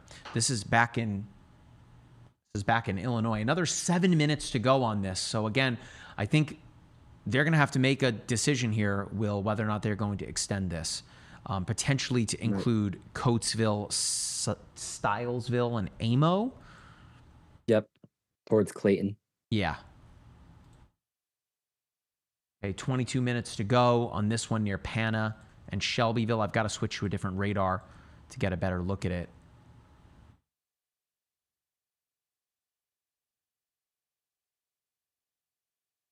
And then, yeah, there's two areas of rotation here, west of Prairieton and west of Elbridge. You guys can see it here, right? And then right here. So I think, again, you're having this line kind of congealing a little bit. But remember, we've got those winds coming in from the south. Meanwhile, that jet stream is just pushing so hard west to east. So we have so much shear with all these little spin-ups kind of along that developing line.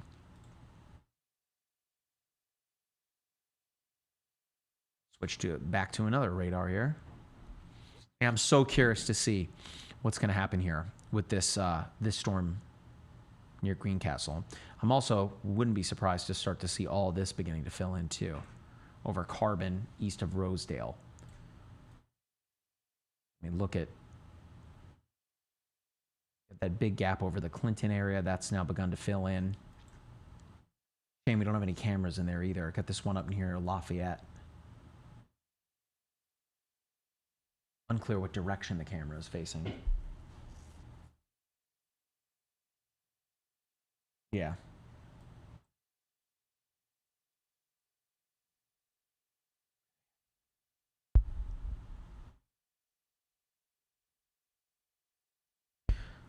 Okay, someone just asked, is the tornado warning near Indianapolis going to hit western Indianapolis? That's what we're waiting to see, whether or not that's going to be extended, right? Because if you look at the velocity, that's on the left-hand side of my screen, you can see right in here, again, green is representative of winds going toward the radar. Just want to make sure radar I'm using, so Indianapolis radar. So green is showing you winds that are effectively going that way.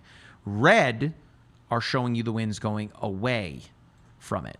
So when you start to have that signature, that's at least, the alarm bells need to start going off that you got some tightening, okay? Same thing down here near Harmony, maybe a little weaker down that way, but then you have to look for other signs, right? One being right here, the inflow notch, right? This is what the air that's being wrapped around the base of that storm, okay? Then, we can look at some other products here. The correlation coefficient, which would show us whether or not we have any objects being lofted vertically, right? That would tell us that there's a tornado on the ground. I'm not seeing that, right? But if you live in Greencastle and in Fillmore, you most certainly need to be taking this very seriously. I'm not seeing anything to indicate whether or not there's anything on the ground. 4 minutes to go on this, Will. Yep. We will see what they do. Because again, if they do continue this down the line, that means Stylesville, Coatesville, Amo, potentially even Clayton, you're next. And at that point, we are approaching Indianapolis in kind in addition to the airport. I don't know where Lucas Oil is. Is that downtown? I know the Speedway is northwest of downtown.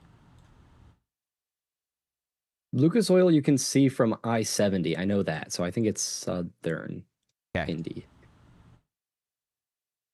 Someone said it's downtown. Okay. Let me know if y'all are watching in the chat, if you guys are Colts fans. You excited for Danny Dimes? I'm a New York Giants fan, so I'm glad he worked out well for you guys. Will's a New England Patriots fan, so, he got what he deserved, them making it all the way to the mountaintop and then failing. So that's how it goes. Diehard fan. We'll be back. Yeah, sure. Yep. I saw for the World Cup games, Will, because they're playing up at where they play. And, of course, FIFA's real strict about their sponsorship, what you can show. And all the seats that say Gillette Stadium, the Gillette is covered by tape. So somebody had to go every single seat to cover that. I saw that. Oh, my gosh. What a job that would be, huh? Shout out go to every seat.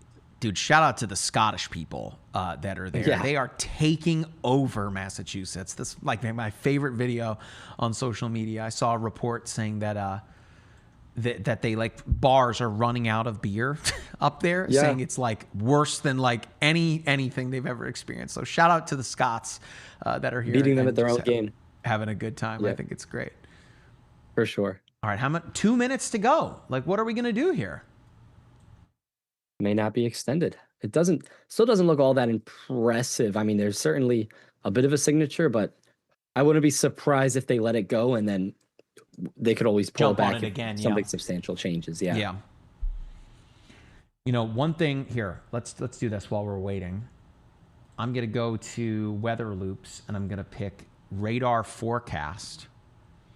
I have to let this load. It's a lot of data. Let me turn dual pane off. So radar forecast is actually the HRRR, the high resolution rapid refresh model. We call it radar forecast in the app. So this is one of the best weather models that we as meteorologists can use. It's high resolution, meaning that it's shorter in its window of time, but the data is of higher quality, right? So what we're gonna do here is let the last frame load in. Okay. And then we should have it here. Cool. So this is 8:45, so that's the next couple of minutes here. So it's pretty close.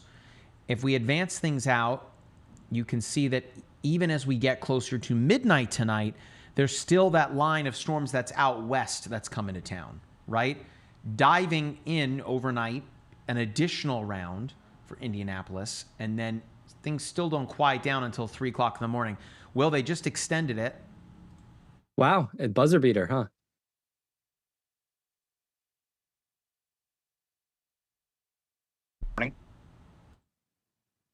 Yeah, I see that as well. Man, they kept this thing really pared down, right? It's not. So, Will, to your point, it seems this is for, that says the next 0 minutes. What's going on here?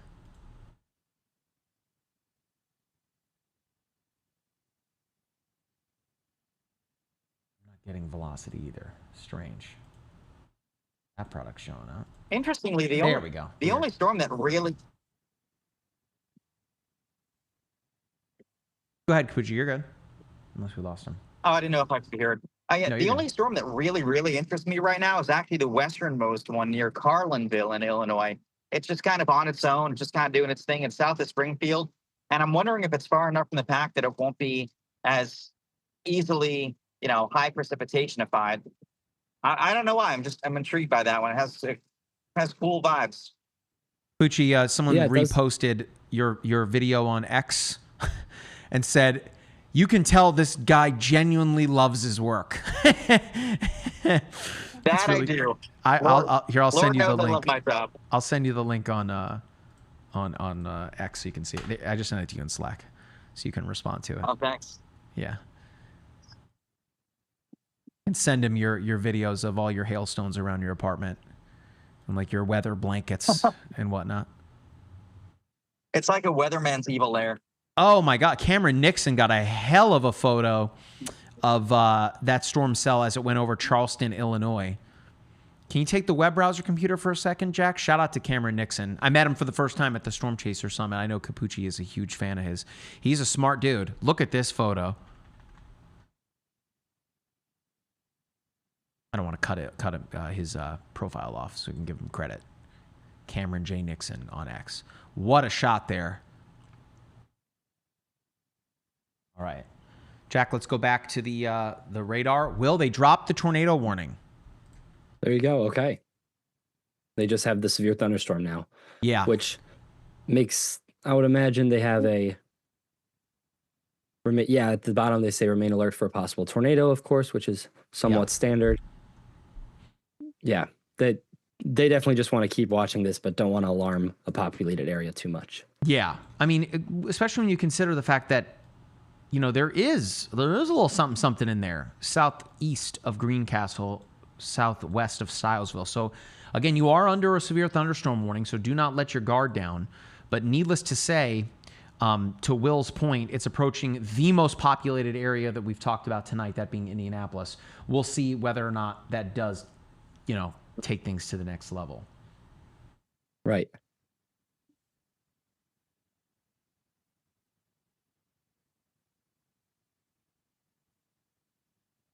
All right, what else we got? Terre Haute still under a tornado warning.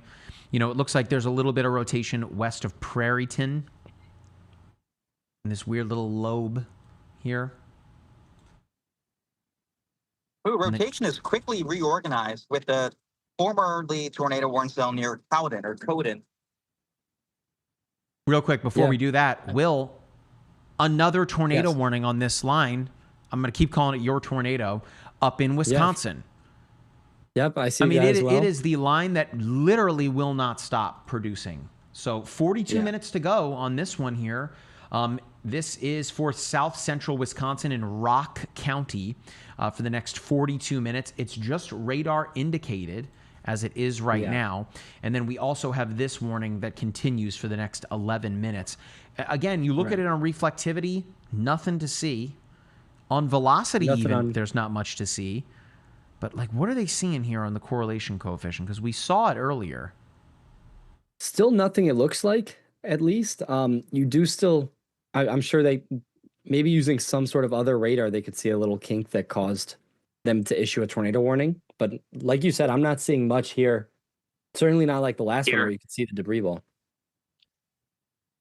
And also, I'm looking at Capucci's storm that he mentioned. The rotation is reorganizing. Let's go back. You have a what is that? Can you guys see my shot? I have like a weird elevated rotation-y thingy. Oh yeah, I see that. Huh. I don't know.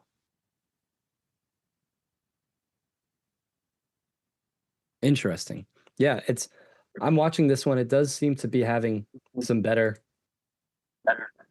organization to it. And I also agree with your take about this Carlinville storm. It does seem discreet and in a decent environment. How are the temperatures where you are, Capucci? 73 per my vehicle thermometer. You know, I'm seeing a wall cloud. I'll show you guys in a sec, but yeah, this thing's organizing rather quickly. If it continues to organize, I might just try to go south and see what I can see out of this, because finally I'm in a good spot. It's tough. Today you get like one shot to see stuff. Otherwise, you're not going to see anything because they're moving the storms so are just fast. moving so fast. Right. Yeah. All right. In a sec, I want to get past these trees. There's definitely a wall cloud trying to develop right in there. By the way, it looks like, Jack, can you take my shot for a second here? I'll take it in full momentarily, but Storm Chaser Scott Peak here. Again, if you guys want to look at the Storm Chaser layer, it's free in the app to turn it on. I'll take it in full for just a second here, but it looks like Scott Peak. Look at this big tree in the road here. So shout out to Scott for helping people get this out of the road here. Looks like that whole community kind of coming together to get the tree out of the road. So big shout out to Scott. That's in Charleston, Illinois, mind you, where we did have a confirmed tornado. So again, if you want to look at the storm chasers, including Matthew Capucci, go into the layers menu. It looks like the stack of cards, and then turn on the storm chasers live camera layer. You can go into that, by the way, and turn one or the other on, but you can turn both on. It's totally free to do so.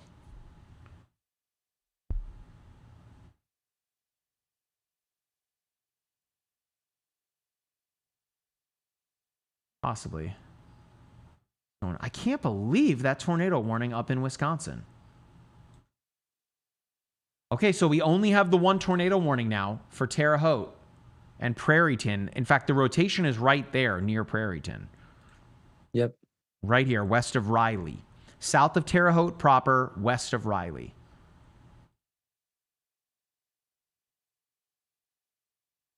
Switching over to the Indianapolis radar. How much more time we have? Oh, yep, Capucci's right. This yep. one. New tornado warning. Yep. Makes sense. So let's How does the wall cloud look? It's looking good, and I mean it's just organized fast. Right. 38 minutes to go on this tornado warning. So this is for Jasper County in Illinois, Shelby County in Illinois. This is all Illinois. Jasper, Shelby, Cumberland, and Effingham counties. So it touches a lot here. The rotation is back here near Cowden and Beecher City. Oops. Kind of back toward here. So it's going to push its way east towards Stewartson, Shumway, and Sigel. I'm in Stewartson right now. So yeah, Capucci is, you can see him on the map here. He's this play button right here. So he should get a real good look at this thing here soon. It looks like we lost your locator there, Capucci. I think you just need to restart your app. We can pull it back up. All right, they're both open, both restarted. Let's hope they load. All good. I'm going to actually go south of Stewartson just so I don't wind up in the hail core, given it's taking a bit of a right turn. If it can take a right turn, it'll have a better chance of producing a tornado. Yeah, and that it has hail a bit of core a is nudge beefy. in the backside. How tall is this Yeah, thing? it probably has some tennis balls in there. So this storm, roughly 57,000 feet tall. And then again on the Ville, look at that hail core in there. Capucci is just a magnet for the big hail cores today. His children are calling him. Okay. So let's see. There's the locator, Prairie, Illinois. He's pushing west of Stewartson, it looks like. It looks like the road network is pretty good out there, Capucci. It is. It's pretty solid. And actually, wow, the rotation's really tightening. I'll have a better view in about 3 or 4 minutes, hopefully, once I get out of the forward flank downdraft. I gotta get through this town south. Once I get to like Shumway or Shumway, it'll be easier to see. I hope this doesn't go rain wrapped, but yeah. Yeah, Capucci, looking at some thermodynamics, as that storm continues to make a right turn, it'll just go into warmer air. Yeah, I think that's what's happening. I think this might become a tornado concern for Effingham, too. I mean, I'm looking out the window. I can see a ground scraping wall cloud right now. And the structure, I mean, this is the first time today something doesn't look HP. Right. Yeah, I think I'm going to go to Effingham. Got to race south. Mike, you'll appreciate this. Effingham has a Buffalo Wild Wings that I watched the Spurs Thunder Game 7 in when I was on my storm chase. So I was just in Effingham a couple weeks ago. Well, hey, to quote Queen, no time for losers, because we are the champion. Shout out to the New Right. York Knicks. 53 Right. years. Oh. I grew up watching some terrible Knicks basketball. Terrible. So now we're on top of the world. Love it. I think it's awesome. Yep. Excuse me, it was actually game 1 of Knicks Spurs. That's what it was. So, Right, yeah. well, either way. Rotation is tightening on this northwest of Beecher Oh, yeah. City. So look at the last scan, right? Near Cowden. Bang, bang, bang. And then here we go. So Capucci is the only one near this thing. Here's our rotation right here. I'll turn in a second to all of you because it's a ground scraper. I'll turn back in just a moment. Yeah, I mean, it's even the wall cloud almost looks like it's on the ground. It is so darn close. I just gotta Yep. find a good place to pull over. No longer elevated storms over here.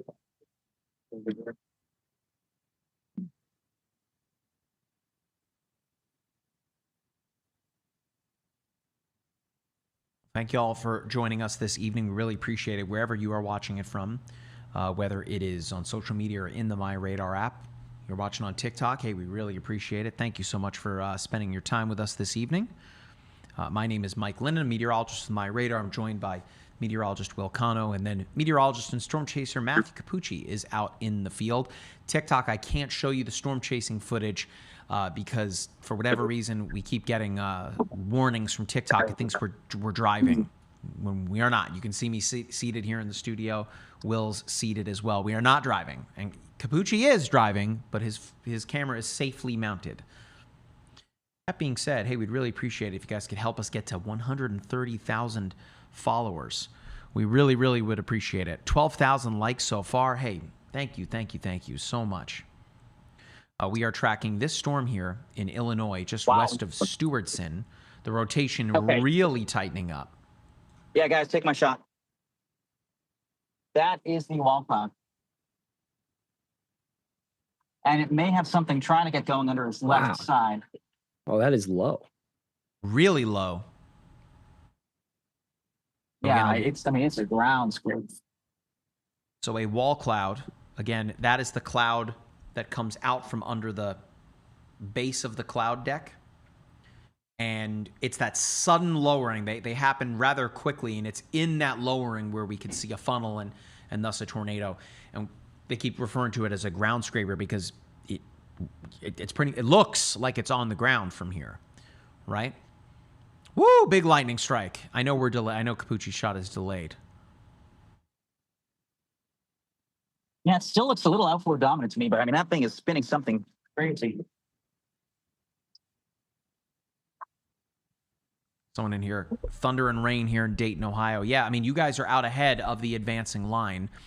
Dayton is in the enhanced risk area, but I think for y'all, it's looking mostly like an overnight threat. So again, be sure you have the app downloaded, MyRadar. It's free, and we will send you severe thunderstorm and tornado alerts, even through the do not disturb mode. Those are pretty critical alerts.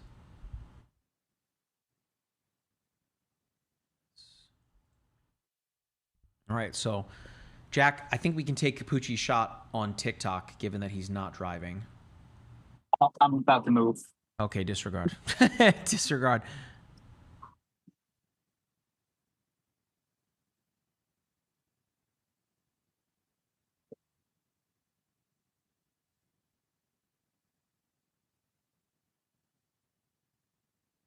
Yeah, Actually, I think that might just be the edge of the hail core. It's tough to tell because I'm seeing more right to left, but in a sec, you'll see a much better vantage point.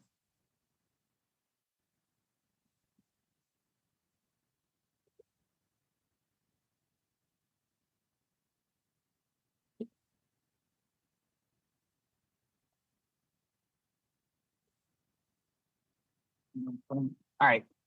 Yeah, check this out as I turn around. That is definitely some solid rotation, although it's kind of high based. Y'all see that? Yes.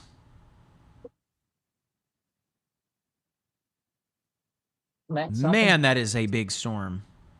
Wow. That came together really quickly. Yeah, let's get south of that. Again, looking at the height. Ooh, it blew up even more. $60K. Oh, I just got some hail and getting big hail now.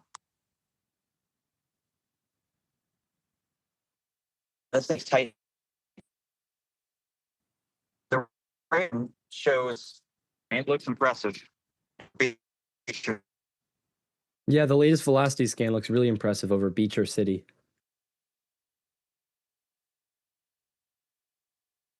Oh my gosh, this structure is unreal. You'll see it more in a sec. I got to get a good view of it. I want to get. There's a BWER on reflectivity. Again, the void in the radar that's showing you, again, precipitation being suspended in the updraft. So again, all signs of a strengthening storm. Fuji is the only one there. Meanwhile, in Terre Haute, the rotational couplet is kind of tight west of Riley. It is south of Terre Haute proper. 13 minutes to go on this tornado warning here. It's trying, right? Everything in this environment is really trying. There is the inflow there. Back to our storm over here. Let me see if I can pull up any traffic cameras. On a road. Thank goodness it is. All right, guys, take my shot real quick. Wow. Look at the mesocyclone. Look at the edge. I'm stepping up for a sec, so hopefully you guys took it. Yeah, we can hear you, just waiting for it to load. Those positive bolts are insane. Wow. It's pixelated for now, but I can still see that. I can just see the layering on it. Okay, there we go. Wow, look at that.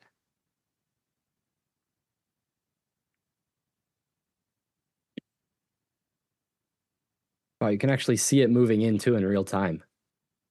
Funnel down, bottom in the middle. Y'all see that just to the right of the telephone pole? No, didn't. Yes, yeah, I see it now. Look at that. We have this on TikTok, Jack? Because he's parked, so we can take it. Look at that, folks. Find me another stream on TikTok that's going to show you that, huh? Hey, Toe Man, thank you very much for that positive feedback. Appreciate it. Look at that, huh? That's you can even see it rotating in real where time. is this? It's in Prairie, Illinois. Well, actually near Stewartson. So between Stewartson and Shumway. Unless it is Prairie. Is that the location, Jack, that we're pulling in?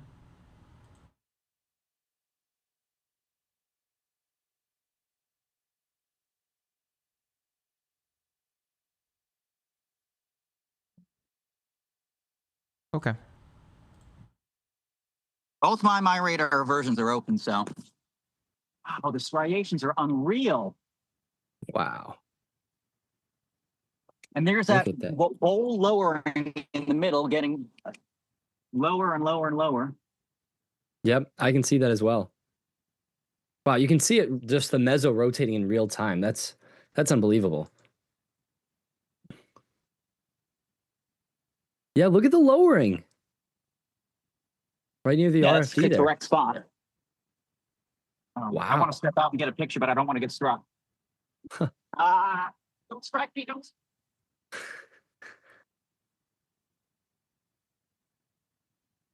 I'm working on, I don't know if I can get a camera to show y'all.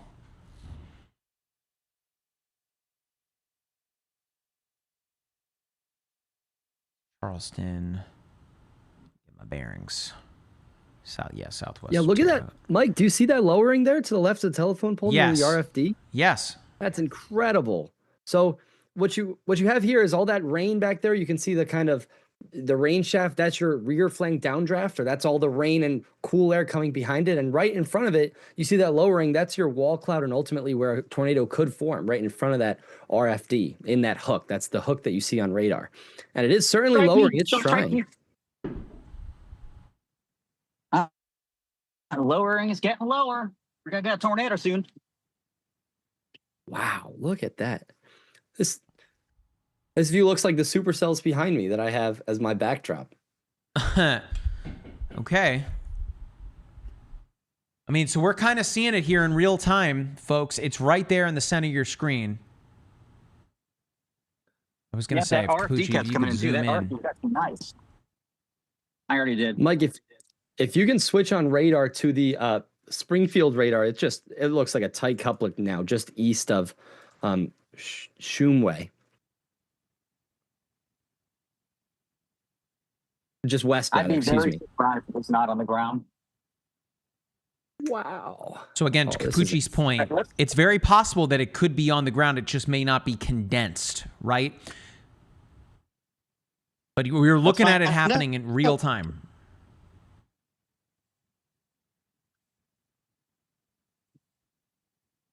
I mean, that thing's got to be on the ground. Oh my gosh, it's so low. Hey, so for all you folks that I know that are watching on TikTok, hey, now's the time to send this to your buddies and say, hey, you want to see a tornado in real time? Here we go. Or if you're watching on YouTube or Facebook, wherever you're at, hey, find me somewhere else where you're going to see this, huh? We get south. Look at it rotating. It is just so in real time, so fast. Capucci's shot is delayed, of course, so he's going to have to... we can hear him, but his camera's coming in later. Right.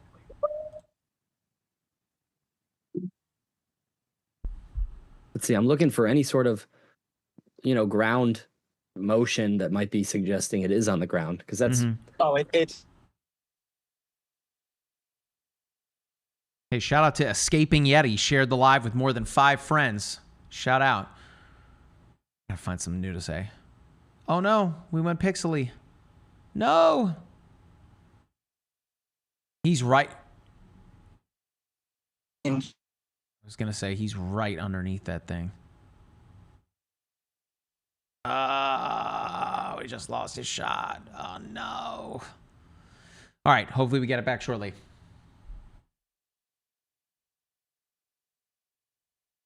For now, we'll just keep watching this thing on radar. It does look very, very impressive as it moves in. Okay, again, you live in Sigel or Sigil. You need to be in a safe place. Capucci is right on that thing.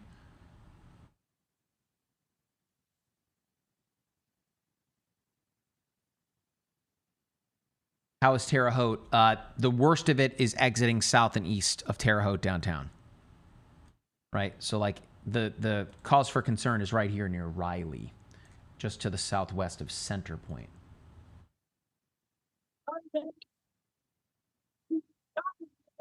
I hear Capucci. Yeah. Debris! Big debris! Debris! Major tornado! Seek shelter now! Lowest floor of whatever building you're in, avoid windows! Enormous tornado! Okay, I heard it's enormous confirmed. tornado. Wow. Okay, Man, we he gotta said get a shot back debris, up. which means we're going to see something here.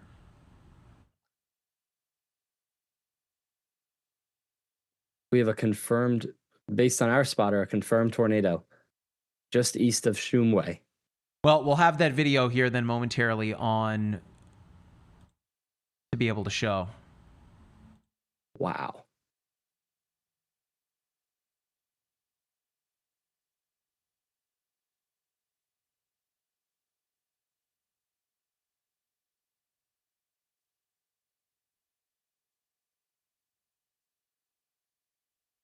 All right. Well, thank you everybody for joining us this evening. Coverage rolls on here. It's just ticked over 9 o'clock Eastern time. Still more to go here.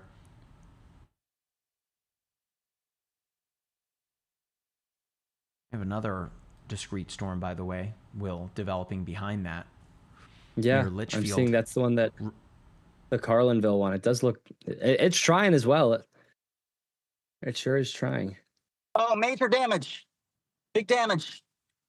Shit. Wow.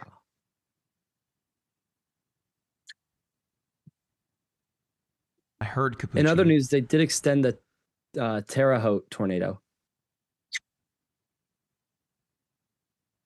Oh, Okay. that was massive. We heard you, but we lost you right as the mezzo was right over top of you. Oh, don't honk at me. Here's a tornado.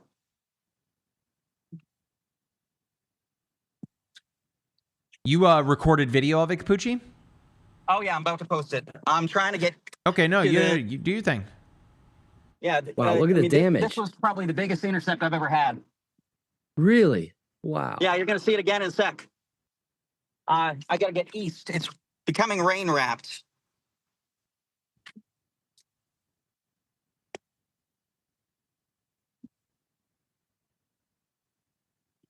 Tons of lightning around that sucker too. Again, Sigel, you need to be in a safe place. This is now, yeah, we know it's confirmed. It's marked as such on the National Weather by the National Weather Service. Massive, massive, massive. Wow. Nothing on the correlation coefficient. Doesn't matter. It's huge. Oh, you know, I'm not doubting you. I'm just looking around. Yeah, look at that. We'll Look see at it that. better in a sec. We're trying to get back through the RFD. Look down bottom. You can see it down bottom. Oh, look at lightning. Just saw some lightning, yeah. It's the windshield wipers that are the what was I trying to say? The Jack, what's the artifacting? That's what's the packets. Packets, right? Can you all see it? Right there. Looking. Right down bottom. Yeah. Oh yeah. Yep. Of the trees. Oh my goodness. Yep. Yep. There you go on the ground. Heading towards Effingham too.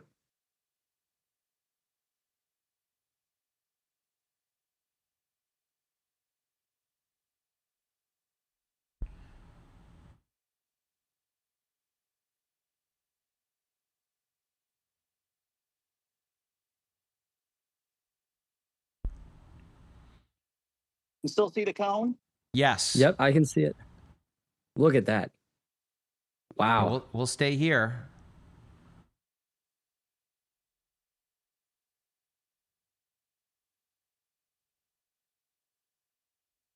It's becoming rain wrapped. Did you get a good shot of it before it did? I got all the good shots. And I think it's occluding quick. Oh Yeah. shoot, got a red light, and that triggers a red light challenge. I gotta get to Dietrich.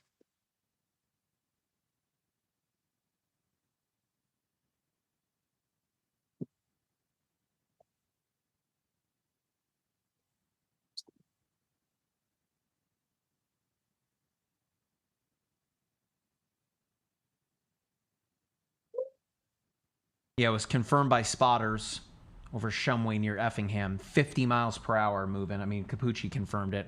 We'll get that video here when he's able to post it safely, of course.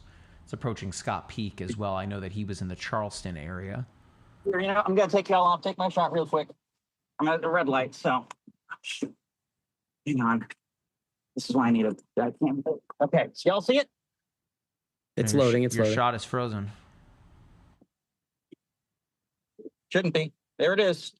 Big tornado, North Effingham. Come on, load, load, load. Nope. That's okay. We'll get it. By the way, Will, that storm west of all of this, tornado Also warned warned. now, east of Saw that. Litchfield. 46 minutes to go on this one. This is Yep. approaching Hillsborough and Butler. This thing is discrete, and it's off on its Is own. my This- shot still up? Guys, I mean, I have the We- tornado. It's frozen. Everything's plugged in. It's transmitting at 6,200, so it's on your end. Brutal.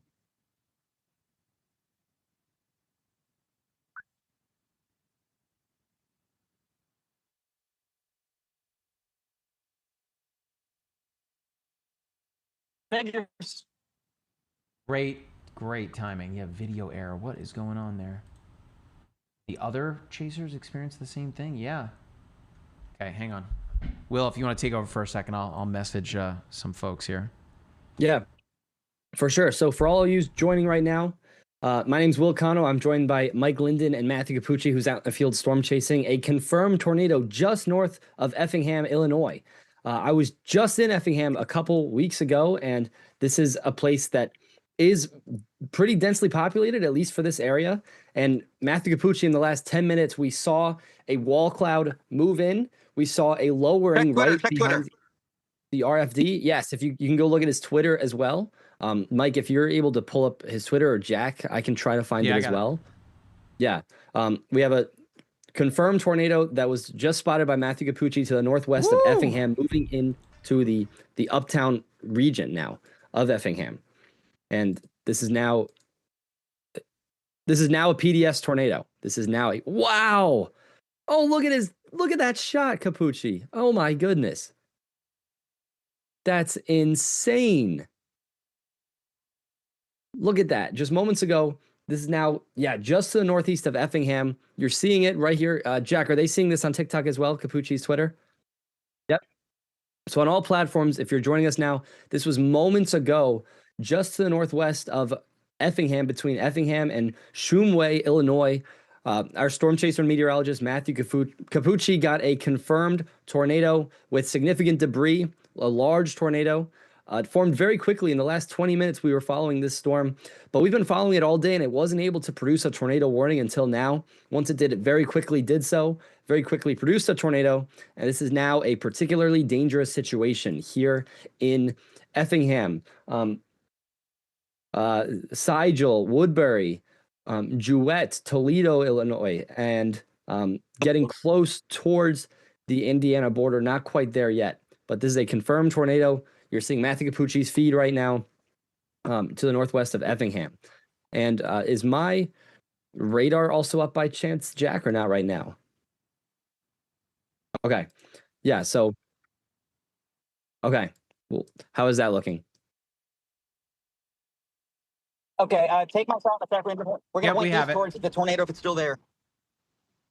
All right, we are turning east on, it looks like, West Fayette Ave in Effingham. We are now behind the storm. The storm, of course, moving east at 55 miles an hour. So the tornado looks to have lifted. That's where it was moments ago. It has since lifted. What you're seeing now is the RFD cut in case a new tornado tries to touch down. So again, this storm has already produced one large damaging tornado. I saw at least EF2 to EF3 damage.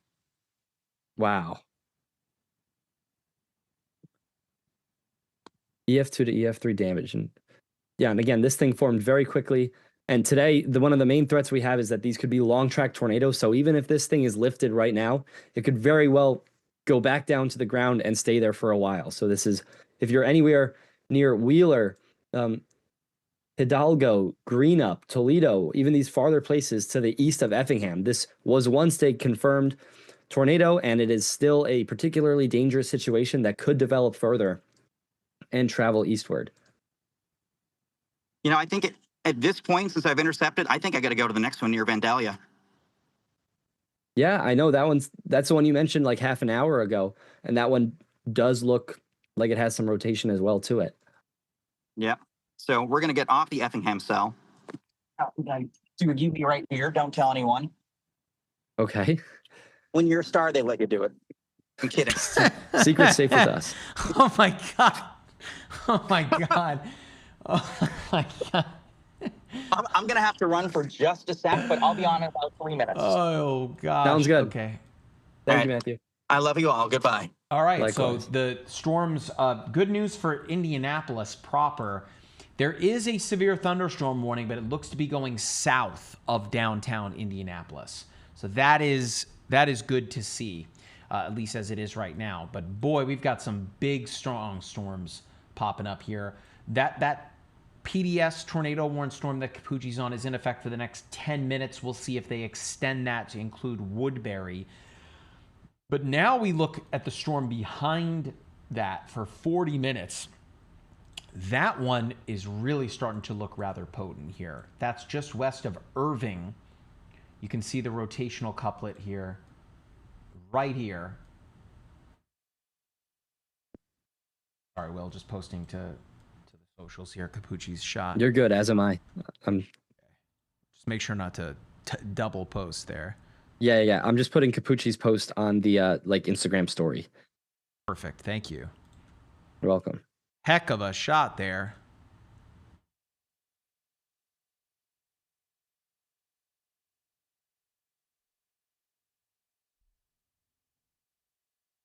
Wow.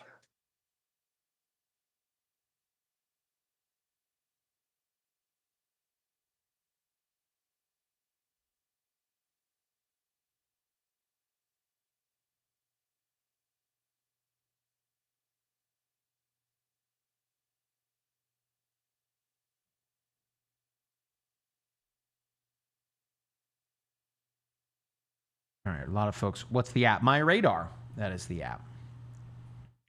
You guys can download I didn't even mention this even once. We've been streaming now for forever.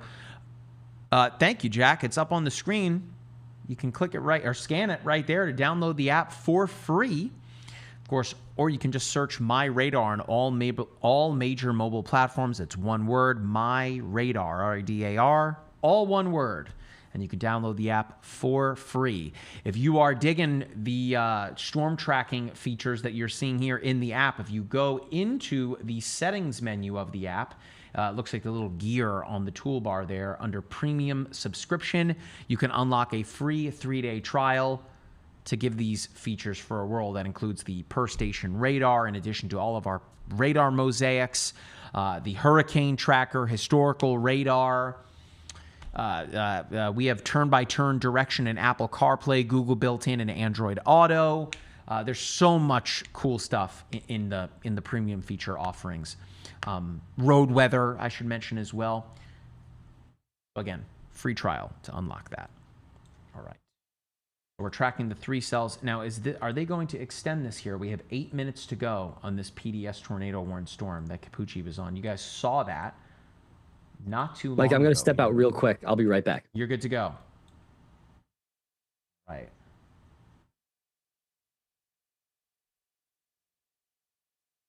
Vandalia. Yeah, I figured. My gut is that, all these storms are deviating right. I think that first storm is either cycling or has become a little rain wrapped because its structure is degraded a little bit. That last one, I think, is going to be the most LP. Part of the reason why, earlier on, I wasn't terribly impressed with that first storm, even though there was a PDS tornado warning on that first storm early today that we got the hail from. It was kind of HP.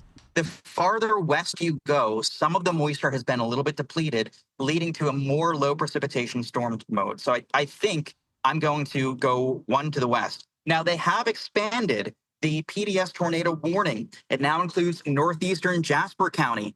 That's in southeastern Illinois, and Cumberland County in eastern Illinois. That goes until 9 p.m. So the particularly dangerous situation tornado warning continues. There's a cycle, a handoff right now ongoing with the main circulation near Montrose. That storm is also capable of producing hail to about tennis ball size. Circulations moving towards Dietrich and Wheeler, just north of Dietrich and Wheeler, eventually Rose Hill and Hidalgo. So if you're in those areas, seek shelter now, lowest floor of whatever building, avoid windows. This tornado just caused significant damage north of Effingham. The next tornado is going to be with that new circulation and that new storm near Fillmore, west of Ramsey. That's where I'm going next. So a lot to track right now. But that first PDS tornado warning has been expanded east.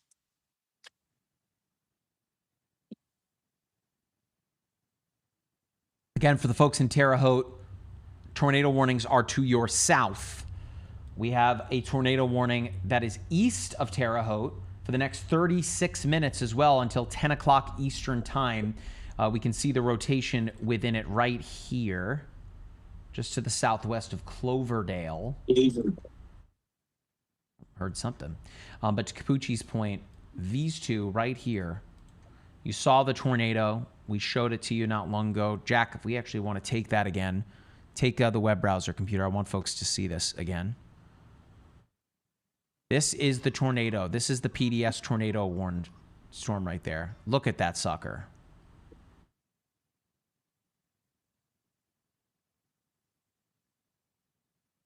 I mean, Capucci was right next to that thing, basically.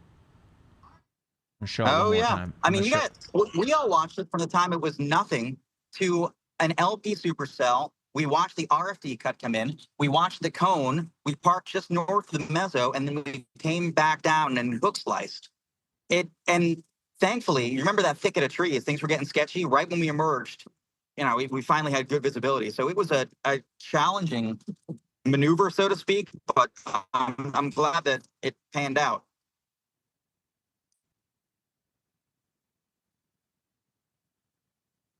Yeah, that was a heck of a shot there.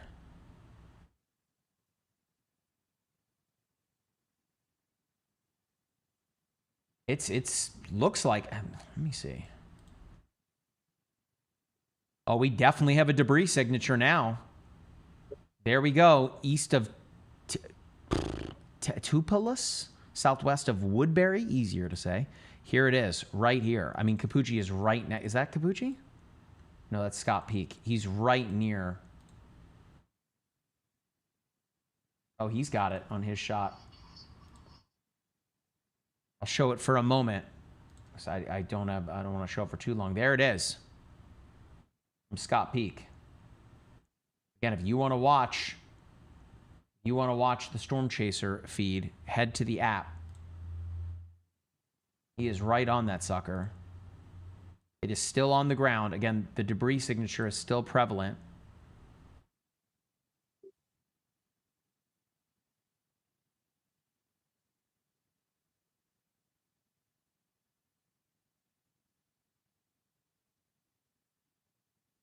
So again, tornado on the ground, a PDS tornado warning.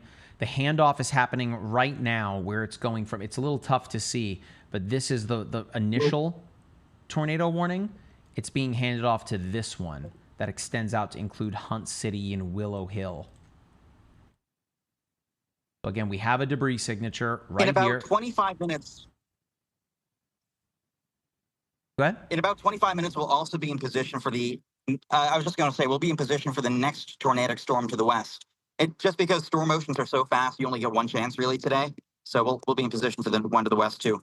Awesome.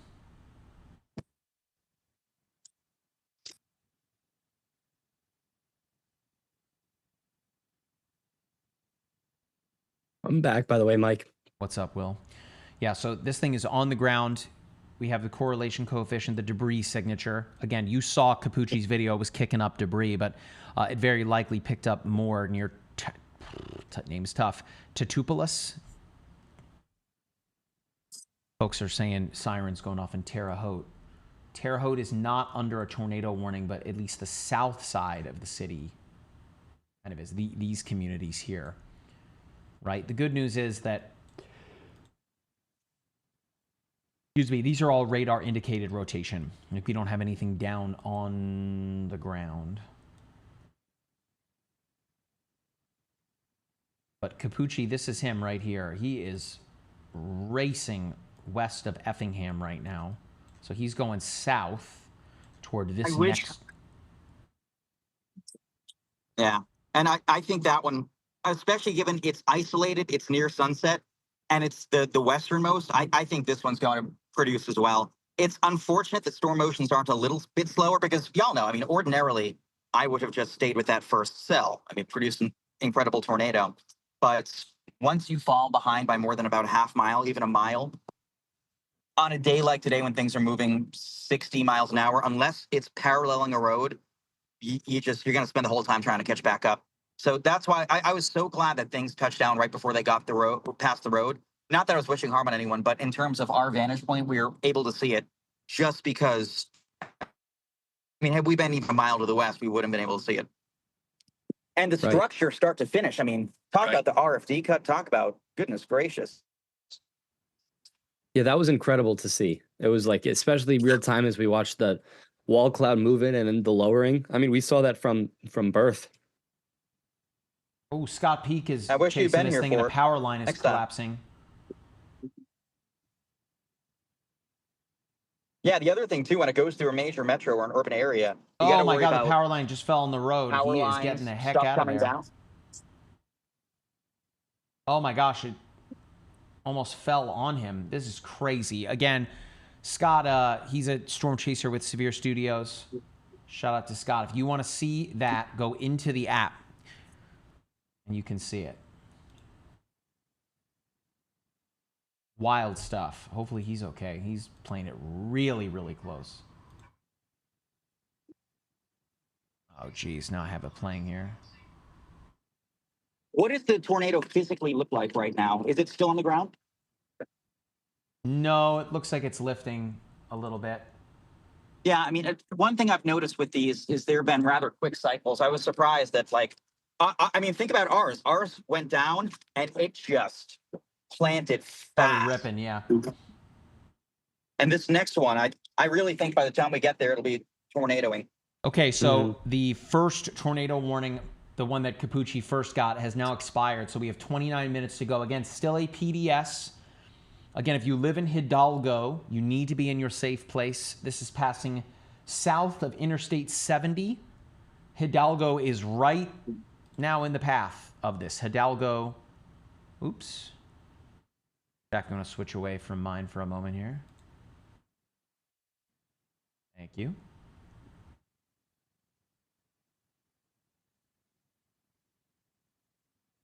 Yeah, what I'm looking at right now, this is the cell Capucci is on his way towards. It's the westernmost cell. Obviously, the PDS continues for the tornado in north of Newton towards Hun City.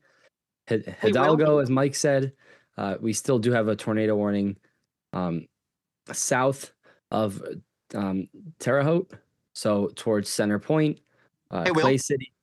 Yes, what's up? I'm so sorry. I know I keep cutting out. When you can, would you mind grabbing me some mesoanalysis? I just want to see the environment that this one's moving into, and obviously I trust you to do that. Absolutely. Let's take a look here.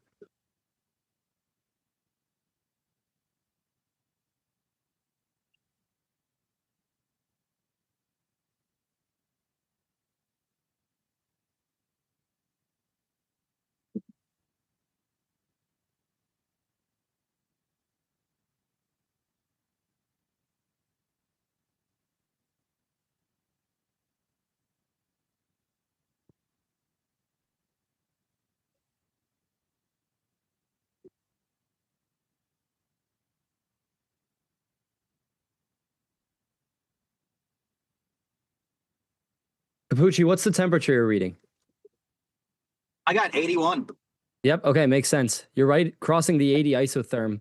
It's gonna storm motion looks out of the west towards east, maybe a little east southeast. And that continues to follow the 80-degree isotherm. You got dews consistently between like right around 70 in this whole area. And still close to the boundary. I mean, I'm surprised. I'm getting mostly clear skies south of this, so it looks like it's just in a pristine environment. Yeah, I don't see anything that means I don't see anything showing that the boundary is closing in or is too close or anything. It seems well away. Awesome. If we take my shot, we're getting to the point where we can see, and Jack, I don't know if you can hear me, we're getting to the point where we can start seeing that second storm, and I can already see a bit of a lowering down bottom. We'll see it better once we get to Vandalia, but yeah, so current time is 8:33 Central Time. We are approaching this second tornado warning storm for Fillmore, Ramsey, west of Avena, and near Vandalia. So I'm going to get to Vandalia and probably go north, or actually might stay in Avena. Not too many road options. Right. Yeah, we can see it on your shot. We can see the storm moving into the frame.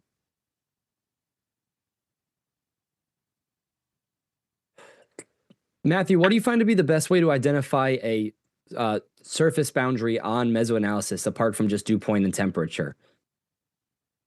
I will usually look at winds. Okay. I find that almost all surface boundaries feature a little bit of convergence just because most air masses don't really play that well together. Right. Makes sense. Yeah, I mean, I'm usually partial to winds. The other thing, too, even if there's no obvious convergence, given the spacing of wind farms or stations, I'll just try to envision what happens if trajectories continued along the path they were following. Sorry, I know I'm speaking garbled right now. No. You're helping. Thank you. You'll see in a sec. I'll send you a photo. I was just wirelessly sending it from my camera to my phone so I can get that out to you guys. Gotcha. Yeah, it looks like you're south of the boundary still, maybe by like 10 or 15 miles. Yeah, and these things are boundary riders. Yeah. That one near Ramsey is tightening fast. You know, Right. I think I'm going to go to Avena or Sefton just because there aren't many roads. Just find me to Avena. This is the part that's tricky, the multitasking. You know how it is. Absolutely. Got to do a lot. Hopefully the tech doesn't give you any problems. Well, Hey, my thing was plugged in the whole time. I was transmitting, so I don't know what the hell happened. But Yeah, it sounds like Jack was telling us it was like a Severe Studios thing because I mean we were trying to search for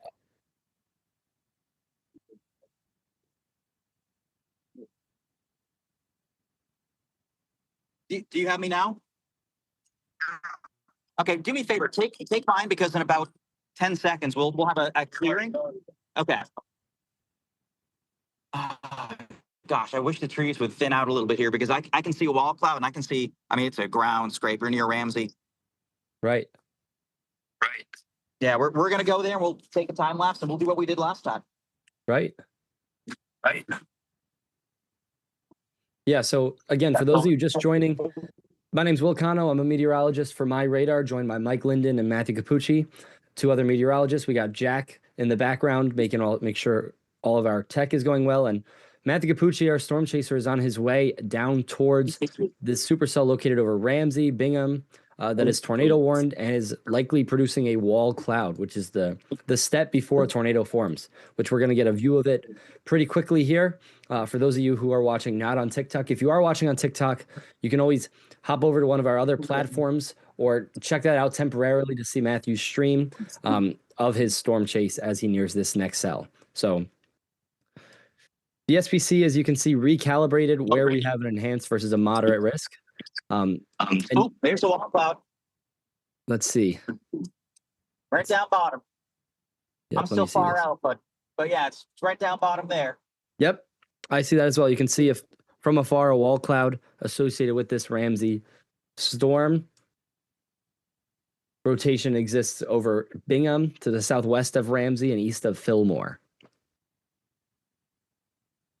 And as we get closer, we'll get a better view of this ground scraper wall cloud. Now that we've had our warm front completely past the north and we're starting to push out some of these cooler temperatures from the outflow boundary earlier, we're starting to get a lot less elevated storms, which means the base of your wall cloud or the base of your storm is much closer to the surface. Obviously, if there's less room between the cloud and the surface, it's easier for a tornado to touch down because you have much more moisture in that column rather than a high-based elevated storm, which would be hard to get a very tall tornado to do a touchdown all the way to the ground. And you can see if my radar is still, yeah, if you can see, this is just the classic shape of a supercell. Here you have your total extension of where the hail core is up just north of Ramsey. And then you have this little bit of, this little notch right here towards the end near Bingham. And that's where some of the rotation exists that will fuel a tornado within that wall cloud. This tornado warning obviously is radar indicated. We can see that there is nothing on the ground yet, but as we get closer to the wall cloud, we will see how that is doing. Our PDS is still continuing near Hidalgo, Illinois, where it looks like we still have some broad scale rotation to the south, and we did have a confirmed tornado earlier that said Matthew Capucci was on. And we have a third tornado warning that is closer to areas like Center Point, Indiana, Terre Haute International Airport, and just points east. This is likely rain wrapped and does not look like anything confirmed.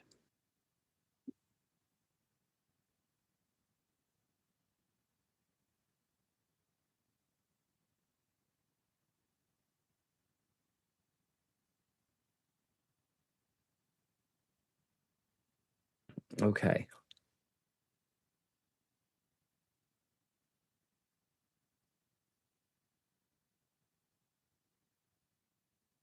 So as Matthew drives closer to this cell, this is a supercell located just to the east of Fillmore, Illinois.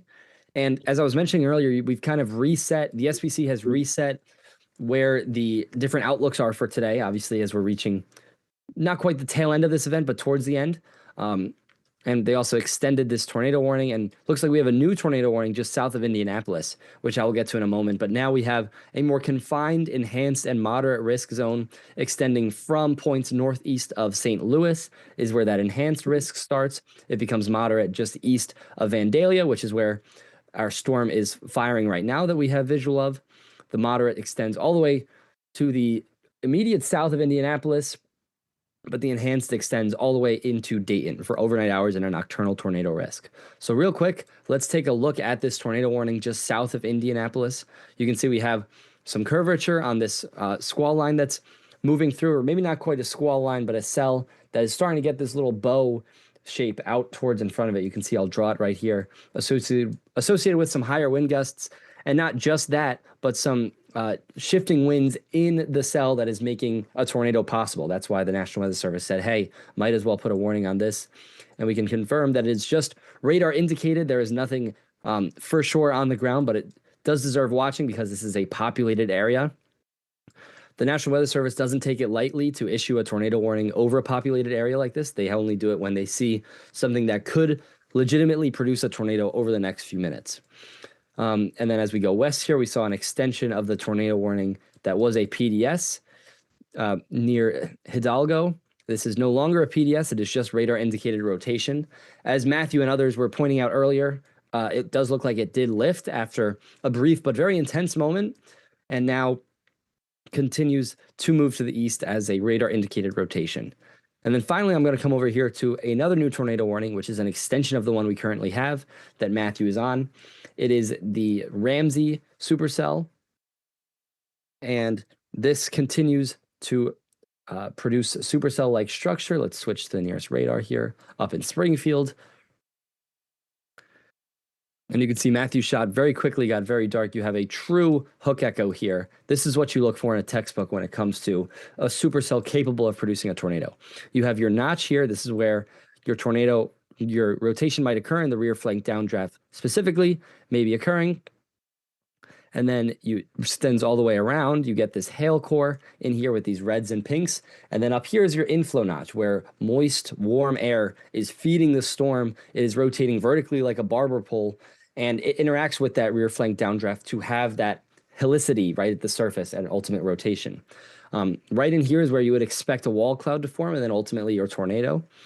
We saw this perfectly form in the last tornado near Effingham, where we had, you know, your wall cloud, or rather mesocyclone, the large parent storm moving through. Underneath, you could see the rain shaft, but in front of it, you could see that lowering of the tornado begin. And it all happened very quickly because the rear flank downdraft got a little surge. You got to interact with that tornado near the surface, and you had a lowering that was a balance of that RFD and the inflow of warm, moist air. And this is, again, the shape you look for on radar when you look for a tornado signature. We do not have a tornado on the ground yet, but we do have potentially a supercell capable of producing one. What's up, guys? I'm back. Howdy, Mike. All right.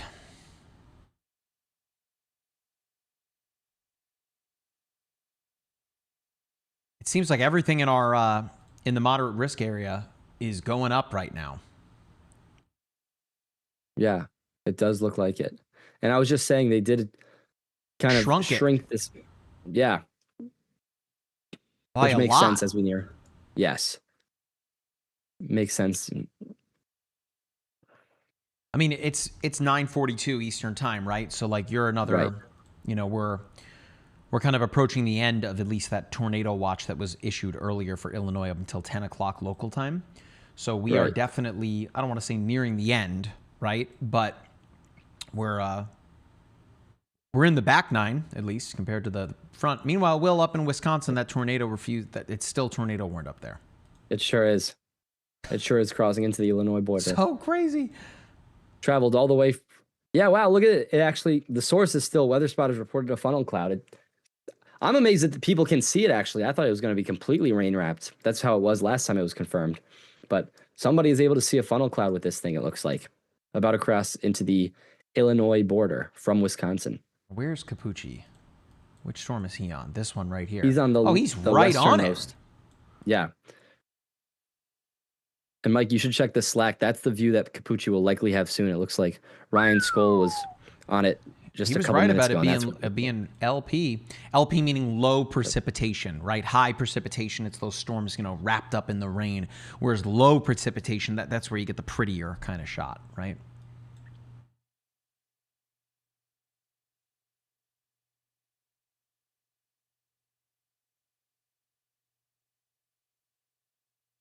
Avena in Illinois, and you'll see that classic LP structure. All right, here we go. Clearing the trees right now.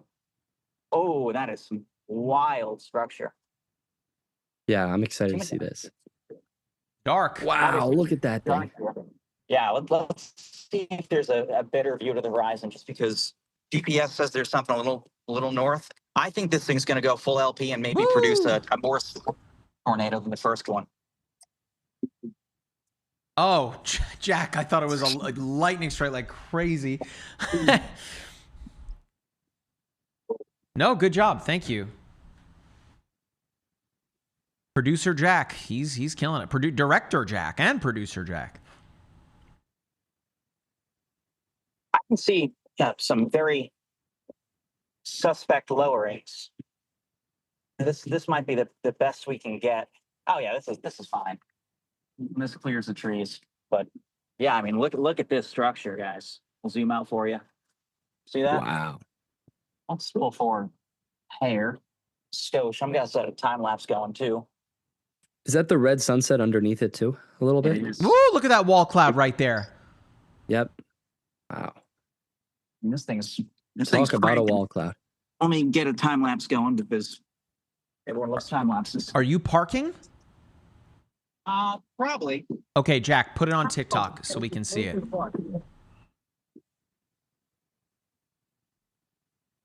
Again, TikTok, I'd show you this stuff all the time, but it thinks we're driving, right? There you go. All right, so right at the base on the right-hand side, that little kind of what looks to be a little tail, okay? That bottoming, right? That little pancake kind of coming out from the base of the cloud. That's the wall cloud. That's sudden lowering. It's in that section that you will then see a tornado come out of that, right? That's a big supercell thunderstorm. It's by itself, right? So it's discrete, as we say. So there's nothing around it to sap it of its energy. It does have a storm out ahead of it. How tall is this? Let's find out. So for that, go to Enhanced Echo Tops. I'm going to use the Inspector tool. It's roughly the top of it is roughly 51,000 feet. So that is a big thunderstorm. Not the biggest that we've had, tallest, I should say, that we've had tonight. Just, quality checking here. I want to make sure that we're not missing anything, Will. All those other storms are just radar indicated, right? Yeah, I'm checking as well. 12 minutes, radar indicated. Cool. All right. But this one has, quote unquote, the look, right? I'm going to use the Evansville radar. Let's use Springfield. Right? So you've got your inflow in here. If you're going to see a tornado, likely going to be right down here.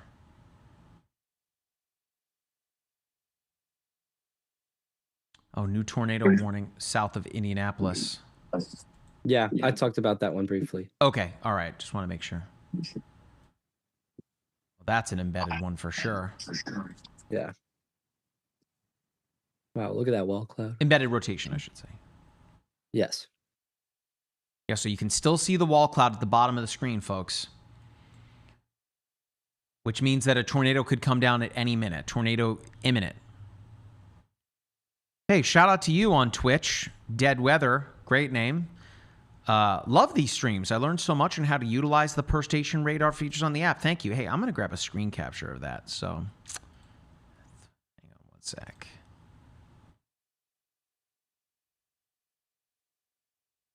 Awesome.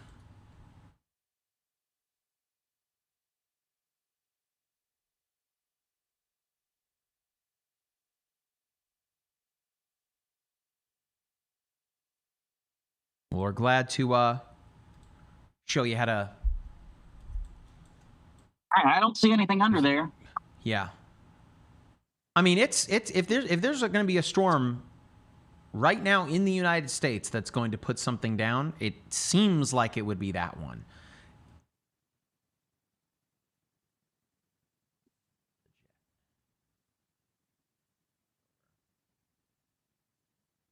Yeah, so it's got the jet stream right on top of all these suckers. I don't know if you've noticed, Capucci, the winds load so much faster in the. I don't know what was changed. Loving it, though. All right. And again, just to quality check things, look at our teeny tiny little moderate risk zone now.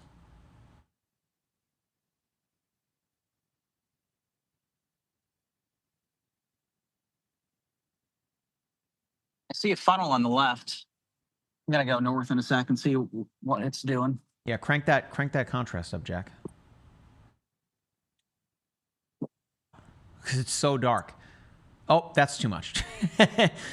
There you go.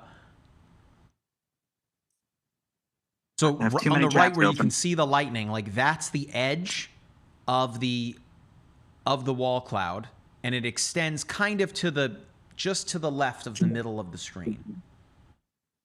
You said you see a funnel, Capucci? Yeah.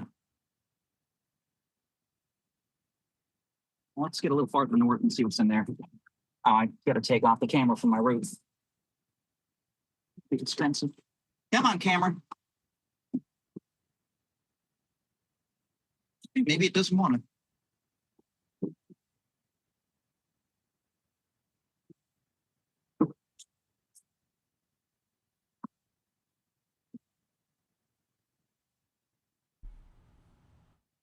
Is that a funnel right in the middle? It's so We're gonna go find out. It's so tough to see. I mean, I'm like, what's the expression, Jack? Pixel. Oh, gotta switch it now, Jack. Gotta get it off TikTok. Thank you. Okay, there you go, TikTok. How about that? Once he's driving, I can't show it to you guys. Yeah. But hey, if you're watching in the app, you're watching on YouTube, Facebook, all of our other platforms, you saw all of that.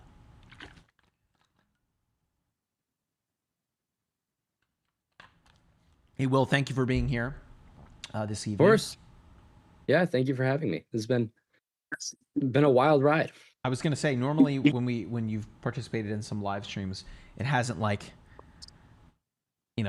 delivered in that sense, but we got a lot going on. Sure do. Keep checking on this little Wisconsin guy. It's about to cross over into your storm, Illinois. You say it's going to cross into Illinois? Yeah. Northern Illinois. States. Yep.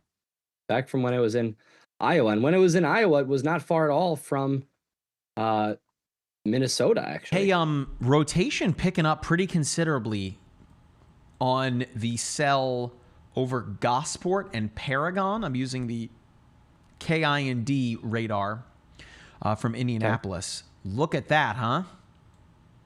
Yeah, look at that. Oh, yeah, I see it now. Wow. So this thing's totally wrapped up in rain.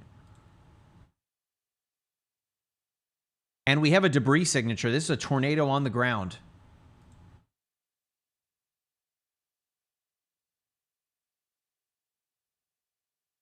Yeah, confirmed tornado. Yep. This tornado warning for the next 36 minutes. There it is.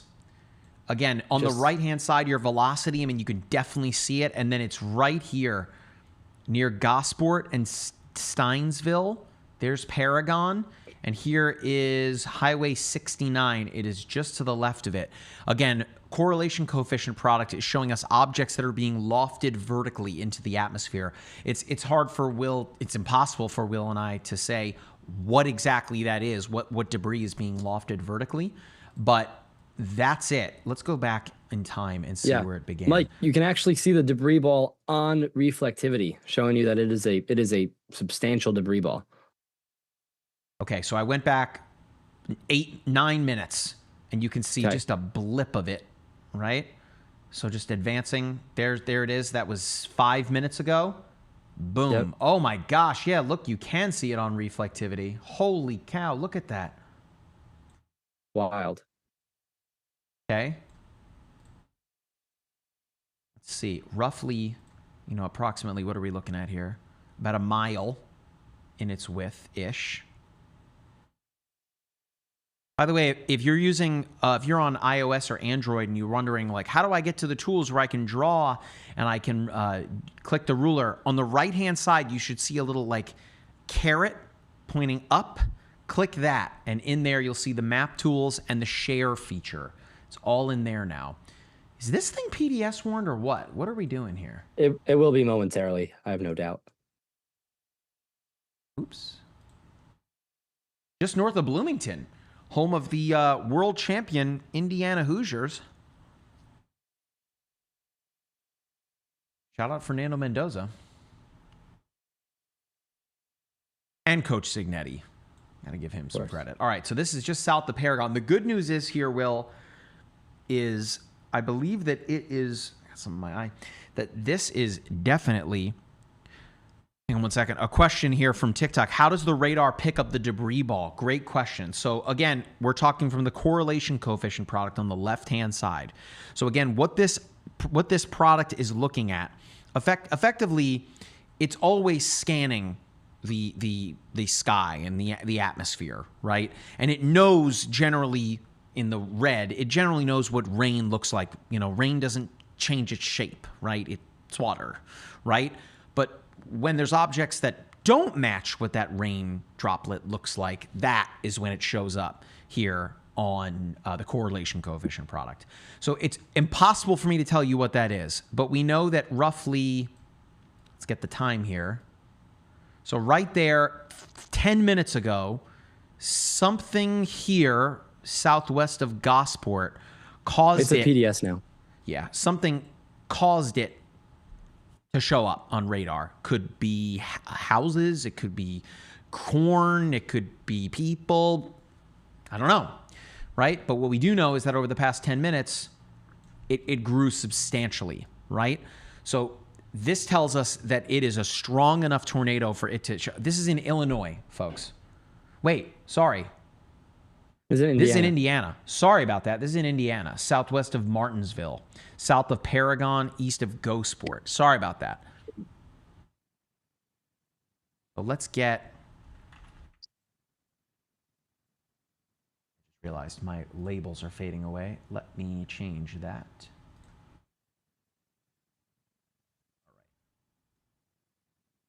So let's see.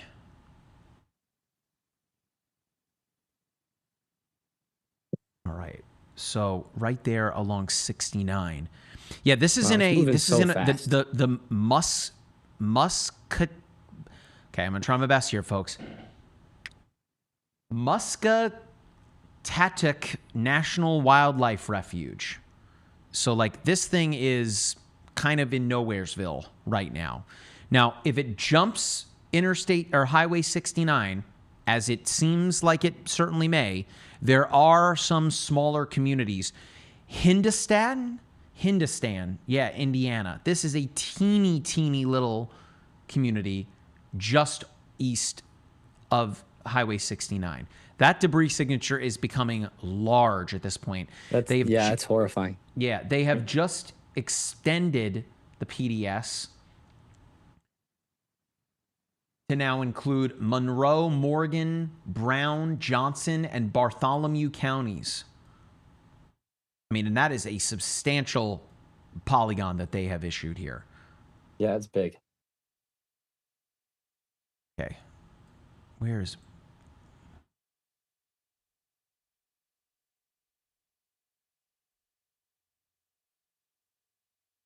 Okay, so this is approaching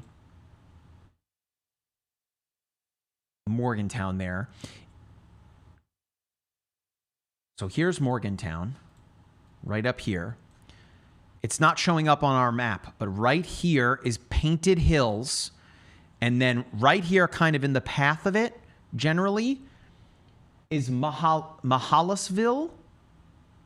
Again, teeny little unincorporated parts of Indiana. You need to be in a safe place right away. This is an enormous tornado that is on the ground here. I mean, if I zoom out, you can see it sticking out like a sore thumb on the correlation coefficient. Enormous tornado to the point where, as Will brought up on reflectivity, you can see it, right? The pink.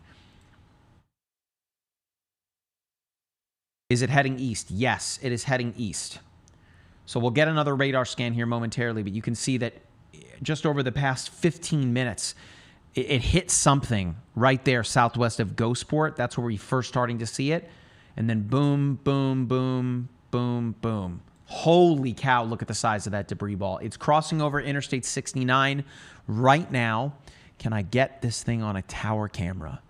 Let's see. Oh, no, there's no cameras out that way. Shoot. Might be able to see one here. No, that's far out ahead of it. Quite possibly in like Martinsville.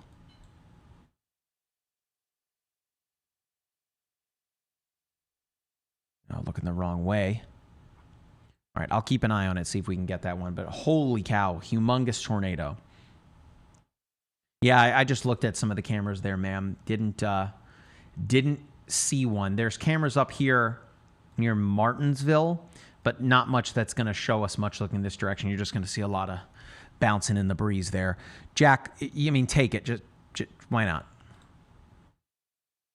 So there's the one camera there. That's on I-69 near Martinsville. So again, it's so late at night. There's not much for me to show you other than the street lamps there, but it's bouncing in the breeze. So Jack, you can switch away from it, go back to the radar. I mean, if I see anything else, obviously I'll share it with you guys. Yeah, that camera's down. Yeah, it's just in a tough part of the state here. Golly, man, that is a massive tornado. Okay, so the next radar scan is going to tell us a lot here.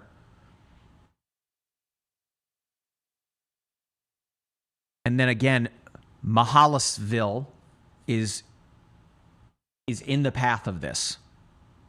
Okay? I mean, the direct path of this. It's generally, there's Lake Lemon.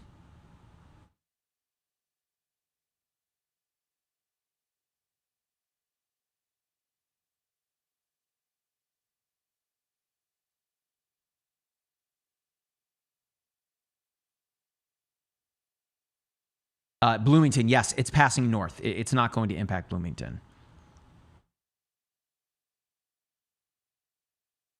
Yeah, Mike, I'm looking. It looks like, I mean, obviously there are a few towns embedded here, but it is going through what looks like a state forest. The Morgan Monroe State Forest, which obviously would help contribute to why that debris ball is just so large. Ripping, yeah. Yeah, this is a large state forest with more and more trees ahead of it. So it'll be really interesting to see the damage path tomorrow. You're likely just going to get a strip of down trees within this very, very dense forest.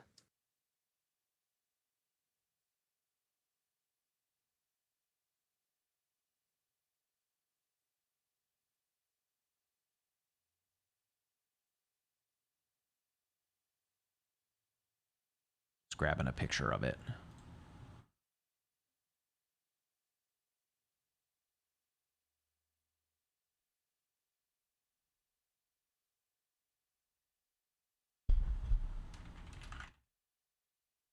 This next frame will be interesting. It does seem like some of that debris is being lofted up within the rest of the storm towards Martinsville.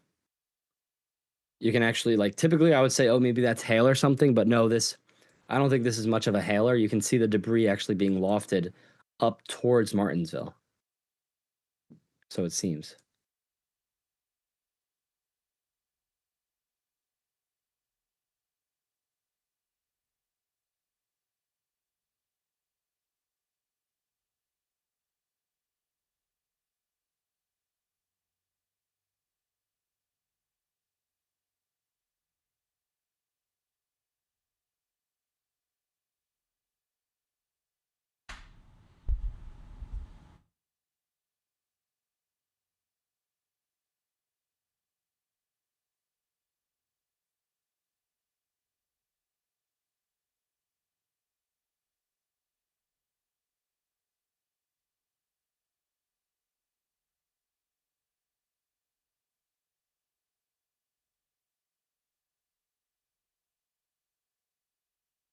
Okay. Sirens going off, yeah. I'm saying, who is Matt? You're probably talking about Matthew Capucci. He's chasing a storm out west. There it is, at least on the stream. I mean, I'll jump over to it. So he's chasing this storm here in Effingham, which, what do you think, Will? To me, we're in between like 4 radars, and I can't get like a good look at it. The one that Capucci's on? Yeah, the Effingham one. Yeah, let me check. I got to stop using court. That's why. Jeez Louise. Yeah, I mean, it still has some twist near Altamont and St. Elmo. But it ain't anything compared to this guy over here. Let's get back over here. Yeah. I mean, this Yeah, is... it kind of looks like it's falling apart since Capucci was on it. This is an enormous, enormous debris ball. Again, it is right over a state forest right now. So to Will's point, it's just going to be ripping up trees. Wouldn't be surprised if we see this get even wider here in the next radar scan. Right now, about 1.5 miles wide. Okay, let's see the next scan here. Wow, yeah, velocity is still impressive. It was most impressive as it was just west of State Route 69 there, but it like continues to be.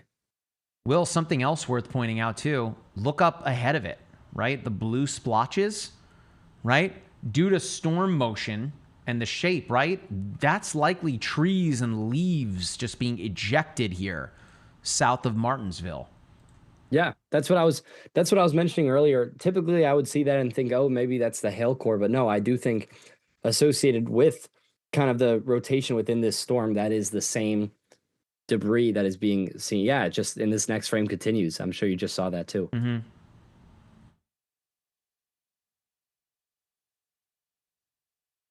Again, this is a PDS tornado warning.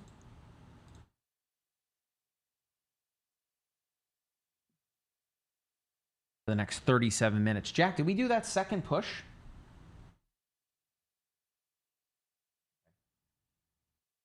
Do it right now.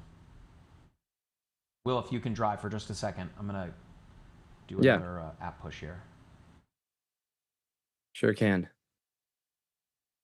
Let's see. I'm going to respond to this post real quick.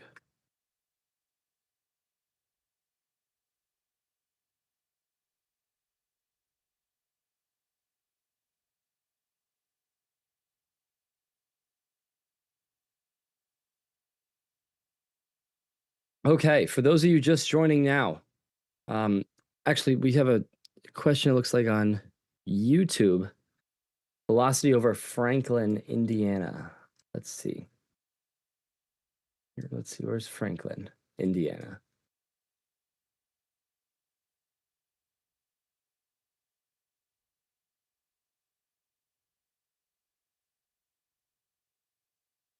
Well, what I will show is this storm that we're still watching does have the strong correlation coefficient reading that, again, is looking at what are the sizes of the objects in the atmosphere that the radar is hitting. Are they all the same, or are they different? When it's all red, you see it's all the same. You know, it's saying, okay, this is all raindrops. It makes sense, right? It's a rainstorm. But then when you see all these different weird shapes, it typically means one of two things, or not shapes, but blue colors rather. It means one of two things. Either it's hail core, which obviously the big hailstones are a much different shape than the raindrops surrounding it, or it's debris from an ongoing tornado. And that is exactly what we have here. That is why this is a PDS tornado, and specifically they say it is radar confirmed with this debris ball. So nobody has seen this thing, but the National Weather Service is so comfortable in saying there's a tornado because you can see this debris ball. And right this area south of Martinsville, east of the interstate, you see a huge state forest, which means that like a lot of those trees are just going to be lofted up. We'll see that damage path tomorrow, likely just cutting through a large forest. I'm sure it'll look different on satellite. It'll look different in person with a bunch of down trees. So tomorrow will be interesting for this damage assessment, but the radar is producing such a debris signature, you can actually see it on reflectivity. Now, correlation coefficient, I told you, it only looks at, do the sizes of the objects in the atmosphere differ from one another? But radar, and specifically reflectivity, is just looking at, okay, how, like, how heavy is the precipitation that's falling. And sometimes it does that by measuring the amount of an object over a certain area. And if there is a big piece of tree over your square foot that you're scanning, for example, it's going to come back as, wow, this is a lot that is being picked up, when really it's debris. It's not heavy precipitation. All right, well, so you can see in this. Oh, sorry. I was going to say. No, you're good, Mike. I'm about to send out an app push. You ready? Yes. Okay. Here we go. Let me make sure.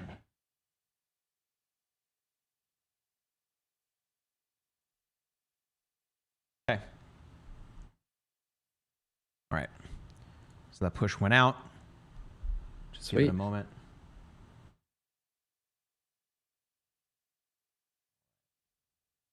Okay, they did take the PDS off of this, it looks like, but it is still radar confirmed. They did? Yeah.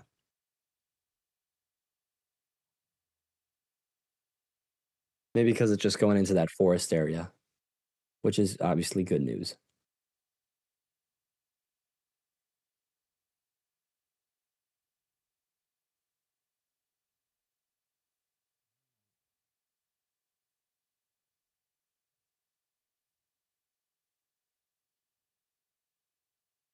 Okay, well, either way, I sent it out. All right, what's going on, everyone? Meteorologist Mike Linden here. I'm joined by meteorologist Will Cano. We are tracking a very large tornado in Indiana right now that was just once PDS, meaning particularly dangerous situation, warned.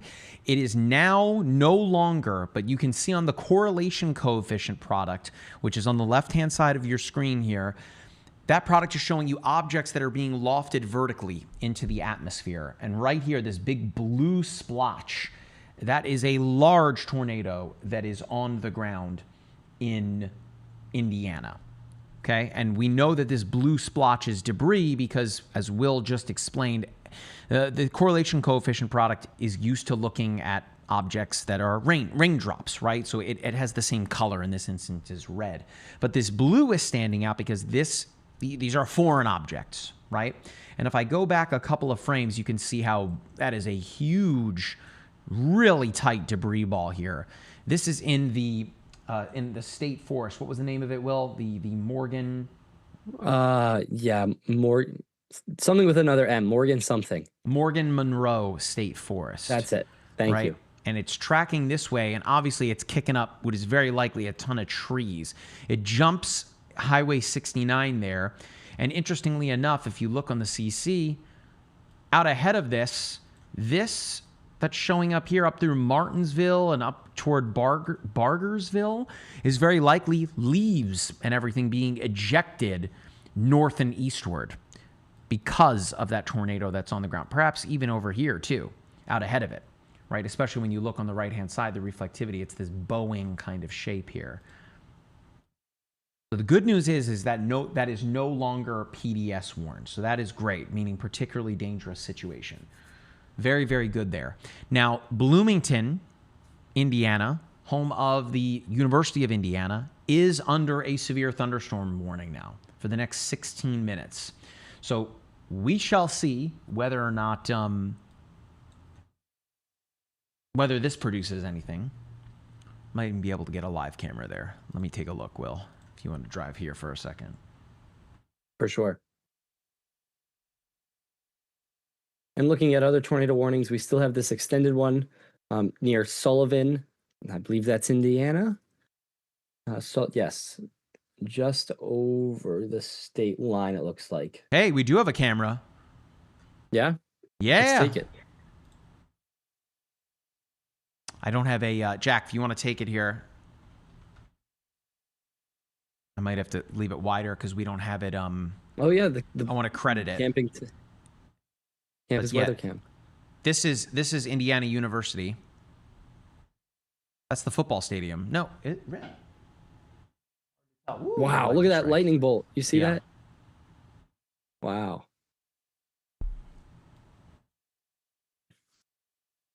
That's crazy. Now, I don't suspect anything out of this in terms of tornadic development. But this has been a crazy night, so there is rotation in here, though. right here, west of the campus. We'll see if anything is tornado warned. If it is, it's likely going to go this way.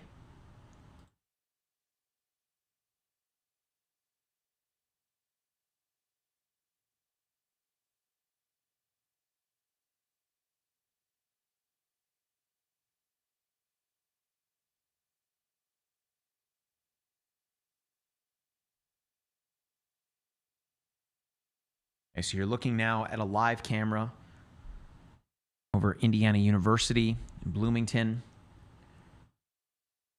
I think we're about to get a tornado warning here.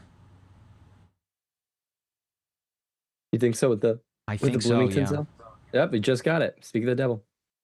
There it is. Tornado warning. Bloomington, Indiana. All right, for the next 29 minutes. It's radar indicated rotation. It's totally wrapped up in rain. It's right here, right? I mean, whether or not we get anything touched down, boy, it's going to be hard to see. Yeah. Given, we'll stay on this camera. Again, I don't know which direction the camera is facing. These storms where you have the embedded line over like a college campus actually is reminiscent of just about a month and a half ago. I was FaceTiming my sister who goes to University of Michigan up in Ann Arbor, and they also had a squall line coming through with a tornado warning. And it was once again kind of one of those kink in the lines where you see a little velocity couplet and it doesn't seem that convincing, but still they ended up getting an EF1 tornado in downtown Ann Arbor. The Yost hockey center was actually damaged along with some parts of the college town. So it is certainly possible.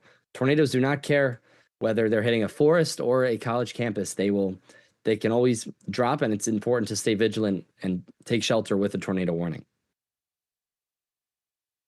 So this is, again, for the next 29 minutes that this is in effect for. I think once it gets past the campus, things will get a little better here. Capucci is all the way far west on this storm in Effingham, which also does have rotation within it, near Watson, south of Effingham. So storms are training along the same line because we saw a tornado earlier in Effingham. Will, it seems like your storm up in Wisconsin is over. We can say that, but knowing that storm, I don't know if it is. Okay.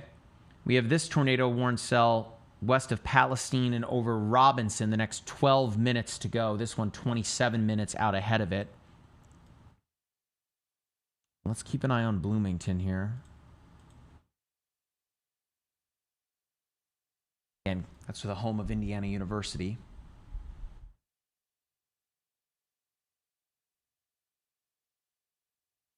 Someone just asked about Nineveh. I apologize if I'm screwing that name. Nineveh? Nineveh? Will, help me out with the pronunciation here. I think you're doing just about as good as you can. Well, again, you've got embedded kind of broad rotation heading that way. You are under a tornado warning for the next 20. Oh, that's radar confirmed. What in where? Where? I think that's still the one to the northeast. Is it here? More? Yeah, that's that one from before. Yeah. Oh yeah, no, it is. Okay. So Nineveh. I gotta look it up, folks.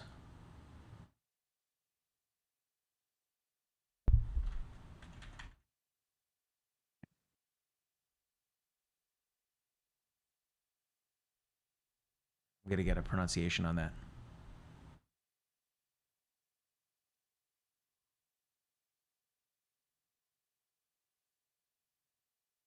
Nineveh?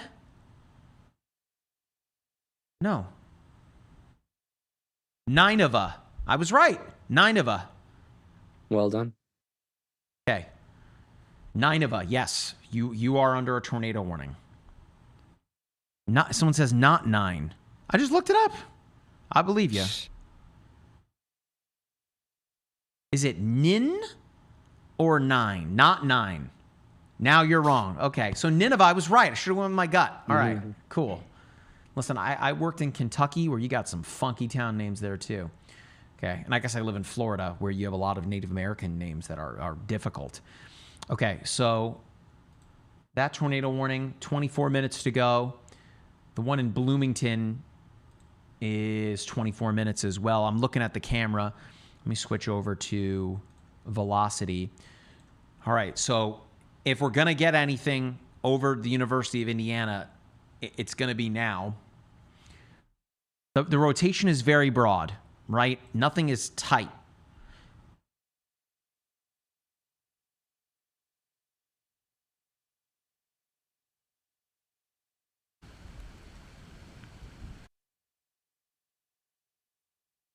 By the way, this is right up and into the last, few bits of our tornado watch for this part of the world. I believe that it's until, oh no, that was for Illinois. Let me double check here. Could be until 1 a.m.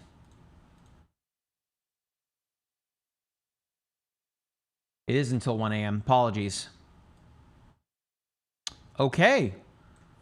Louisville and Cincinnati and Evansville under a new tornado watch. That is new. Okay, so Evansville, Indiana, until 5 o'clock in the morning on Thursday.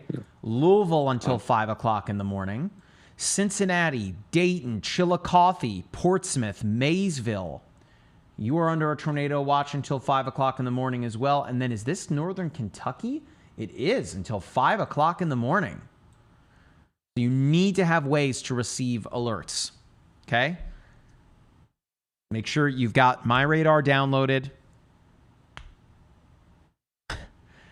Make sure you have MyRadar downloaded and your phone is charged, right? Still have this tornado watch out over here until 10 o'clock. Why? 37 minutes to go? All right. The Indianapolis one is until 1 o'clock in the morning.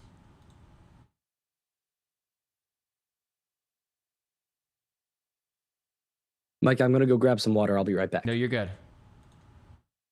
Okay. 22 minutes, radar indicated. That's the one that Capucci's on back here, right? Watson and Dietrich.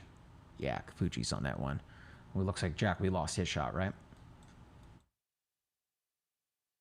Okay. Catherine's is starting to sound crazy here in Bloomington. Yeah, I mean, the rotation, and I say that, right? It's kind of right over you right now. I'm not seeing anything on the camera. Just a ton of lightning. Getting thunder in Lima, Ohio. Yeah, I mean, it's starting to kind of be about that time. Someone said the wind tool is cool in the app. Can you explain how to use it? I mean, what a great question. Let me show you how to use it because it's going to be pretty important for this storm setup, okay? So the question coming in from YouTube, in the layers menu, okay? That's kind of your jumping off point for doing all the stuff you want to show on the map. So right at the very top are winds. You have two choices, ground and jet stream. We'll stick with ground for now. Now, wind is not about the direction where it is going. It's the direction of where it's coming from, okay? So the winds at the surface in this instance are from the south. So we have southerly winds. Look at where the winds are coming from. The Gulf, warm, wet air heading northward, right? You can even see, using the winds, where our boundary is. It's kind of right here, right? Go figure, that is where we are seeing all of the thunderstorm development right now. Now, couple that with the jet stream. Again, in the winds, you just click jet stream. This is the air upstairs, okay? And look at these jet stream winds, okay? Ripping east. Again, the jet stream is like a highway of wind, really high up there. Now, what's important to understand here, not only do we have low pressure right here, because it's rotating counterclockwise right over the Great Lakes, but you've got this super polar dip here. I say polar because it's coming from up here, right? Big dip in the jet stream. Look at, by the way, down here, this is Arthur, Tropical Storm Arthur. Anyway, so you've got this big dip in the jet stream. It's ripping out of the west, okay? So when you have the winds upstairs with height that are very fast coming in from the west, while at the surface you have the winds coming in from the south, we now have winds at different speed, direction, and height. Ladies and gentlemen, that is what we call wind shear in the biz. And wind shear is a critical component for tornado genesis, right? Because as you have those storms that are, again, convecting vertically, convection, right? Moving vertically within the atmosphere, and the air upstairs is just ripping this way. As that happens, you start to get this spin, and then eventually it can rotate and create that suction vortex with the surface, and voila, tornado.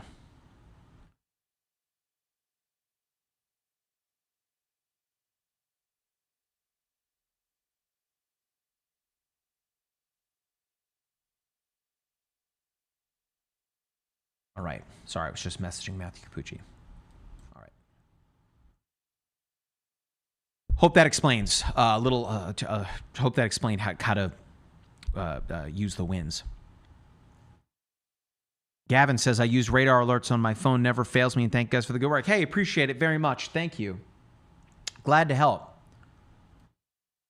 Again, Bloomington, I'm not as concerned. In fact, it looks like they dropped the tornado warning for Bloomington now. So now it's for the communities south and west of Bloomington. So Nashville, Indiana, not Tennessee, is now pushing this way, just northeast of Lake Monroe here. We still have the tornado warnings kind of sliding in from Gosport, kind of riding right there. What road is that? Through Morgantown and Princess Lakes and Nineveh, Indiana, right? I got it. But now, again, we are watching these two cells here. We've got this one here pushing east through Palestine and south of Miram, southwest of Sullivan. And then we have this one here out near Dietrich. Now, there is a storm chaser out there, Scott Peak. This is just east of Highway 57. And again, if we're using the per station radar here, I will answer your question on YouTube here momentarily, I promise. A couple of things that we need to point out about this storm. Okay, number one, I'm looking at the right-hand side. And by the way, I'm using dual pane radar in the app. Okay, fun fact about dual pane radar in the app. I have it engaged. If I click it again, I can now move each side independently, by the way. You'll know that you're in that mode when they're kind of off kilter on the toolbar. Click it again, it disengages. Click it again, and now they're lockstep with one another. Okay? So dual pane is a premium feature if you would like to unlock it in addition to the per station radar features to be able to see level 2 radar data. All you have to do is go into the settings menu, okay? And then premium subscription, you can unlock a free trial. Okay? Give it a whirl. It does a lot more than just that. The hurricane tracker is included in the premium features. Historical radars in the premium features. Turn-by-turn navigation around bad weather for Apple CarPlay, Android Auto, and Google built-in, all in the premium features. And we're adding new stuff all the time. Anyway, so a couple things about this storm. Number one, I'm going to talk about reflectivity on the right-hand side. This storm is by itself, okay? Now, we have lost the prime heating of the day. It is Central Time, 9:30 at night, okay? So you're not getting the sun baking the ground, really helping with convection, right? It is in the evening. Now, there's still warm, wet air coming in from the Gulf, as I showed you, using the winds. So this storm is what we would call discrete. It's by itself. Supercell thunderstorms, which are thunderstorms with a deep embedded rotation within it, right? They want to be alone. They do not like to share. Now, as we saw from that tornado in Indiana, that was part of a line, right? So you can get those storms that all kind of form that line, reach out of one another and bow out, so to speak. But if you're talking big, bad thunderstorms, you want them to be by themselves. And this storm is indeed by itself right now. It has nothing around it to share its energy with. So that's number one. Number two, you look at this here on velocity. Now, again, this is a level 2 radar product that I've selected here. Let me see which radar that's going to help in this instance. Which radar am I using? I think I'm using Evansville. Okay, I'm using the Evansville radar, which we know is south east of this. Okay, so on the velocity product, green is showing wind going toward the radar. Red is showing us wind going away from the radar. Now, when you start to see, like what we're seeing right here, kind of them coming together a little bit, that is showing us rotation. Okay? Now, that does not tell us the whole story. It doesn't tell us that there's a tornado on the ground. It simply shows us that there is something spinning up there, right? Whether or not it is going to touch down and become a tornado and take the next step, as of now, that remains to be seen. Now, this tornado warning here is only in effect for the next 14 minutes. You can see source, radar indicated rotation, okay?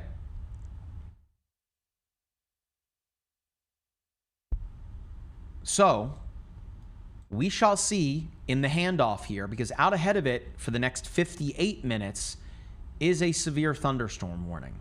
So for the next hour, that's in effect. It remains to be seen whether they're going to continue this tornado warning once we get to the expiration of this over the next 13 minutes or not.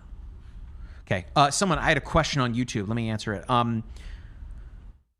Okay, so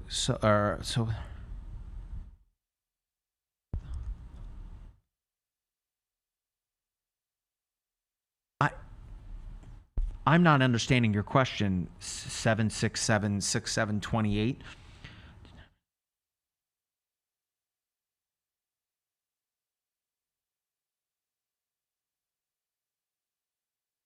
Will, do you, I think, yeah, Will's back. Do you understand what they're asking there?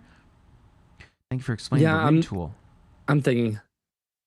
Okay, okay.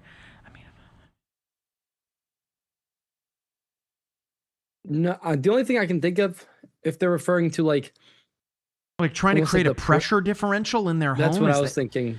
So, okay, so the question then leads to say, if I open my basement door and my upper window, a strong draft forms from bottom to top. So you're thinking just from a pressure differential in your home?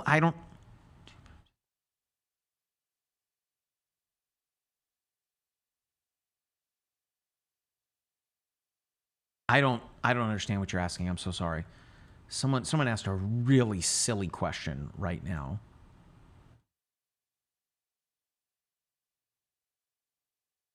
Just gonna ignore that question. That's crazy. All right. Here it is. Someone's asking about Linden, Indiana. So again, 11 minutes to go on this. Now, again, a couple of things worth pointing out here is that on the reflectivity, this little notch in here, right? That's important in order to keep this rotation tight, okay? So that's your inflow notch, right? So that is where the air that warm, wet air that's surging in from the south is getting into the supercell and is wrapping around nice and tight like this. Whether or not it's going to plant down on the ground remains to be seen at this point. Shout out to Darren on TikTok plugging his music. That's awesome. Darren Sturgill, check him out. You got a clip now. How about that?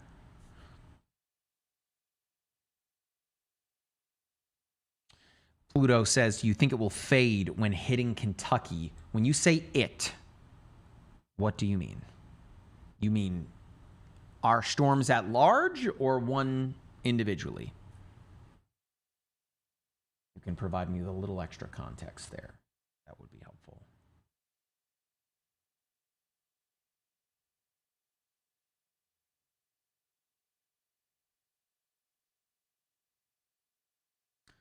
So they're just asking about the nuts and bolts of how the tornado works. Will, you want to take this? You want to explain tornado genesis under simple terms? Yeah, I can do my best. By the way, for just so you folks understand, that's like me asking like a mechanic, talk to me about how a car works, right? Like take this complex machine and just, make it make sense. But we'll take a stab at tornado genesis. Yes, it sure is. So I guess A tornado typically starts, you need 4 ingredients, and the acronym is called SLIM. It's shear for S, lift for L, instability, and moisture. Those 4 must occur to get a tornado anytime ever. So that's how you start off.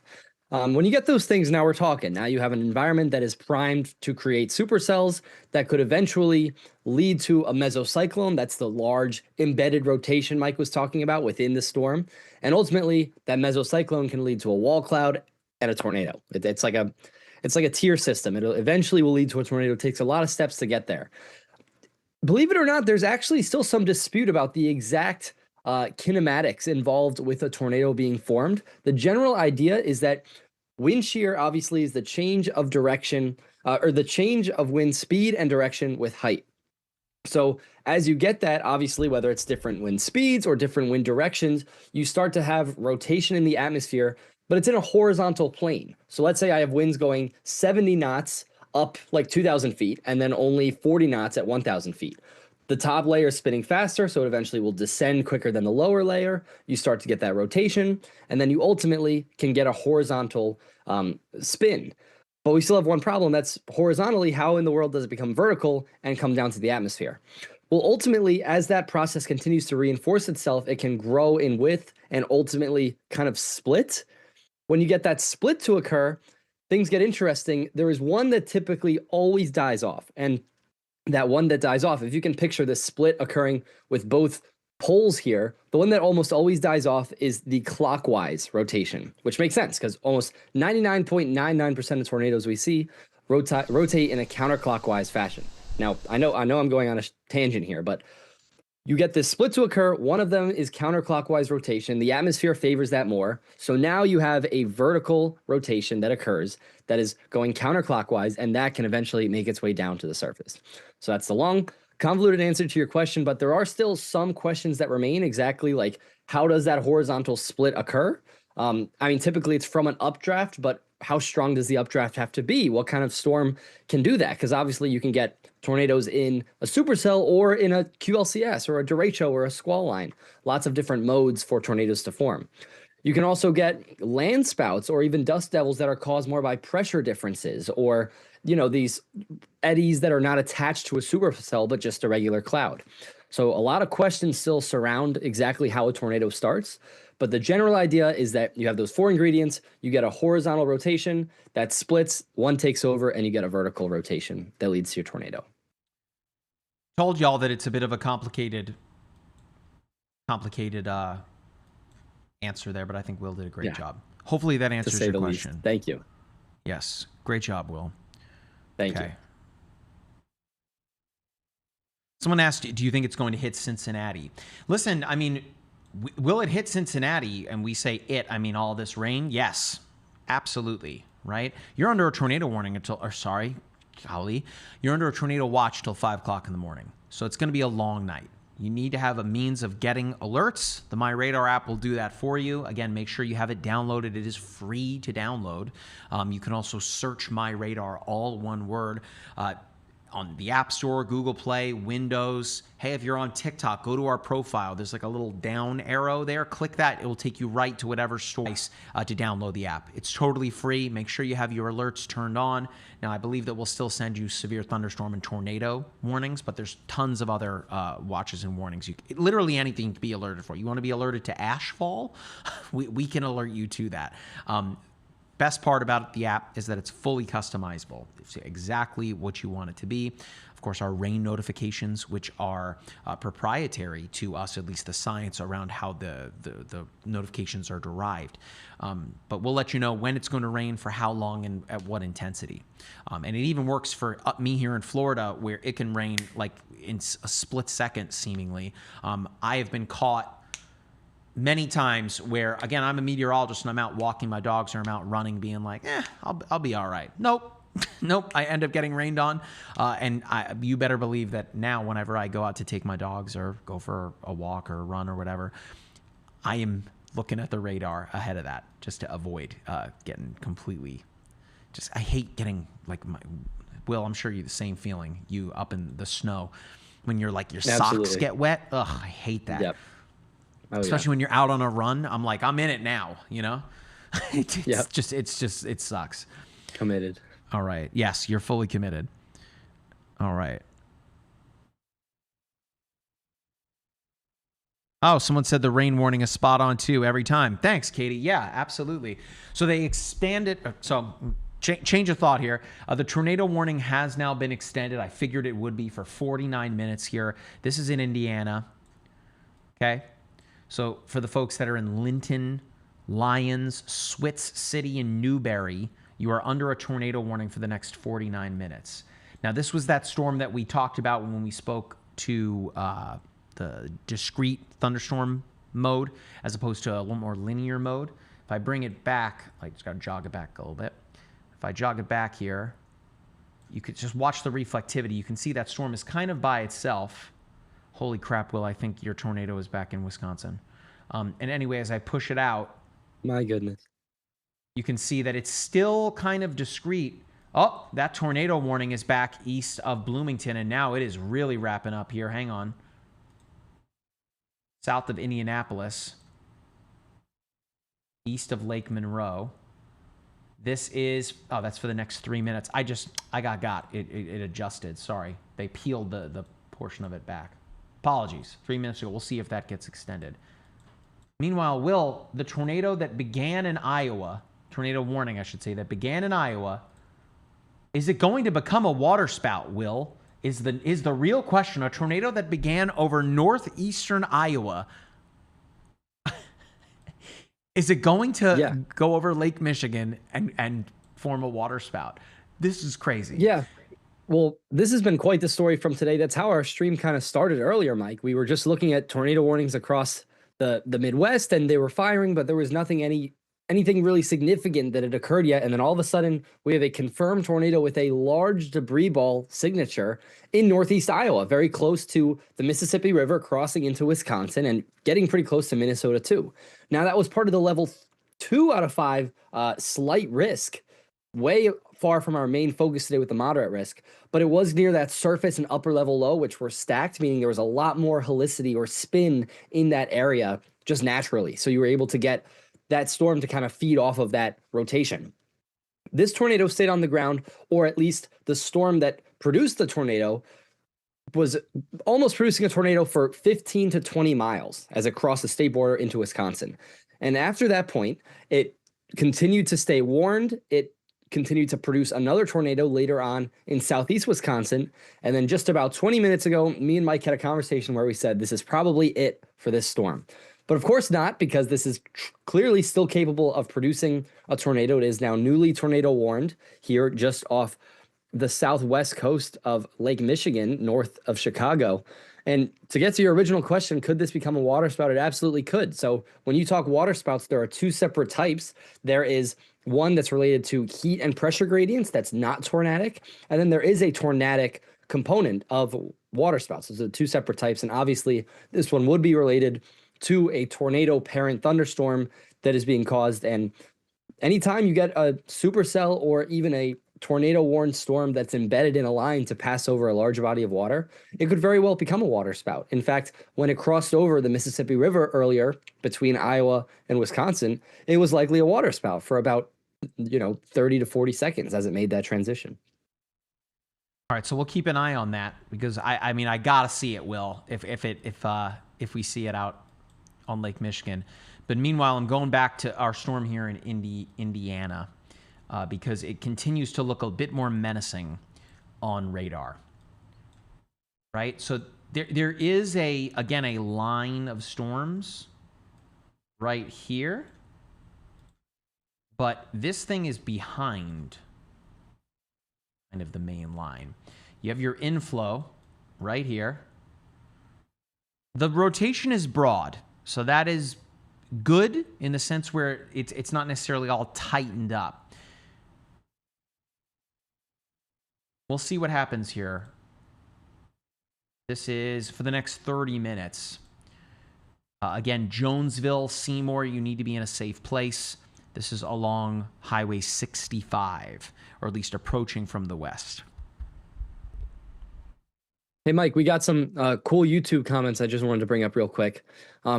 Boiler Pauly, I assume that is, wanted to talk about he wanted to mention that Indiana, well, he's a pro user, first of all, excuse me.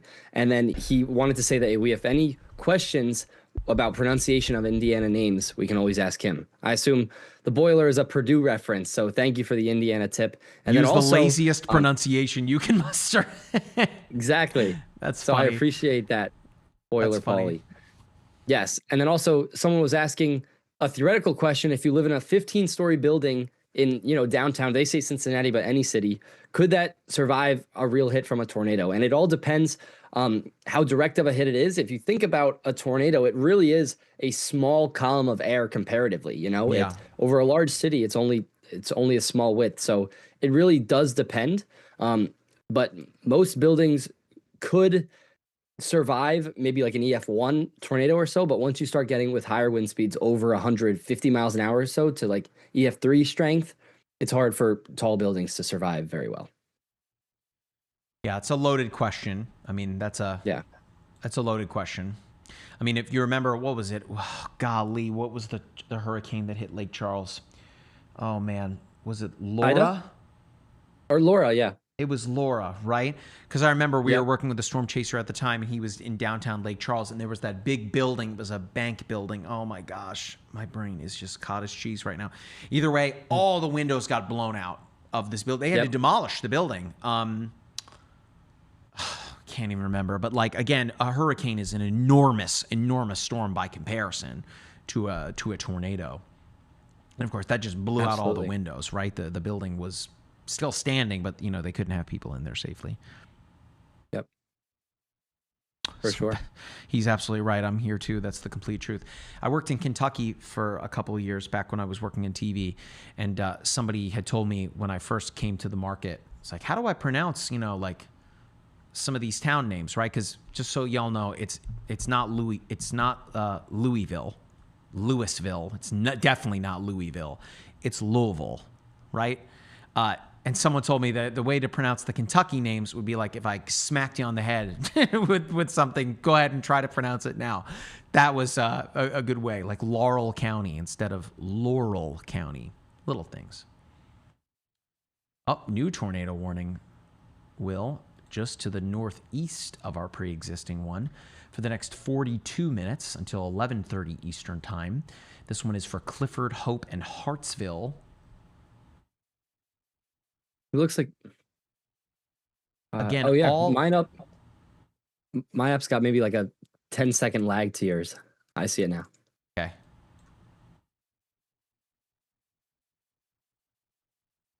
I mean, it's these three warnings, and then our little storm up near Lake Michigan. I'm so excited to see. It is so close to the coast, Will. Almost out of here. Watch it reemerge in Michigan. Like, imagine it crosses Lake Michigan. And that's what I'm saying. Can you imagine? Holy cow. The terminal right up from Chicago here. Excuse me. Woo.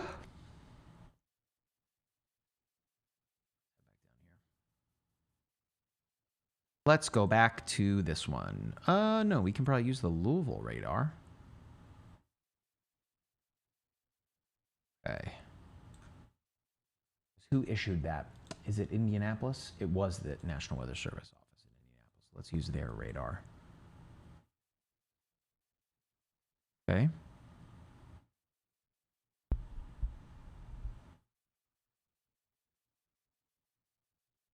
So velocity near Pikes Peak is crazy.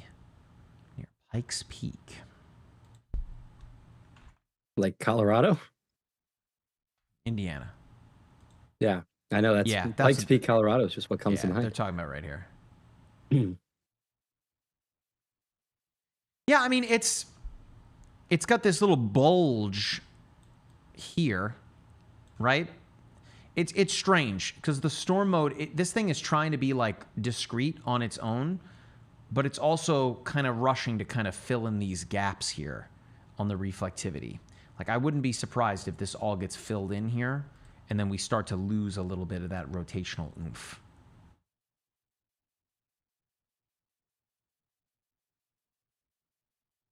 Although I mean, you look at how it's developed here over the past couple of scans. And again, it's that southerly wind. Just fueling this thing. Ooh, fueling it. Where did it go?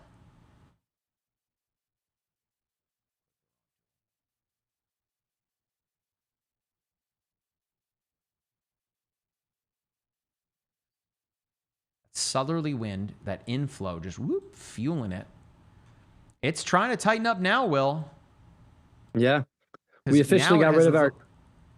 Oh, yeah. I do see that. Wow. We did get rid of our tornado warning in Illinois on Lake Michigan. So gone for good. You say that. Yeah, right.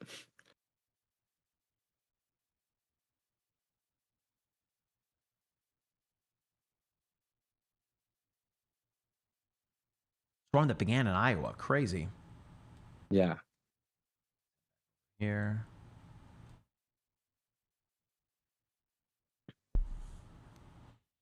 Okay, let me see if I can grab a camera here so we can look at it. Heck are we? Near Columbus.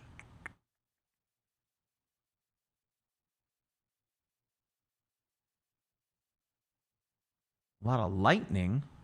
Jack, if you want to take the web browser computer on I-65. A lot of lightning in the distance. Of course, folks, it's late, right? So to get a real good look at this here, gonna be tough. This one's looking north. Is that the same camera? I don't think so.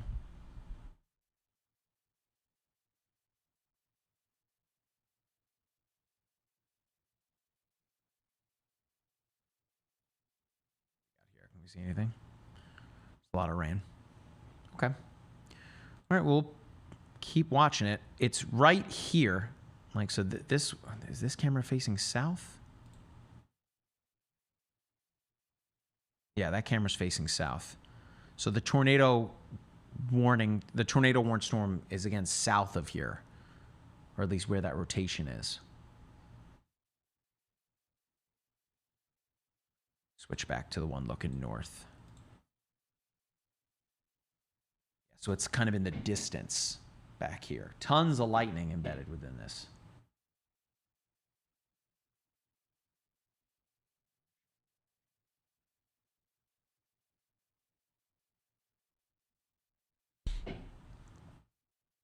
Yeah, crossing into Cincinnati here soon. Our multi-state stream.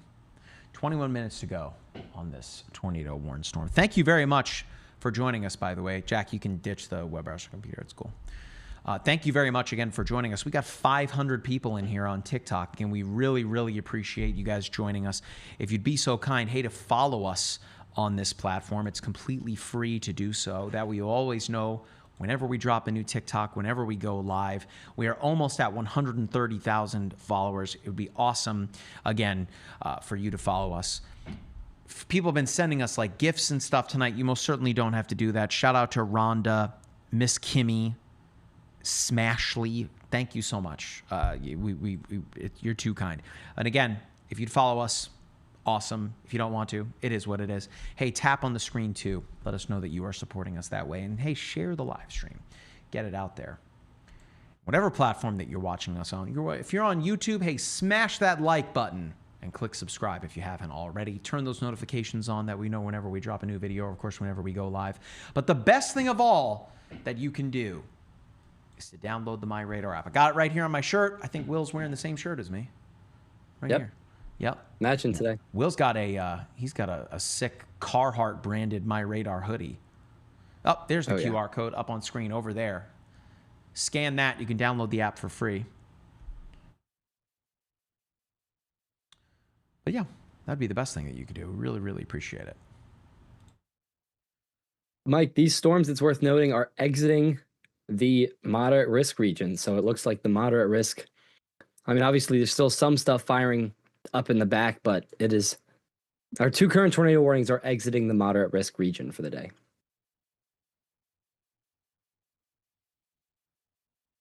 Yep, we are nearing the end here. I was going to say, our stream, Will and I here, I want to at least get through this tornado right here. 19 minutes. They just peeled off the back end of this. So now you have this weird little notch near Jonesville, but it just continues to try. Yeah, it looks good. It continues to try right here. It's looking better and better.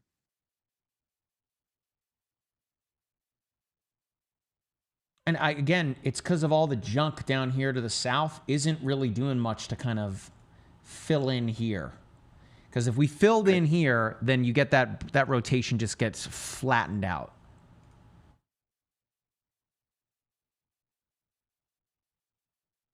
Yeah, it's got a nice clean air pocket. Yeah, if you live in Jonesville, you need to be prepared to get to your safe place right away.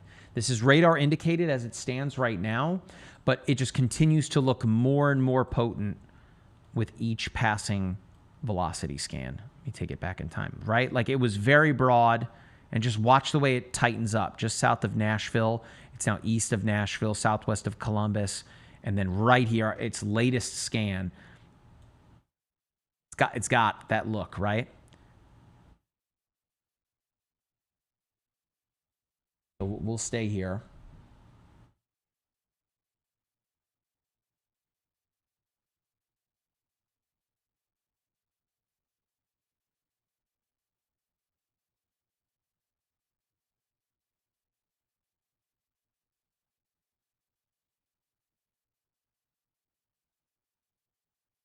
Good for Indianapolis, though.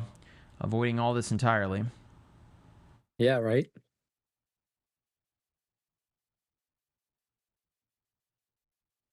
Hey, someone said I'm watching you via the app and YouTube. All right. Love it. We had one hell of a lightning show tonight south of Boonton. We were watching it, man. We had it up. Or Katie, apologies, ma'am.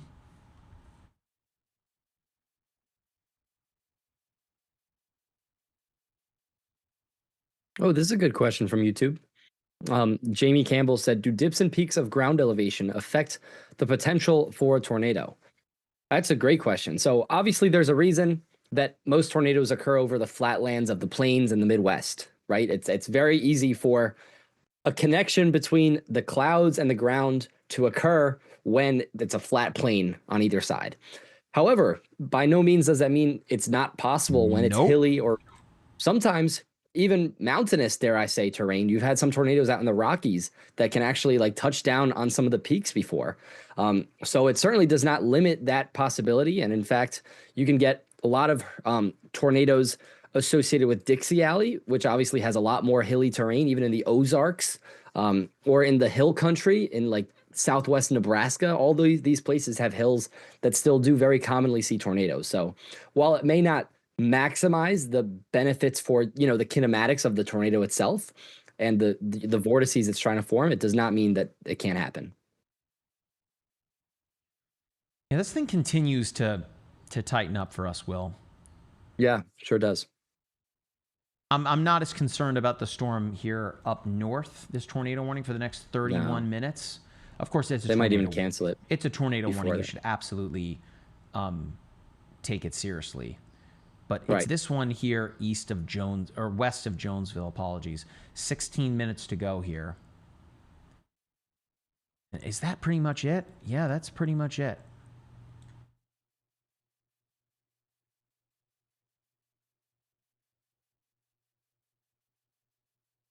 See what this thing does. And again, thank you for joining us tonight.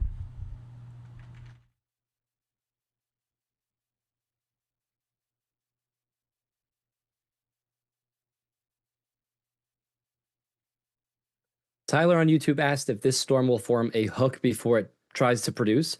So typically when you think of like a textbook tornado on radar, it does produce that hook, but that's not always the case.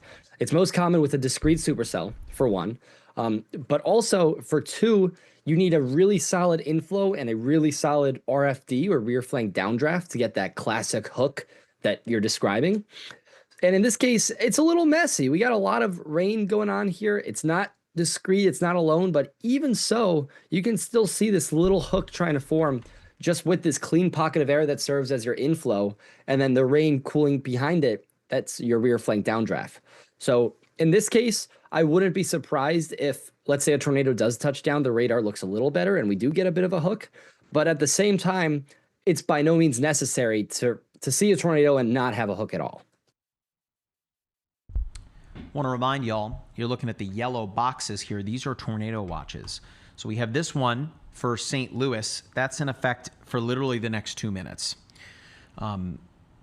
This one for Evansville, Indiana. There it goes. So they just got rid of it early. Everything that you're seeing here. Well, wait a minute. So this one here is until 10 o'clock. So that would be for Terre Haute, Mattoon, like western Indiana. This one here for Indianapolis in effect until 1 o'clock in the morning, Eastern. Evansville in effect until 5 o'clock in the morning, Eastern. Louisville and the surrounding area until 5 o'clock. Northern Kentucky, right, until 5 o'clock as well. Cincinnati, the Queen City, Hamilton, Dayton, Chillicothe, all in effect until 5 a.m. Now, it doesn't include my beloved Athens, Ohio, right here, home of the Ohio Bobcats. But nonetheless, a long evening for folks along the southern edge of the Buckeye State and for parts of the Bluegrass State as well. I don't know, is Indiana the Hoosier State? I think so. Right? I think so. Let me check.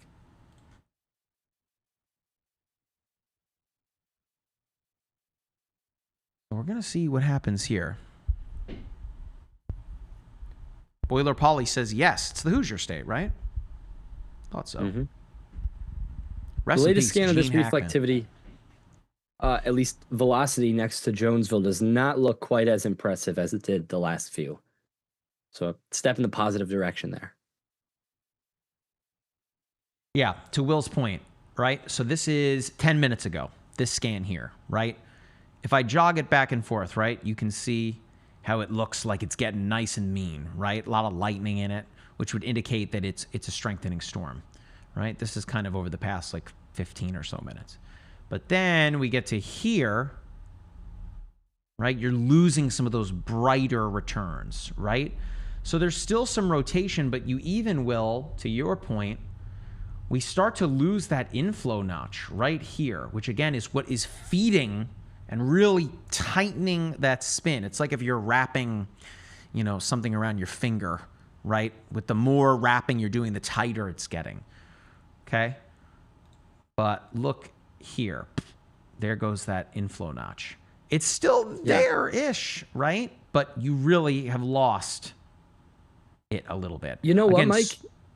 Go ahead. If you zoom out a little and play between the last few frames, you can kind of see that inflow notch had a clear opening to the south and west that kind of connected it to all of that warm, moist air coming from the Gulf. And then in the last few, the last few frames, you've had rain move in that kind of cut it off. So it's now isolated and like a cut off inflow that maybe that's why it's not able to inject as much warm, moist air anymore. That was great analysis right there, Will, because you're right. I highlighted it. So it's kind of just shut the door on it a little bit. The back door, yeah. This is what we've talked about again and again and again. These storms want to stay isolated. They do not want to share the energy with anything else because when they do, they change dramatically. They are limited on their overall growth. Will, that was a great catch there. Yeah, right here in the latest frame, you guys can see it, right? I'll zoom in even more. Okay? It's right here. So it's a void 7 minutes ago. And then we just shut the door. You've now kind of closed off its ability to get that warm, wet air fed in from the Gulf. Yep. Now, if this had been Will Campbell blocking, then I think that warm, wet air would have gotten right in. Here we go. Here we go. Give him year 2. He'll do well. I promise. They made the Super Bowl. No disrespect. Yes. But, hey, Amazon might be in his future, you know? Anyway, so we'll see how this does. 10 more minutes to go. I think the next scan will tell us a lot here. For sure. Because if we go by your theory, which I think is correct, Here from Brownstown, we're going to see this, maybe some yellows, kind of the reflectivity pop up, which again would indicate that rain is starting to pick up there. And oftentimes, again, we'd start to kind of see these voids get filled in a little bit, and then this is just going to become a larger line. Oh.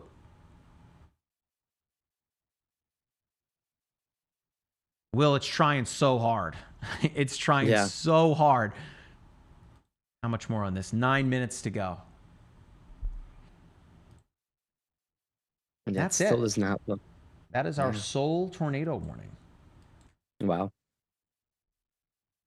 Folks, I hope you have enjoyed our coverage so far this evening. Should I sleep with my shoes on just in case? That's funny. No, don't do that. But again, as we say oftentimes, if you fail to prepare, then prepare to fail. If you are under a tornado warning where you live, do you know where your safe place is where you live? Do you live in a mobile home? Because if you do, that is not a safe place to live in the event of a tornado. You need to know where to go. Whether you have, friends in the community, if there's a Walmart that's open 24 hours, go there, right?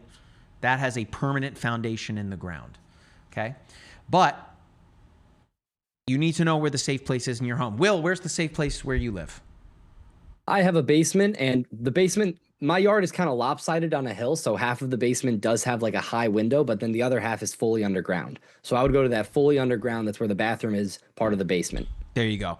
So I live in Florida. I don't have a basement here because the water table is too high.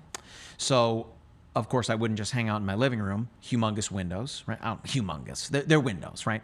So where do I go? That's going to be in the closet underneath my stairs where like all my kids' toys and board games are. Now, I have a wife, 2 kids, 2 dogs.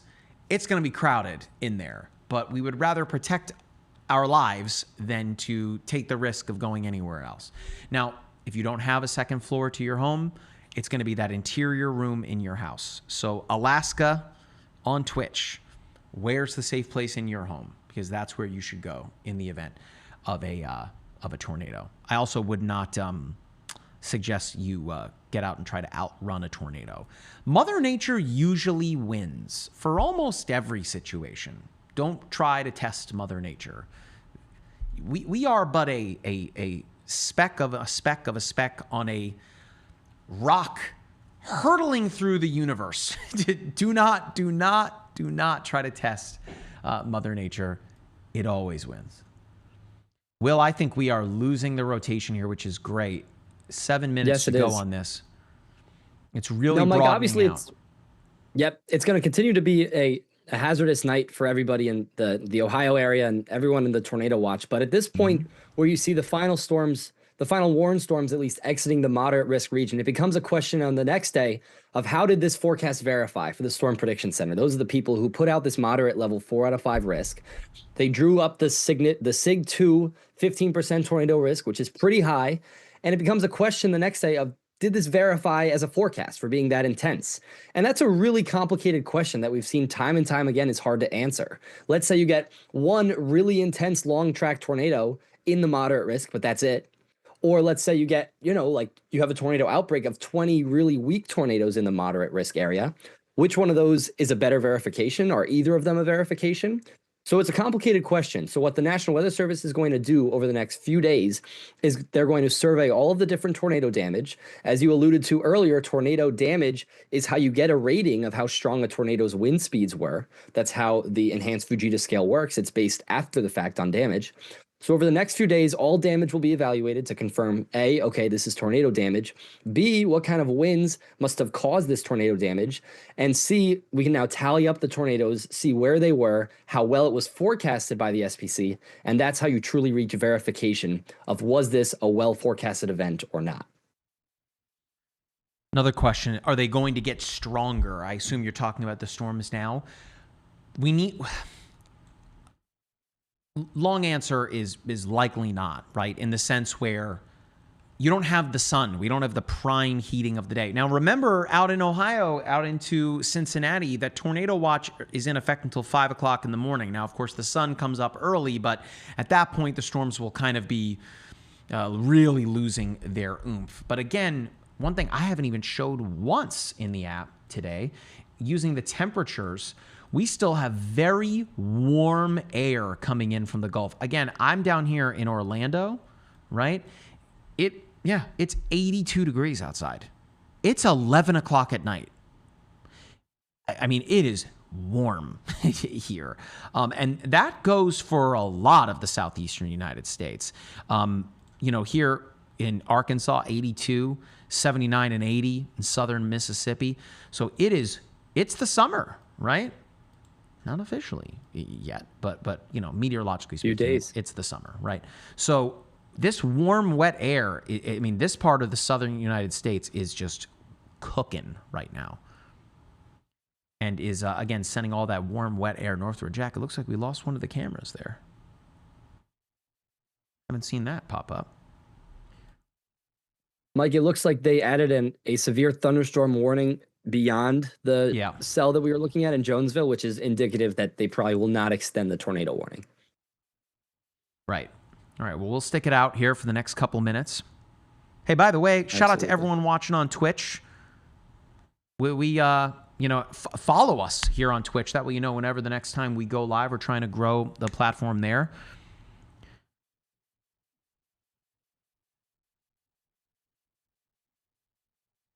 Yeah. Someone says, I wish I could gift you guys. You've been amazing. Do not do that. Keep your money. We don't need it. Thank you very much, though. You're too kind. The best thing that you could do, whatever platform you're watching on, would just be to follow us and then download the app. The app is free.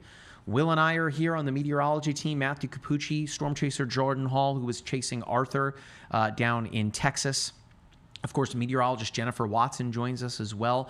We are always trying to grow our team here, and anytime there is severe, significant weather, we intend to be live here for you to help walk you through it. I know there are some other creators in the weather world that are, massive, and hey, kudos to them. But of course, we have an app that is one of the most popular weather apps in the world, and we are trying to grow our live streaming platform as best we can. So the good news is, while streams are like this, we can answer a lot of your questions that we're seeing come in. Someone said the free app is a valuable resource. Yeah, this being able to watch our stream, Will and I right now, is totally free. In the app, you can see the little live button on the bottom. I'm using the Windows platform, but on iOS and Android, it's kind of right there in the center on the toolbar. Click that. You can watch our live streams, our storm chasing footage. We do meteorological and weather documentaries.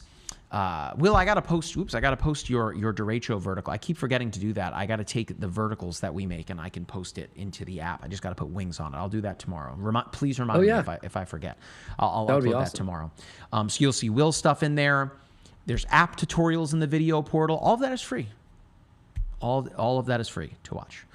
Not to mention that if you have severe significant weather near you, like today, for example, and in the notification settings, you have those turned on, video notifications, we will send you a forecast right to your phone.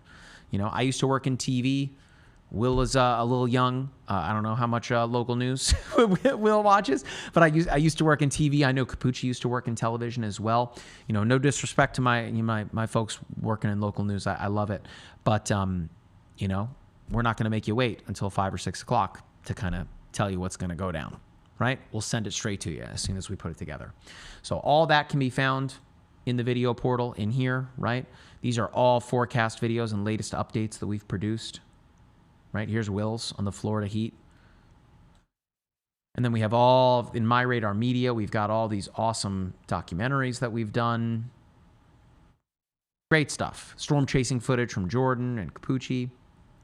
Tons of stuff, and it's all free. Okay? I don't know what else to say. And again, if you want to, click on the settings menu. It looks like the little gear icon.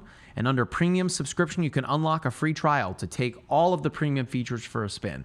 That includes the dual pane feature here. In addition to the hurricane tracker, it takes the ads out of the app.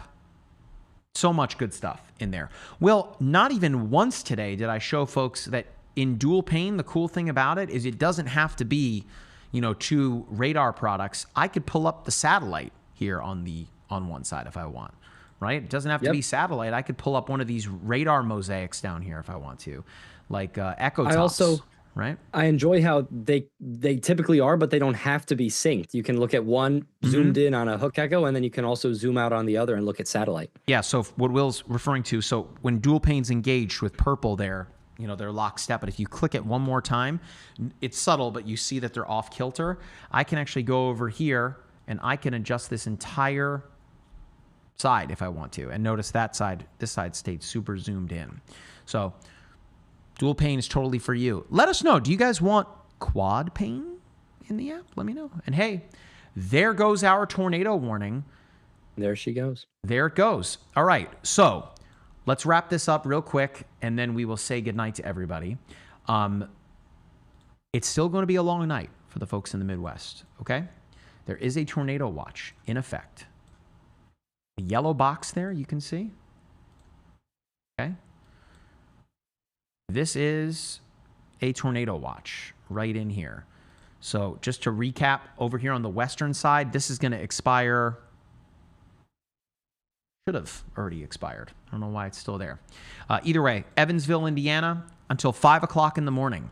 Louisville, Kentucky, until 5 o'clock in the morning, and the surrounding areas, right? Indianapolis, that includes like the city of Indianapolis and out into Anderson, Indiana. Tornado watch in effect until 1 o'clock in the morning.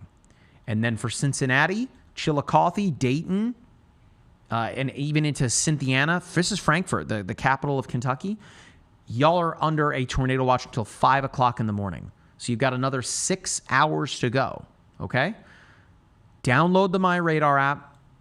Make sure you have your notifications turned on.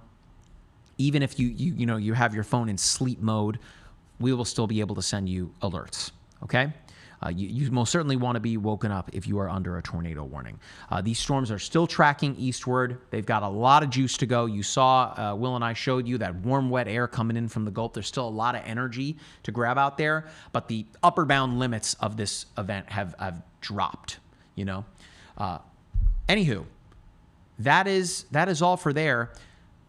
Big shout out to Will. Of course, he is a newly minted meteorologist.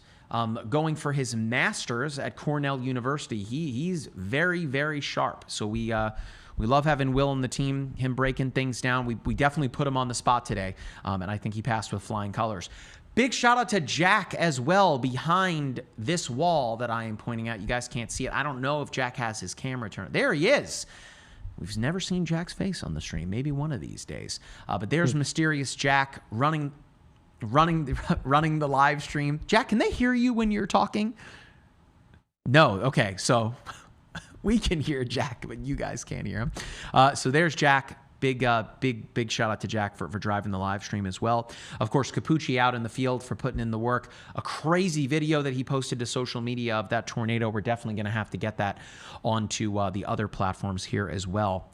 Oh, and real quick, someone on YouTube says, power just got restored at your house. Hey, fantastic. Funny thing is the power didn't go out until after the rain stopped. It's very possible, Paulie, that the ground got so saturated that a tree fell onto some power lines, right? That's likely what happens. Anyway, a couple of quick reminders. Again, download the MyRadar app. It's totally free to do so. Whatever social media platform you're watching us on, please follow. We'd really appreciate it. Whether it's here on TikTok, hey, follow us there. You're watching on YouTube, subscribe, notifications, Facebook, hey, like the page there. And hey, on Twitch, this may be the most people we've had watch us on Twitch like ever. No, hurricane season last year. But either way, follow us on Twitch. We really appreciate it. We don't need you to subscribe to us on Twitch. We don't need any extra money. Follow us and support us that way. We really appreciate it. One last thing, Will. I know you want to go to bed. One last thing. In the app, in the layers menu, we're kind of soft launching this right now. In the layers menu, looks like the stack of cards, Storm Chasers / live cameras. It's no longer just Storm Chasers. We have live cameras too. For right now on the map, they're showing up as these blue boxes. All you have to do is click on them. Okay? And we have live cameras around the United States thanks to our partners at Streamology. We are also, this is an exclusive, I'm debuting it on this stream right now. We are bringing in folks from the Digital Weather Network. These are live streamers, hyper-local live streamers around the United States that cover weather in a very hyper-localized area. You are soon going to see them in the MyRadar app. Tennessee Valley Weather, in addition to many, many others. We are super excited about that. Y'all that are seeing this, that is an exclusive. We have not said that before yet. Great stuff. I can't wait to reveal more. One last quick thing, Will. We do have, if you're wondering, I know, Will, you're wondering right now at 11:18 Eastern time. You're thinking, are there cameras in Alaska? Yes, there are. I'm glad you brought it up. I was about to ask. There's cameras in Alaska, and there's some really good ones here, including the polar bear camera. Oh, man, I was hoping that one of the polar bears would be out. Unfortunately, it's not. What a great camera here from Borealis Broadband. Boo, no polar bear. Can we get anything else up there? Usually, these are stunning cameras here. Look how pretty it is up there, man. I've never been to Alaska. I lived in the Pacific Northwest, but I got to get up there at some point. So yeah, there's a bunch of cameras all throughout Alaska here.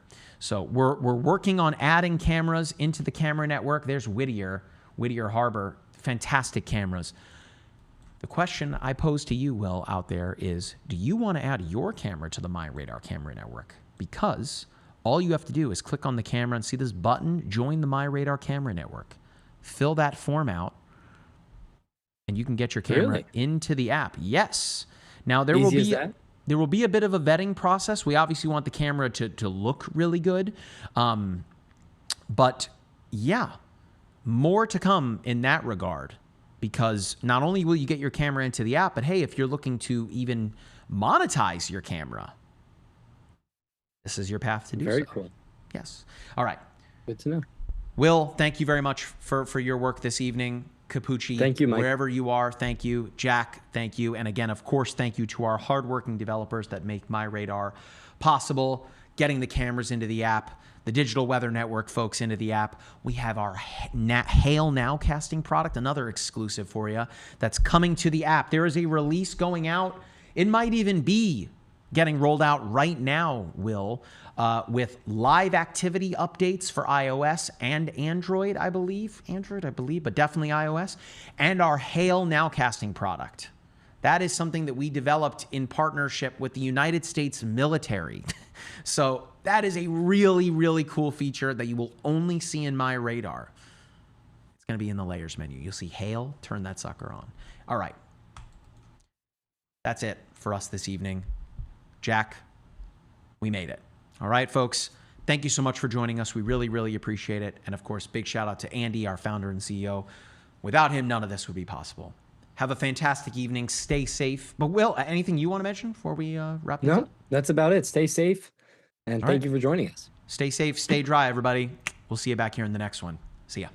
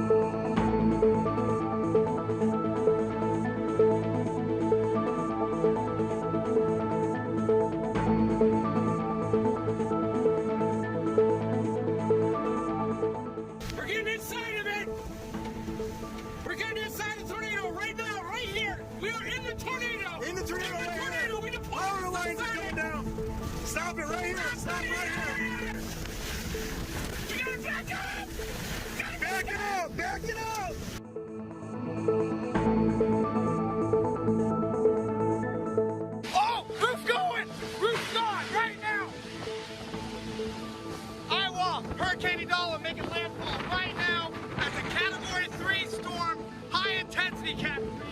The roof of this building was just ripped off right behind me. As you can see, power lines down right now as it makes landfall. Here we go, guys. Here it comes.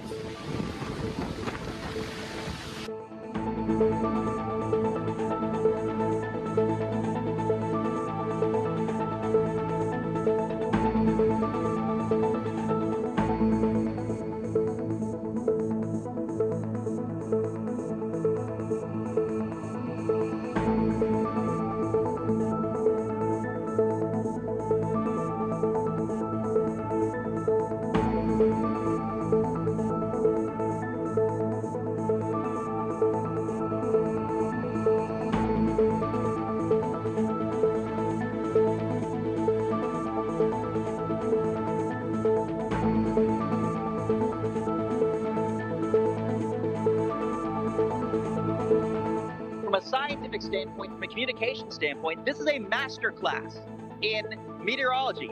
All the air is rushing. We're basically in a vacuum right now. All the air is rushing into this area. Can't.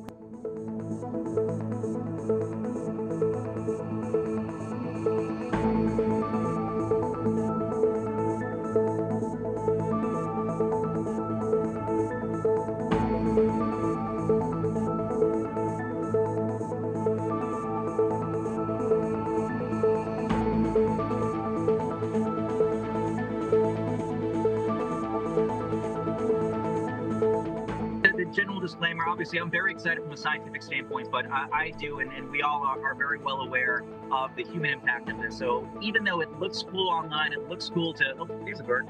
It looks cool to sort of see all this science in action. We do want folks to know that getting to this point was dangerous. The first out of the eye, I mean, look at all the damage just on this little stretch of highway.